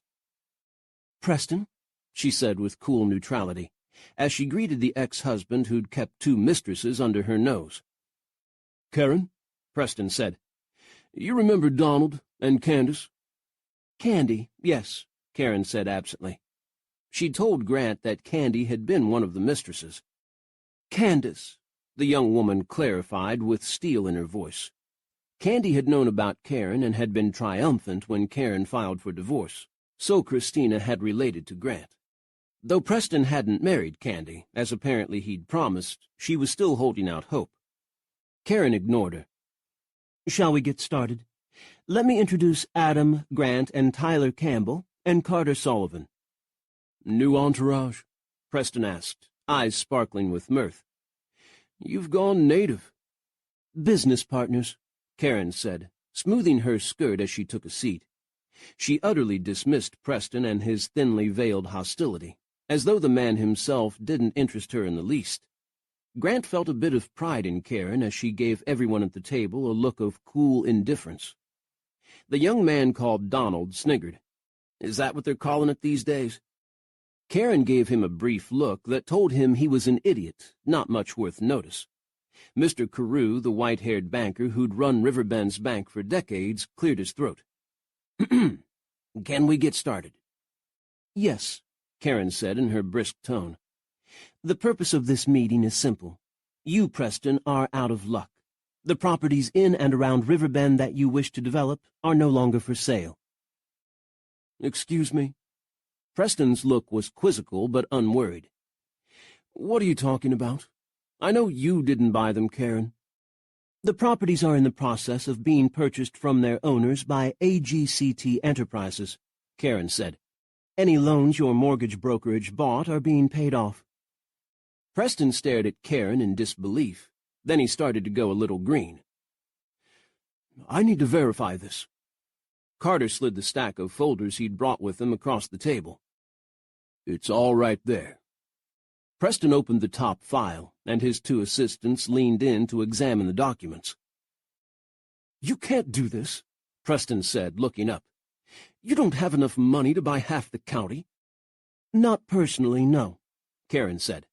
But my new partners and I do, collectively.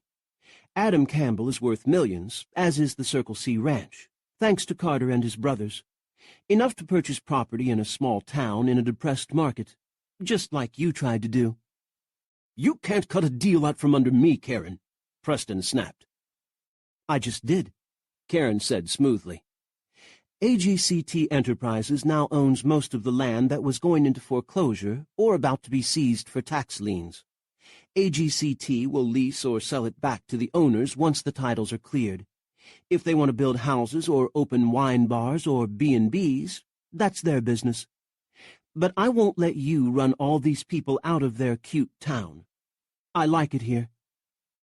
Preston's gaze flickered over Adam, Grant, Carter, and Tyler, who looked back at him stone-faced.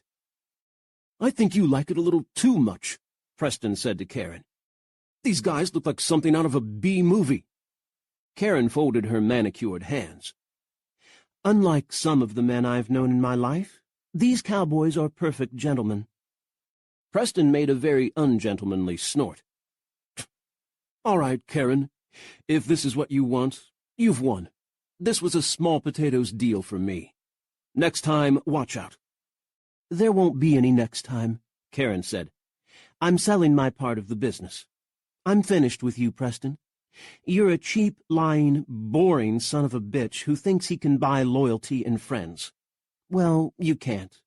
You can walk into a diner and buy a piece of pie, but you can't buy the respect of everyone in the place. Preston had no idea what she meant. That was clear. He got to his feet and shoved the folders back at Carter. His assistants scrambled up beside him. I'm out of here, Preston said. This place stinks like horse shit anyway. He shot a meaningful glance at the brothers, then stopped when Carter got up right in front of him. Grant, Adam, and Tyler rose to flank Carter, but it was Carter who had Preston turning pale. Grant folded his arms and watched while Carter looked Preston up and down. No one could have meaner eyes than Carter Sullivan. What do you think, boys? Carter asked his brothers. his voice deadly quiet. "Should we run him out of town?" Grant drew his thumb and forefinger down the sides of his mouth. "I have a better idea. You got a rope?" Preston swallowed, but gave a nervous laugh, as though trying to make himself believe they were joking with him. Grant and his brothers stood their ground. Preston finally broke. He ducked around Carter and ran for the door, nearly running down Mr. Carew along the way. His assistants were already gone. They hadn't waited for him. Adam closed the door behind Preston. Karen burst out laughing, one of the few sounds of true amusement Grant had ever heard her make. "That was wonderful," she crowed. She grabbed Grant and kissed his cheek, then Adam's, then Carter's and Tyler's without shame or fear. "Carter, you get the Oscar today. I've never seen Preston scared shitless before." Tyler and Adam high-fived with both hands, and Grant clapped Carter on the back. "I love watching you do that," Grant said. Carter remained straight-faced, but Grant could tell he was enjoying himself. "In that case, how about a beer?" Carter asked him. "You're buying." "No, I am," Karen said, her smile wide. "You boys are awesome." "And hey," Grant said, "we saved the town."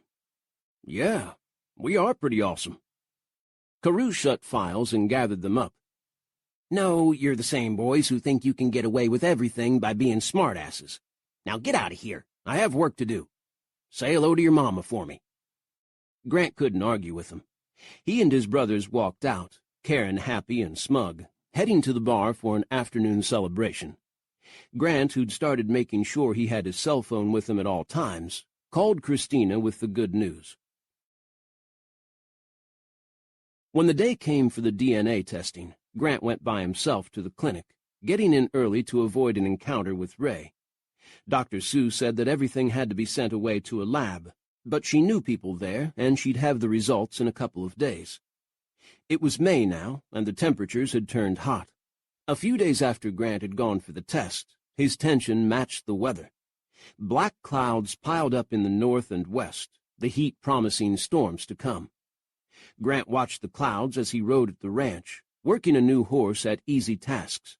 Hill country didn't have many tornadoes, not like they did in West Texas, or up around Amarillo and Wichita Falls, but the weather could still be severe. Grant had spent a summer in North Texas once. Every day they'd had a tornado watch. Didn't matter that the afternoon started out clear and beautiful. By 6, the sky could be black with clouds, everyone ready to head for shelter.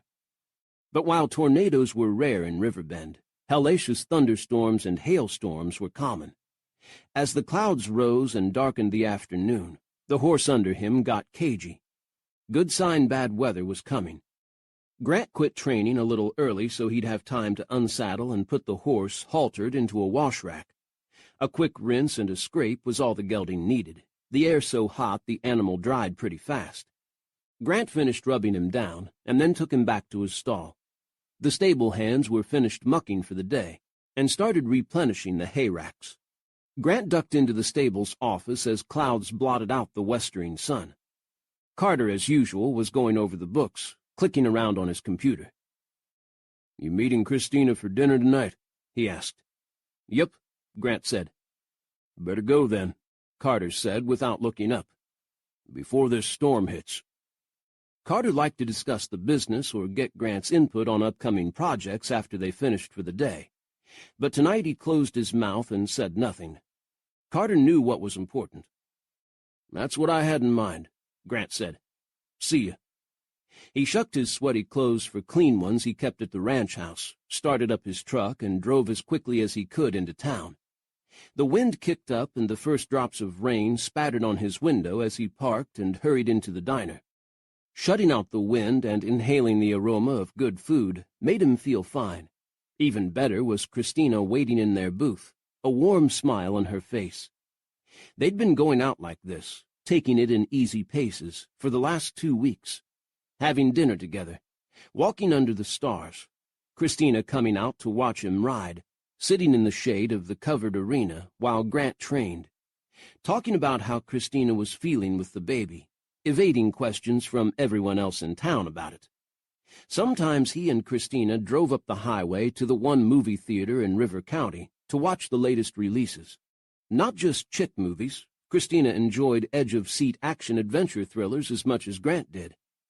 Or they'd sit on the porch either at the ranch or Christina's house.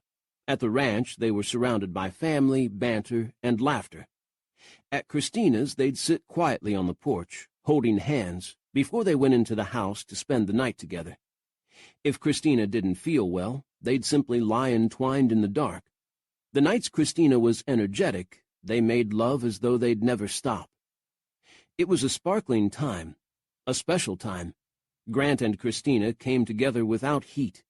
No going over the hurts of the past, no speculating about the future. The future was coming up on them fast, though. Tomorrow, Dr. Seward said, it would all be clear. Grant had a box in his pocket he wanted to bring out, but he was waiting until they knew, so Christina could decide without doubt what she wanted to do. "You just made it," Christina said, watching the rain spatter the windows. "I ordered you an iced tea, unsweetened, no lemon." Just as he liked it. "Great, thanks." This was what marriage would be, meeting up after work, planning the evening, Christina knowing exactly what Grant wanted to eat and drink, talking about little things no one else would care about, no drama or trying to perform for each other, just love and intense happiness. The rain fell harder.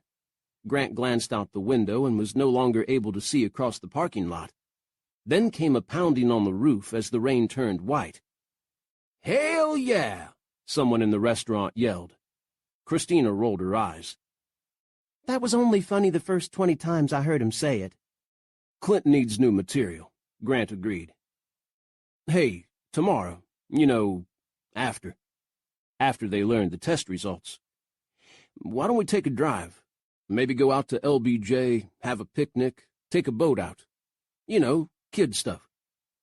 He didn't have to add if the weather's better, because this storm would be long gone by morning. At the moment, though, the hail pounded down outside, 2-inch chunks of ice that bounced off cars and the asphalt, slamming into the windows, which fortunately held. "Sure." Christina gave him a strong smile, the one that made her beautiful. "Maybe you'll go swimming and I can see you in a thong." Grant barked a laugh.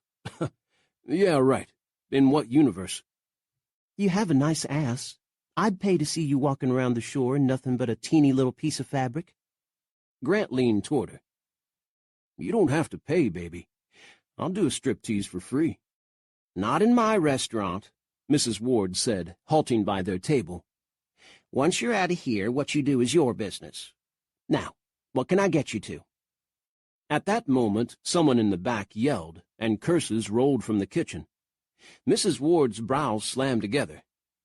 "I've been having some leaks. The roofers swear they fixed them all, but this is what happens when you have flat roofs and Texas rains."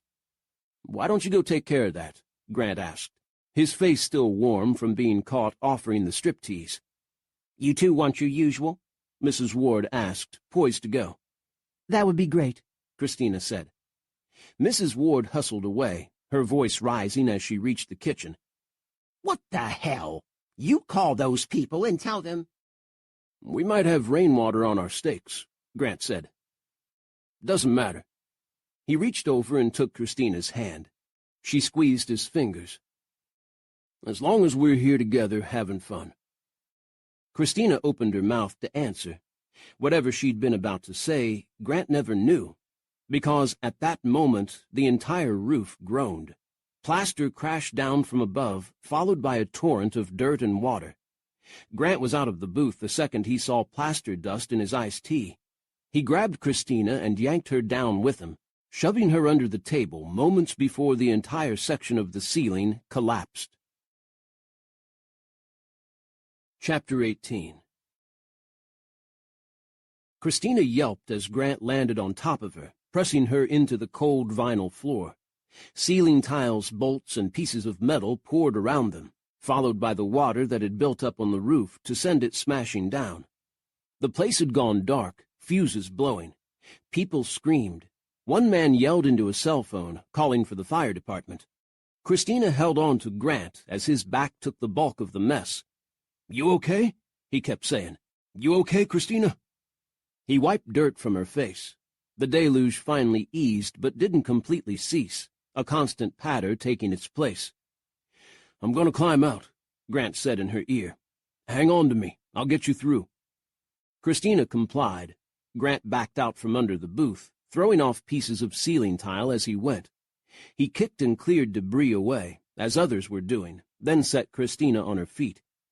The downpour of ceiling tile and water had stopped, but the roof was still making noises Christina didn't like. Mrs. Ward's voice sounded over the din. "If you can all go out the back door and get to the store, we can take shelter there. Keep the street and parking lot clear for the emergency crews. Anyone hurt?" No one admitted to being, though one child cried loudly. "Come on." Grant had his arm around Christina's waist. He guided her out the back door, both of them wincing as the hail came down. The downpour had lightened the slightest bit, but the hailstones stung where they struck.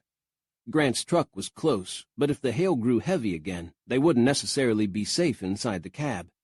Hail could break windows and destroy vehicles in a heartbeat.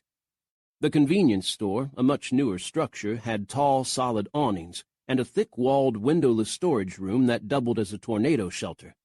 They could wait it out there. Halfway across the slippery, cold, crowded parking lot, Christina felt a sharp pain in her abdomen. She gasped, but it went away as rapidly as it had come. She said nothing until it happened again, a cramp that twisted her insides and made her want to double over. Fear as icy as the hail washed over her. "Grant!" she said in a panic.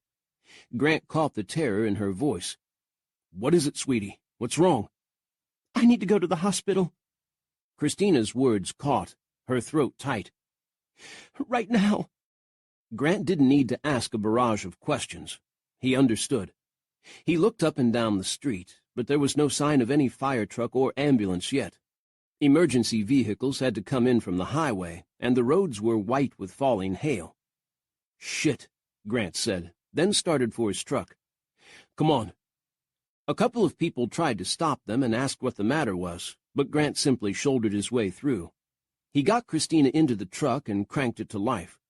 The patrons from the diner were hurrying through the north side of the parking lot, making for the store, so Grant squealed off to the south driveway, which led them in the opposite direction they needed to go. He drove as fast as he could around 3 sides of the courthouse square to the north road and headed out of town. "Hang on, sweetheart," Grant said, and drove directly into the storm. Christina nodded. After the last pain, the cramps had subsided, but she clenched the seat, terrified they would return. She couldn't lose this baby. She couldn't. Christina knew in her heart that if she didn't bring this baby to term, she'd never have the chance to have another. Maybe it just wasn't meant to be. "No," Christina sobbed. Grant set his warm hand over her closed one. "I'm going to get you there all right, sugar. I'm not going to let anything happen to you. You got it?" Christina nodded tightly again. The truck spun as Grant took the corner to the highway, but he steadied it with an easy touch. No one else was on the road. The pavement was empty and gleaming in the dark. Lightning filled the sky, and thunder boomed on top of it. The hail thickened, beating on the roof until the din blotted out all other sound. Christina sucked in a breath as the truck slid again. "Grant, you are crazy!" Grant let go of her hand to crank the steering wheel until they came out of the skid. "I am, but I'm good at what I do. I'm not losing you." "You won't," Christina yelled over the hail. "Not ever." They were meant to be together. All this stuff shoving them toward each other couldn't be a coincidence. Call it God or destiny or the grand scheme of the universe.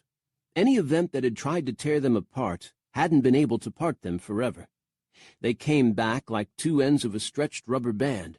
Didn't matter how far forces pulled them, they'd snap back together in the end. And who was Christina to defy the universe? "Hot damn!" Grant shouted in response.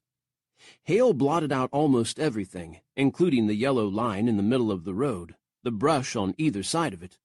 Grant's headlights glittered on falling ice. Christina shouted, "You know, if we wreck on the way, none of this will matter." "We won't. Hang on." The truck spun again and again. Grant calmly righted it.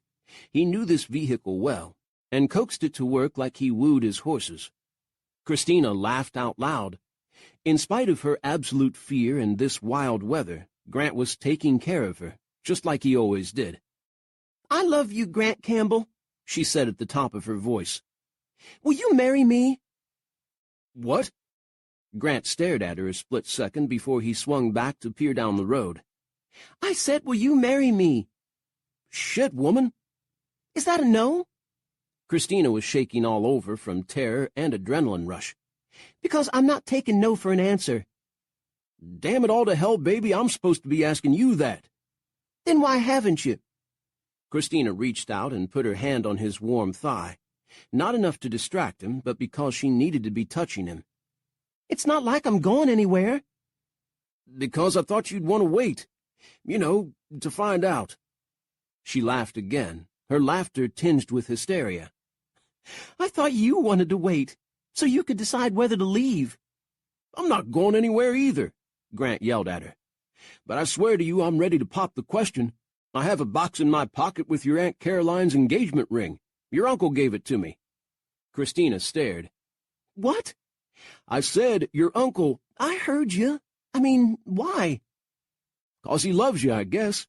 He gave me the ring and said I should ask you, because we belong together. We always have. He said that being apart for the last year was just us getting our heads out of our asses." "Wait, my uncle really said getting our heads out of our asses?" "Not in so many words."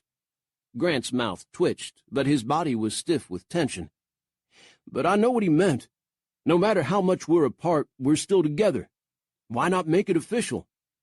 "Karen said the same thing." Grant barked a laugh. "Good old Karen. Mrs. K did too." "Well then, if everyone in town thinks we should get married, why don't we?" "All right then." Grant got the truck around a bend in the road without sliding. "Yes, damn it, I'll marry you." Christina clapped her arm over her abdomen as another cramp came. Not as bad this time, but even so, scary as hell. "I love you, Grant," she gasped. "I love you too, baby. Hang on." The slackening hail became heavy rain as Grant swung into the parking lot of the clinic. He screeched to a halt at the emergency room doors and ran around to help her inside. An orderly saw them stumble toward the door, came out with a wheelchair, a nurse with a clipboard following. "We got her," the nurse said. She knew Grant and his family by name. "You go park, Mr. Campbell. We'll take care of her." Christina gave him a nod. Grant stood like a man poleaxed, his face gray, as he watched Christina be wheeled inside the clinic, and then out of sight. Grant waited for news. He sat in the stiff chairs of the waiting room he'd reposed in so often over the years when his brothers were brought in for injuries, or else he paced in the open area before the elevator. Time crawled. Whenever he looked at his watch, he found that only 1 or 2 minutes had gone by since the last time he'd checked. This was turning into one of the longest nights of his life. Grant had called his mom and told her what happened. No, she couldn't come out there, he said, and neither should Bailey. The roads were way too dangerous. He'd keep them posted, and when the weather let up, they could drive over. Outside the long windows, the sky lit top to bottom with streaks of lightning as the storm marched across the plains to the river. Rain filmed the windows, and the occasional handful of hail spattered out of the darkness into the glass. Grant waited. The box with the ring was heavy in his jacket pocket, the jacket itself soaked with water. But the ring was safe. He'd made sure of that. 2 hours went by at a snail's pace. The rain calmed, but wind bent the small trees in the parking lot, and lightning flickered against the blackness. "Mr. Campbell," a nurse said. "Come on back. She's asking for you." Grant nearly ran for the corridor past the nurse's station. The nurse had to hurry to get ahead of him. "Is she all right?" Grant didn't wait for an answer, but charged into Christina's room. Christina lay back against the half-raised bed. Her face was bloodless, but her eyes didn't show the haunted look he'd feared. "You okay?" Grant asked, afraid of the answer. Christina gave him a faint smile and slid her hand to her abdomen. "We're both all right." "Thank God," Grant said fervently. He'd never said a truer prayer in his life. He dropped to the chair next to her bed, his head going to his hands. "Thank God." "They checked me over really well," Christina said. "Dr. Sue is here, so she did it herself. She said I was way stressed and they need to watch me tonight, but the baby is okay. But with the ceiling falling on me, surviving a hair-raising ride through one of the worst storms in years, I need to take it easy. But I'm all right. I'm pretty tough." "I told you I'd get you here safe." Grant let out his breath. "I was so damn scared, Christina." "Yeah?" Christina's smile shook. "Well, I was flippin' terrified." She lifted her hand, palm out to him. "Let me see it." "See what?" "The ring, sweet ass. I want us engaged before I walk out of here." Grant's grin came from a place of warmth. He lifted his wet denim jacket, removed a small box from the pocket, and opened it. On a fold of tissue paper lay a simple and beautiful ring. A gold band held a round diamond flanked on 4 sides by diamond chips. The ring shone softly, burnished by time. Grant drew the chair next to the high bed. He settled one knee on the chair seat and took the ring from the box. "Christina Farrell," he said, "will you do me the honor of becoming my wife?" Christina's brown eyes shone with tears. "Are you sure you're sure? What about—" She touched her abdomen. "What if the baby isn't yours? Will you really want marriage to me then?" Grant closed his strong hand over Christina's. "What I want is you. I know the kid might be Ray's. I know if it is, it probably means I can't have kids at all. But we can adopt kids, have as big a family as we want. Hell, Carter's adopted and he turned out all right. And if this baby is Ray's, the poor kid's going to be stuck with 2 dads." Christina burst out laughing, even while tears trickled down her face. "I was thinking the same things. I love you, Grant Campbell. I will marry you. I will, I will, I will, I will." Her smile took Grant's breath away. A wave of happiness broke over him, a sense that everything was in its right place in the world. Didn't matter what they had to face, they'd face it together. Grant took Christina's warm left hand in his and slid the ring onto her 3rd finger. The ring fit like it was made for her. He leaned down and kissed his Christina. The sweetest kiss, the one Grant had been waiting for all his life. "What the hell?" Grant came up swiftly at the sound of Ray Mallory's voice. Ray stood in the doorway, the nurse who'd brought Grant in trying to keep him out. "Ray," Christina said in surprise. Then she made a reassuring motion to the nurse. "It's all right. He's just worried about me." The nurse frowned. "Maybe, but your doctor said you needed to rest, and too many visitors will overstress you." She gave Ray a severe look. "Talk quick, then you need to go." "They said at the diner you were hurt," Ray said to Christina after the nurse had left them. "And that Grant had driven you out of there like the devil running out of hell. I was afraid... "The baby's fine," Christina said, giving him a smile. "Just fine. Grant got me here quick enough. Through a wild hailstorm." Ray glared at Grant as though he wanted to throw him to the floor. Grant made himself not respond. Ray must have been just as scared as he'd been for Christina and the baby. At this point, Ray had as much to lose as Grant. Ray's hair and shirt was all wet. He'd come through the storm, too. For Christina. "It's probably a good thing you're here," Christina said, her voice losing its energy. "Dr. Sue said she got the test results back late this afternoon. She was going to call me in the morning, but she said she'd give them to me tonight if we wanted to know now." Grant's tension ramped back up. To know. Tonight. Now that it came down to it, Grant didn't want the truth. He wasn't sure he could handle it. Maybe it was a family trait, not being able to make kids. Adam, before Bailey, and Tyler had never been able to keep it in their pants, and they didn't have a string of women holding up babies whenever they walked by. The only one of them who had a kid was Carter, and he wasn't a Campbell by blood. No, Grant needed to know this, to take it in the gut. The knowledge would change Grant's life, but he needed to face it. He saw that Ray was going through the same dilemma. Ray's face was drawn and pasty, as though he suffered from a 3-day hangover. "Yeah," Ray said. "Let's get this over with." Grant nodded tightly.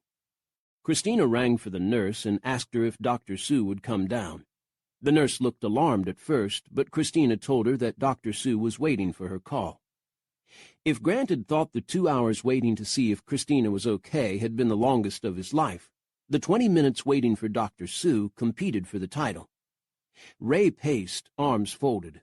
Grant stayed by Christina's side, holding her hand until she kissed his closed fist and told him he was making her fingers stiff.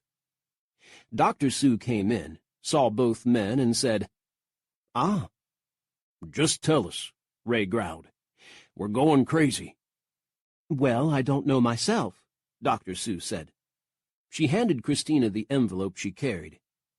"It's Christina's business. She sees it first." A swallow moved down Christina's throat as she reached a shaking hand for the envelope. She settled it on the blankets, fighting with the pulse monitor on her finger before she tore the seal with her thumb and pulled out a sheaf of papers. Christina read the first page, flipped to the second, and frowned. "Well?" Grant realized he'd stopped breathing. "What the hell does it say?" "It says," Christina cleared her throat, "Subject 1, Grant, cannot be ruled out as the biological father." Grant blinked, turning the weird sentence around in his head. "What the hell does that mean?" Ray glared at him. "It means you're the father, dumbass." "Yes," Dr. Sue said briskly. "That's exactly what it means." Grant remained in place for a few seconds as his brain caught up, and the revelation seeped through his body. He let out a whoop that drowned out the next clap of thunder. "Woo-hoo! I'm having a baby! I'm going to be a dad!" Grant left the floor, punching the air with both fists. "I'm a dad!" Christina was laughing and crying, wiping her eyes with the envelope. Dr. Sue watched them all, quiet with experience, a smile on her face. Ray didn't say a word. He'd turned his back, arms jammed across his chest. Grant looked over Christina's shoulder at the other paper lying on her lap. Subject 2, Ray, ruled out as the biological father. No doubt about it. "Ray," Grant said. Ray lifted his head and turned around. His eyes were wet. "Congratulations, Grant. Christina. This was for the best, I guess. You two need to be together. Now you can be. Totally." "Ray, I'm sorry," Christina said softly. "I'm sorry I put you through this." Ray shook his head. He didn't look at either of them, but moisture glittered on his lashes. "I'd have wanted to know. I'll see you." Without waiting for argument or goodbyes, Ray swung around and left the room. Dr. Sue put her hands into the pockets of her white coat. "That's that, then. Congratulations, you two." She glanced at the ring sparkling on Christina's finger. "Double congrats. When's the wedding?" Grant and Christina both started to talk, then Christina laughed.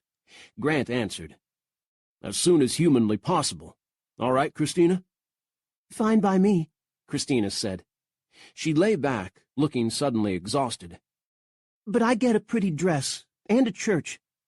Oh, man, Bailey's going to kill me when I tell her she only has a few weeks to plan the wedding." Dr. Sue gestured with her hands in her pockets, the coat opening and closing.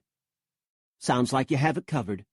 Now I'll let you kiss her good night, Grant, and you can sleep here at the clinic if you want, but she has to rest." "You got it, Doc." Grant didn't wait until Dr. Sue left to begin the kissing. He needed Christina's kisses right now. Christina laughed as he leaned over her, and Grant tasted the laughter in his mouth. Christina was his. He had a family. Grant placed his hand over Christina's abdomen. She slid her hand on top of his, her touch light but strong. Her kisses were the same. She was fragile, his Christina, but she'd make it. She'd already proved she could put up with Grant and all his shit through good times and bad. Grant deepened the kiss, Christina's hand coming up to cup his neck. There would be all good times from now on. Sexy times, fun times, happy times, and full of love. Because now they were 3. Chapter 19. 3 weeks later. 3 weeks of planning, whirlwind preparation, doctor's appointments, and crazy days. Bailey, Christina, and their mother, who was thrilled to be marrying off another daughter so soon, worked long hours to make this wedding as elegant as Bailey's had been in a fraction of the time. Again, the reception would be at Circle C Ranch, and Grace volunteered to cook most of the food. She loved her new job as chef for the ranch and partial nanny to Faith. Mrs. Ward offered to send out a host of pies for the occasion full of late spring goodness, strawberry, rhubarb, early summer berries. Her restaurant had been closed, of course, because of all the damage, but thankfully no one had been hurt. Mrs. Ward had insurance on the place, but the collapse broke her heart. Christina thought Karen might step in and try to buy the place again, but she did not. Instead, Carter visited Mrs. Ward and told her that AGCT Enterprises would invest in helping her get back on her feet. That's what the new company did, invested in Riverbend and kept its heritage alive. Grant and Adam were the founders of the organization. Carter kept the books. Tyler was PR, and Karen was on the board to look around for things to invest in. Karen was becoming very fond of Riverbend, and was even looking for a place to live. She'd be adopting a Central Texas accent before long, Christina thought, and pretend she'd lived there all her life. Ray Mallory dealt with the discovery that he was not the father of Christina's child by leaving town, with the excuse that there were more rodeos out there, more prizes to be won. It was his job. Christina felt bad for everything she'd put him through, though Kyle told her she shouldn't. "He's a big boy," Kyle said to Christina one night at the bar. "He's disappointed, and I can't blame him. But he'll be all right. Trust me. He's drowning his sorrows in the sweeties who are all over him at the rodeos. Give him time." "I shouldn't have gone out with him at all," Christina said. She'd started as manager, finding she liked making all the decisions for the place. She'd been taking a break with a glass of apple juice when Kyle had come to say hello. "I should have known I'd never get over Grant." "Well, Ray knew that. We all did. But he went out with you anyway. It's not entirely your fault, Christina." Kyle put a kind hand on her shoulder. "Plus, he could have used a condom." Christina had laughed and kissed Kyle on the cheek. She'd always feel remorse that her old friend Ray had gotten hurt in her mess with Grant. But Christina allowed herself to enter the euphoria that had come into her life. She was marrying the hottest cowboy in Texas, the one she loved to pieces, and they were having a baby together. On a fine Saturday in the first part of June, Christina met Grant at the church in Riverbend. She wore a lacy white dress that floated around her, Bailey as her matron of honor in soft blue, Faith in a matching blue dress as a flower girl. Grant and his brothers were in tuxes again, with cowboy boots. This time Grant waited at the altar, Adam beside him, Grant's blue eyes warming when he saw Christina walking sedately up the aisle on her father's arm. Christina paused on the way to press a kiss to Sam Farrell's lined face, then continued until she was handed to Grant. It was a beautiful Texas hill country day, warm but not too hot, white clouds floating across the sunny sky. Grant and Christina held each other's hands and looked straight into each other's eyes when they said, "I do." Christina wore no veil, only a sprig of flowers in her hair, so all Grant had to do was tilt her face to his and kiss her. And kiss her. Grant's mouth opened hers, his hands pressing her into him. Christina tasted his joy, felt his strength as he bent over her, cradling her in warmth that wouldn't stop. Neither did the kiss. Tyler whooped, then every cowboy in the place followed suit. When Grant finally released Christina and stood her upright, she was out of breath. Grant raised his fist to his brothers and friends in victory, and Christina gave them a thumbs up. Walking back down the aisle with him, arm in arm, was minus the pain it had been at Bailey's wedding. A lot had happened since then that had lifted Christina up, shaken her, and set her back down again. She clung to Grant's strong arm as he nearly ran with her to the end of the aisle. Grant looked down at her, sending Christina his hot, wicked smile. She'd found her happily ever after. The reception was the wildest party Riverbend had known in a while. Grant made sure of it. He even made sure Kyle and Ray were there. No hard feelings. Ray hadn't brought a date, but the look of raw pain Grant had seen in him at the hospital had eased. Now he looked more at peace, ready to move on. Kyle, on the other hand, had been pissed off at Grant all spring, ever since Grace had announced she was working at the Circle C. "You think you're funny, don't you?" Kyle asked as he stood with Grant at the edge of the dance floor. "Getting Grace a job working for your ranch." "She loves it," Grant said. "She's settling in real nice." "I know she loves it," Kyle growled. "I haven't seen her so happy in a long time." "Then you're welcome." Kyle scowled at him. "You know damn well why I don't want her at your house." "Because of Carter," Grant said. "I figured out pretty quick that's why you tried to fix me up with her. But there's nothing wrong with Carter, my friend. He's smart, generous, and trustworthy as hell. My mom saw all that in him when he was a kid, and made sure it was able to come out. Plus, he's proved he makes a great dad." "I know." Kyle looked embarrassed. "It's just, his past might come back to bite him, and I wouldn't want my sister caught in it. Let me put it another way. If Christina had started going out with Carter, what would you have done?" "Killed him," Grant said, his cheerfulness returning. He snagged a beer from a passing tray. "Give him a break, Kyle. Carter's a good guy. He can take care of his past. Besides, Faith loves Grace. Let's not mess with that." Kyle let out a breath. "Right. I'll try." Carter can barely say 2 words to her. Grant gestured with the bottle to Carter, who was standing by himself. Carter's gaze was on Grace in her light summer dress as she talked animatedly with Bailey, Christina, and Lucy. "I see that," Kyle said, sounding more hopeful. "Maybe it will come to nothing. Or maybe they'll find out they were meant for each other, like me and Christina."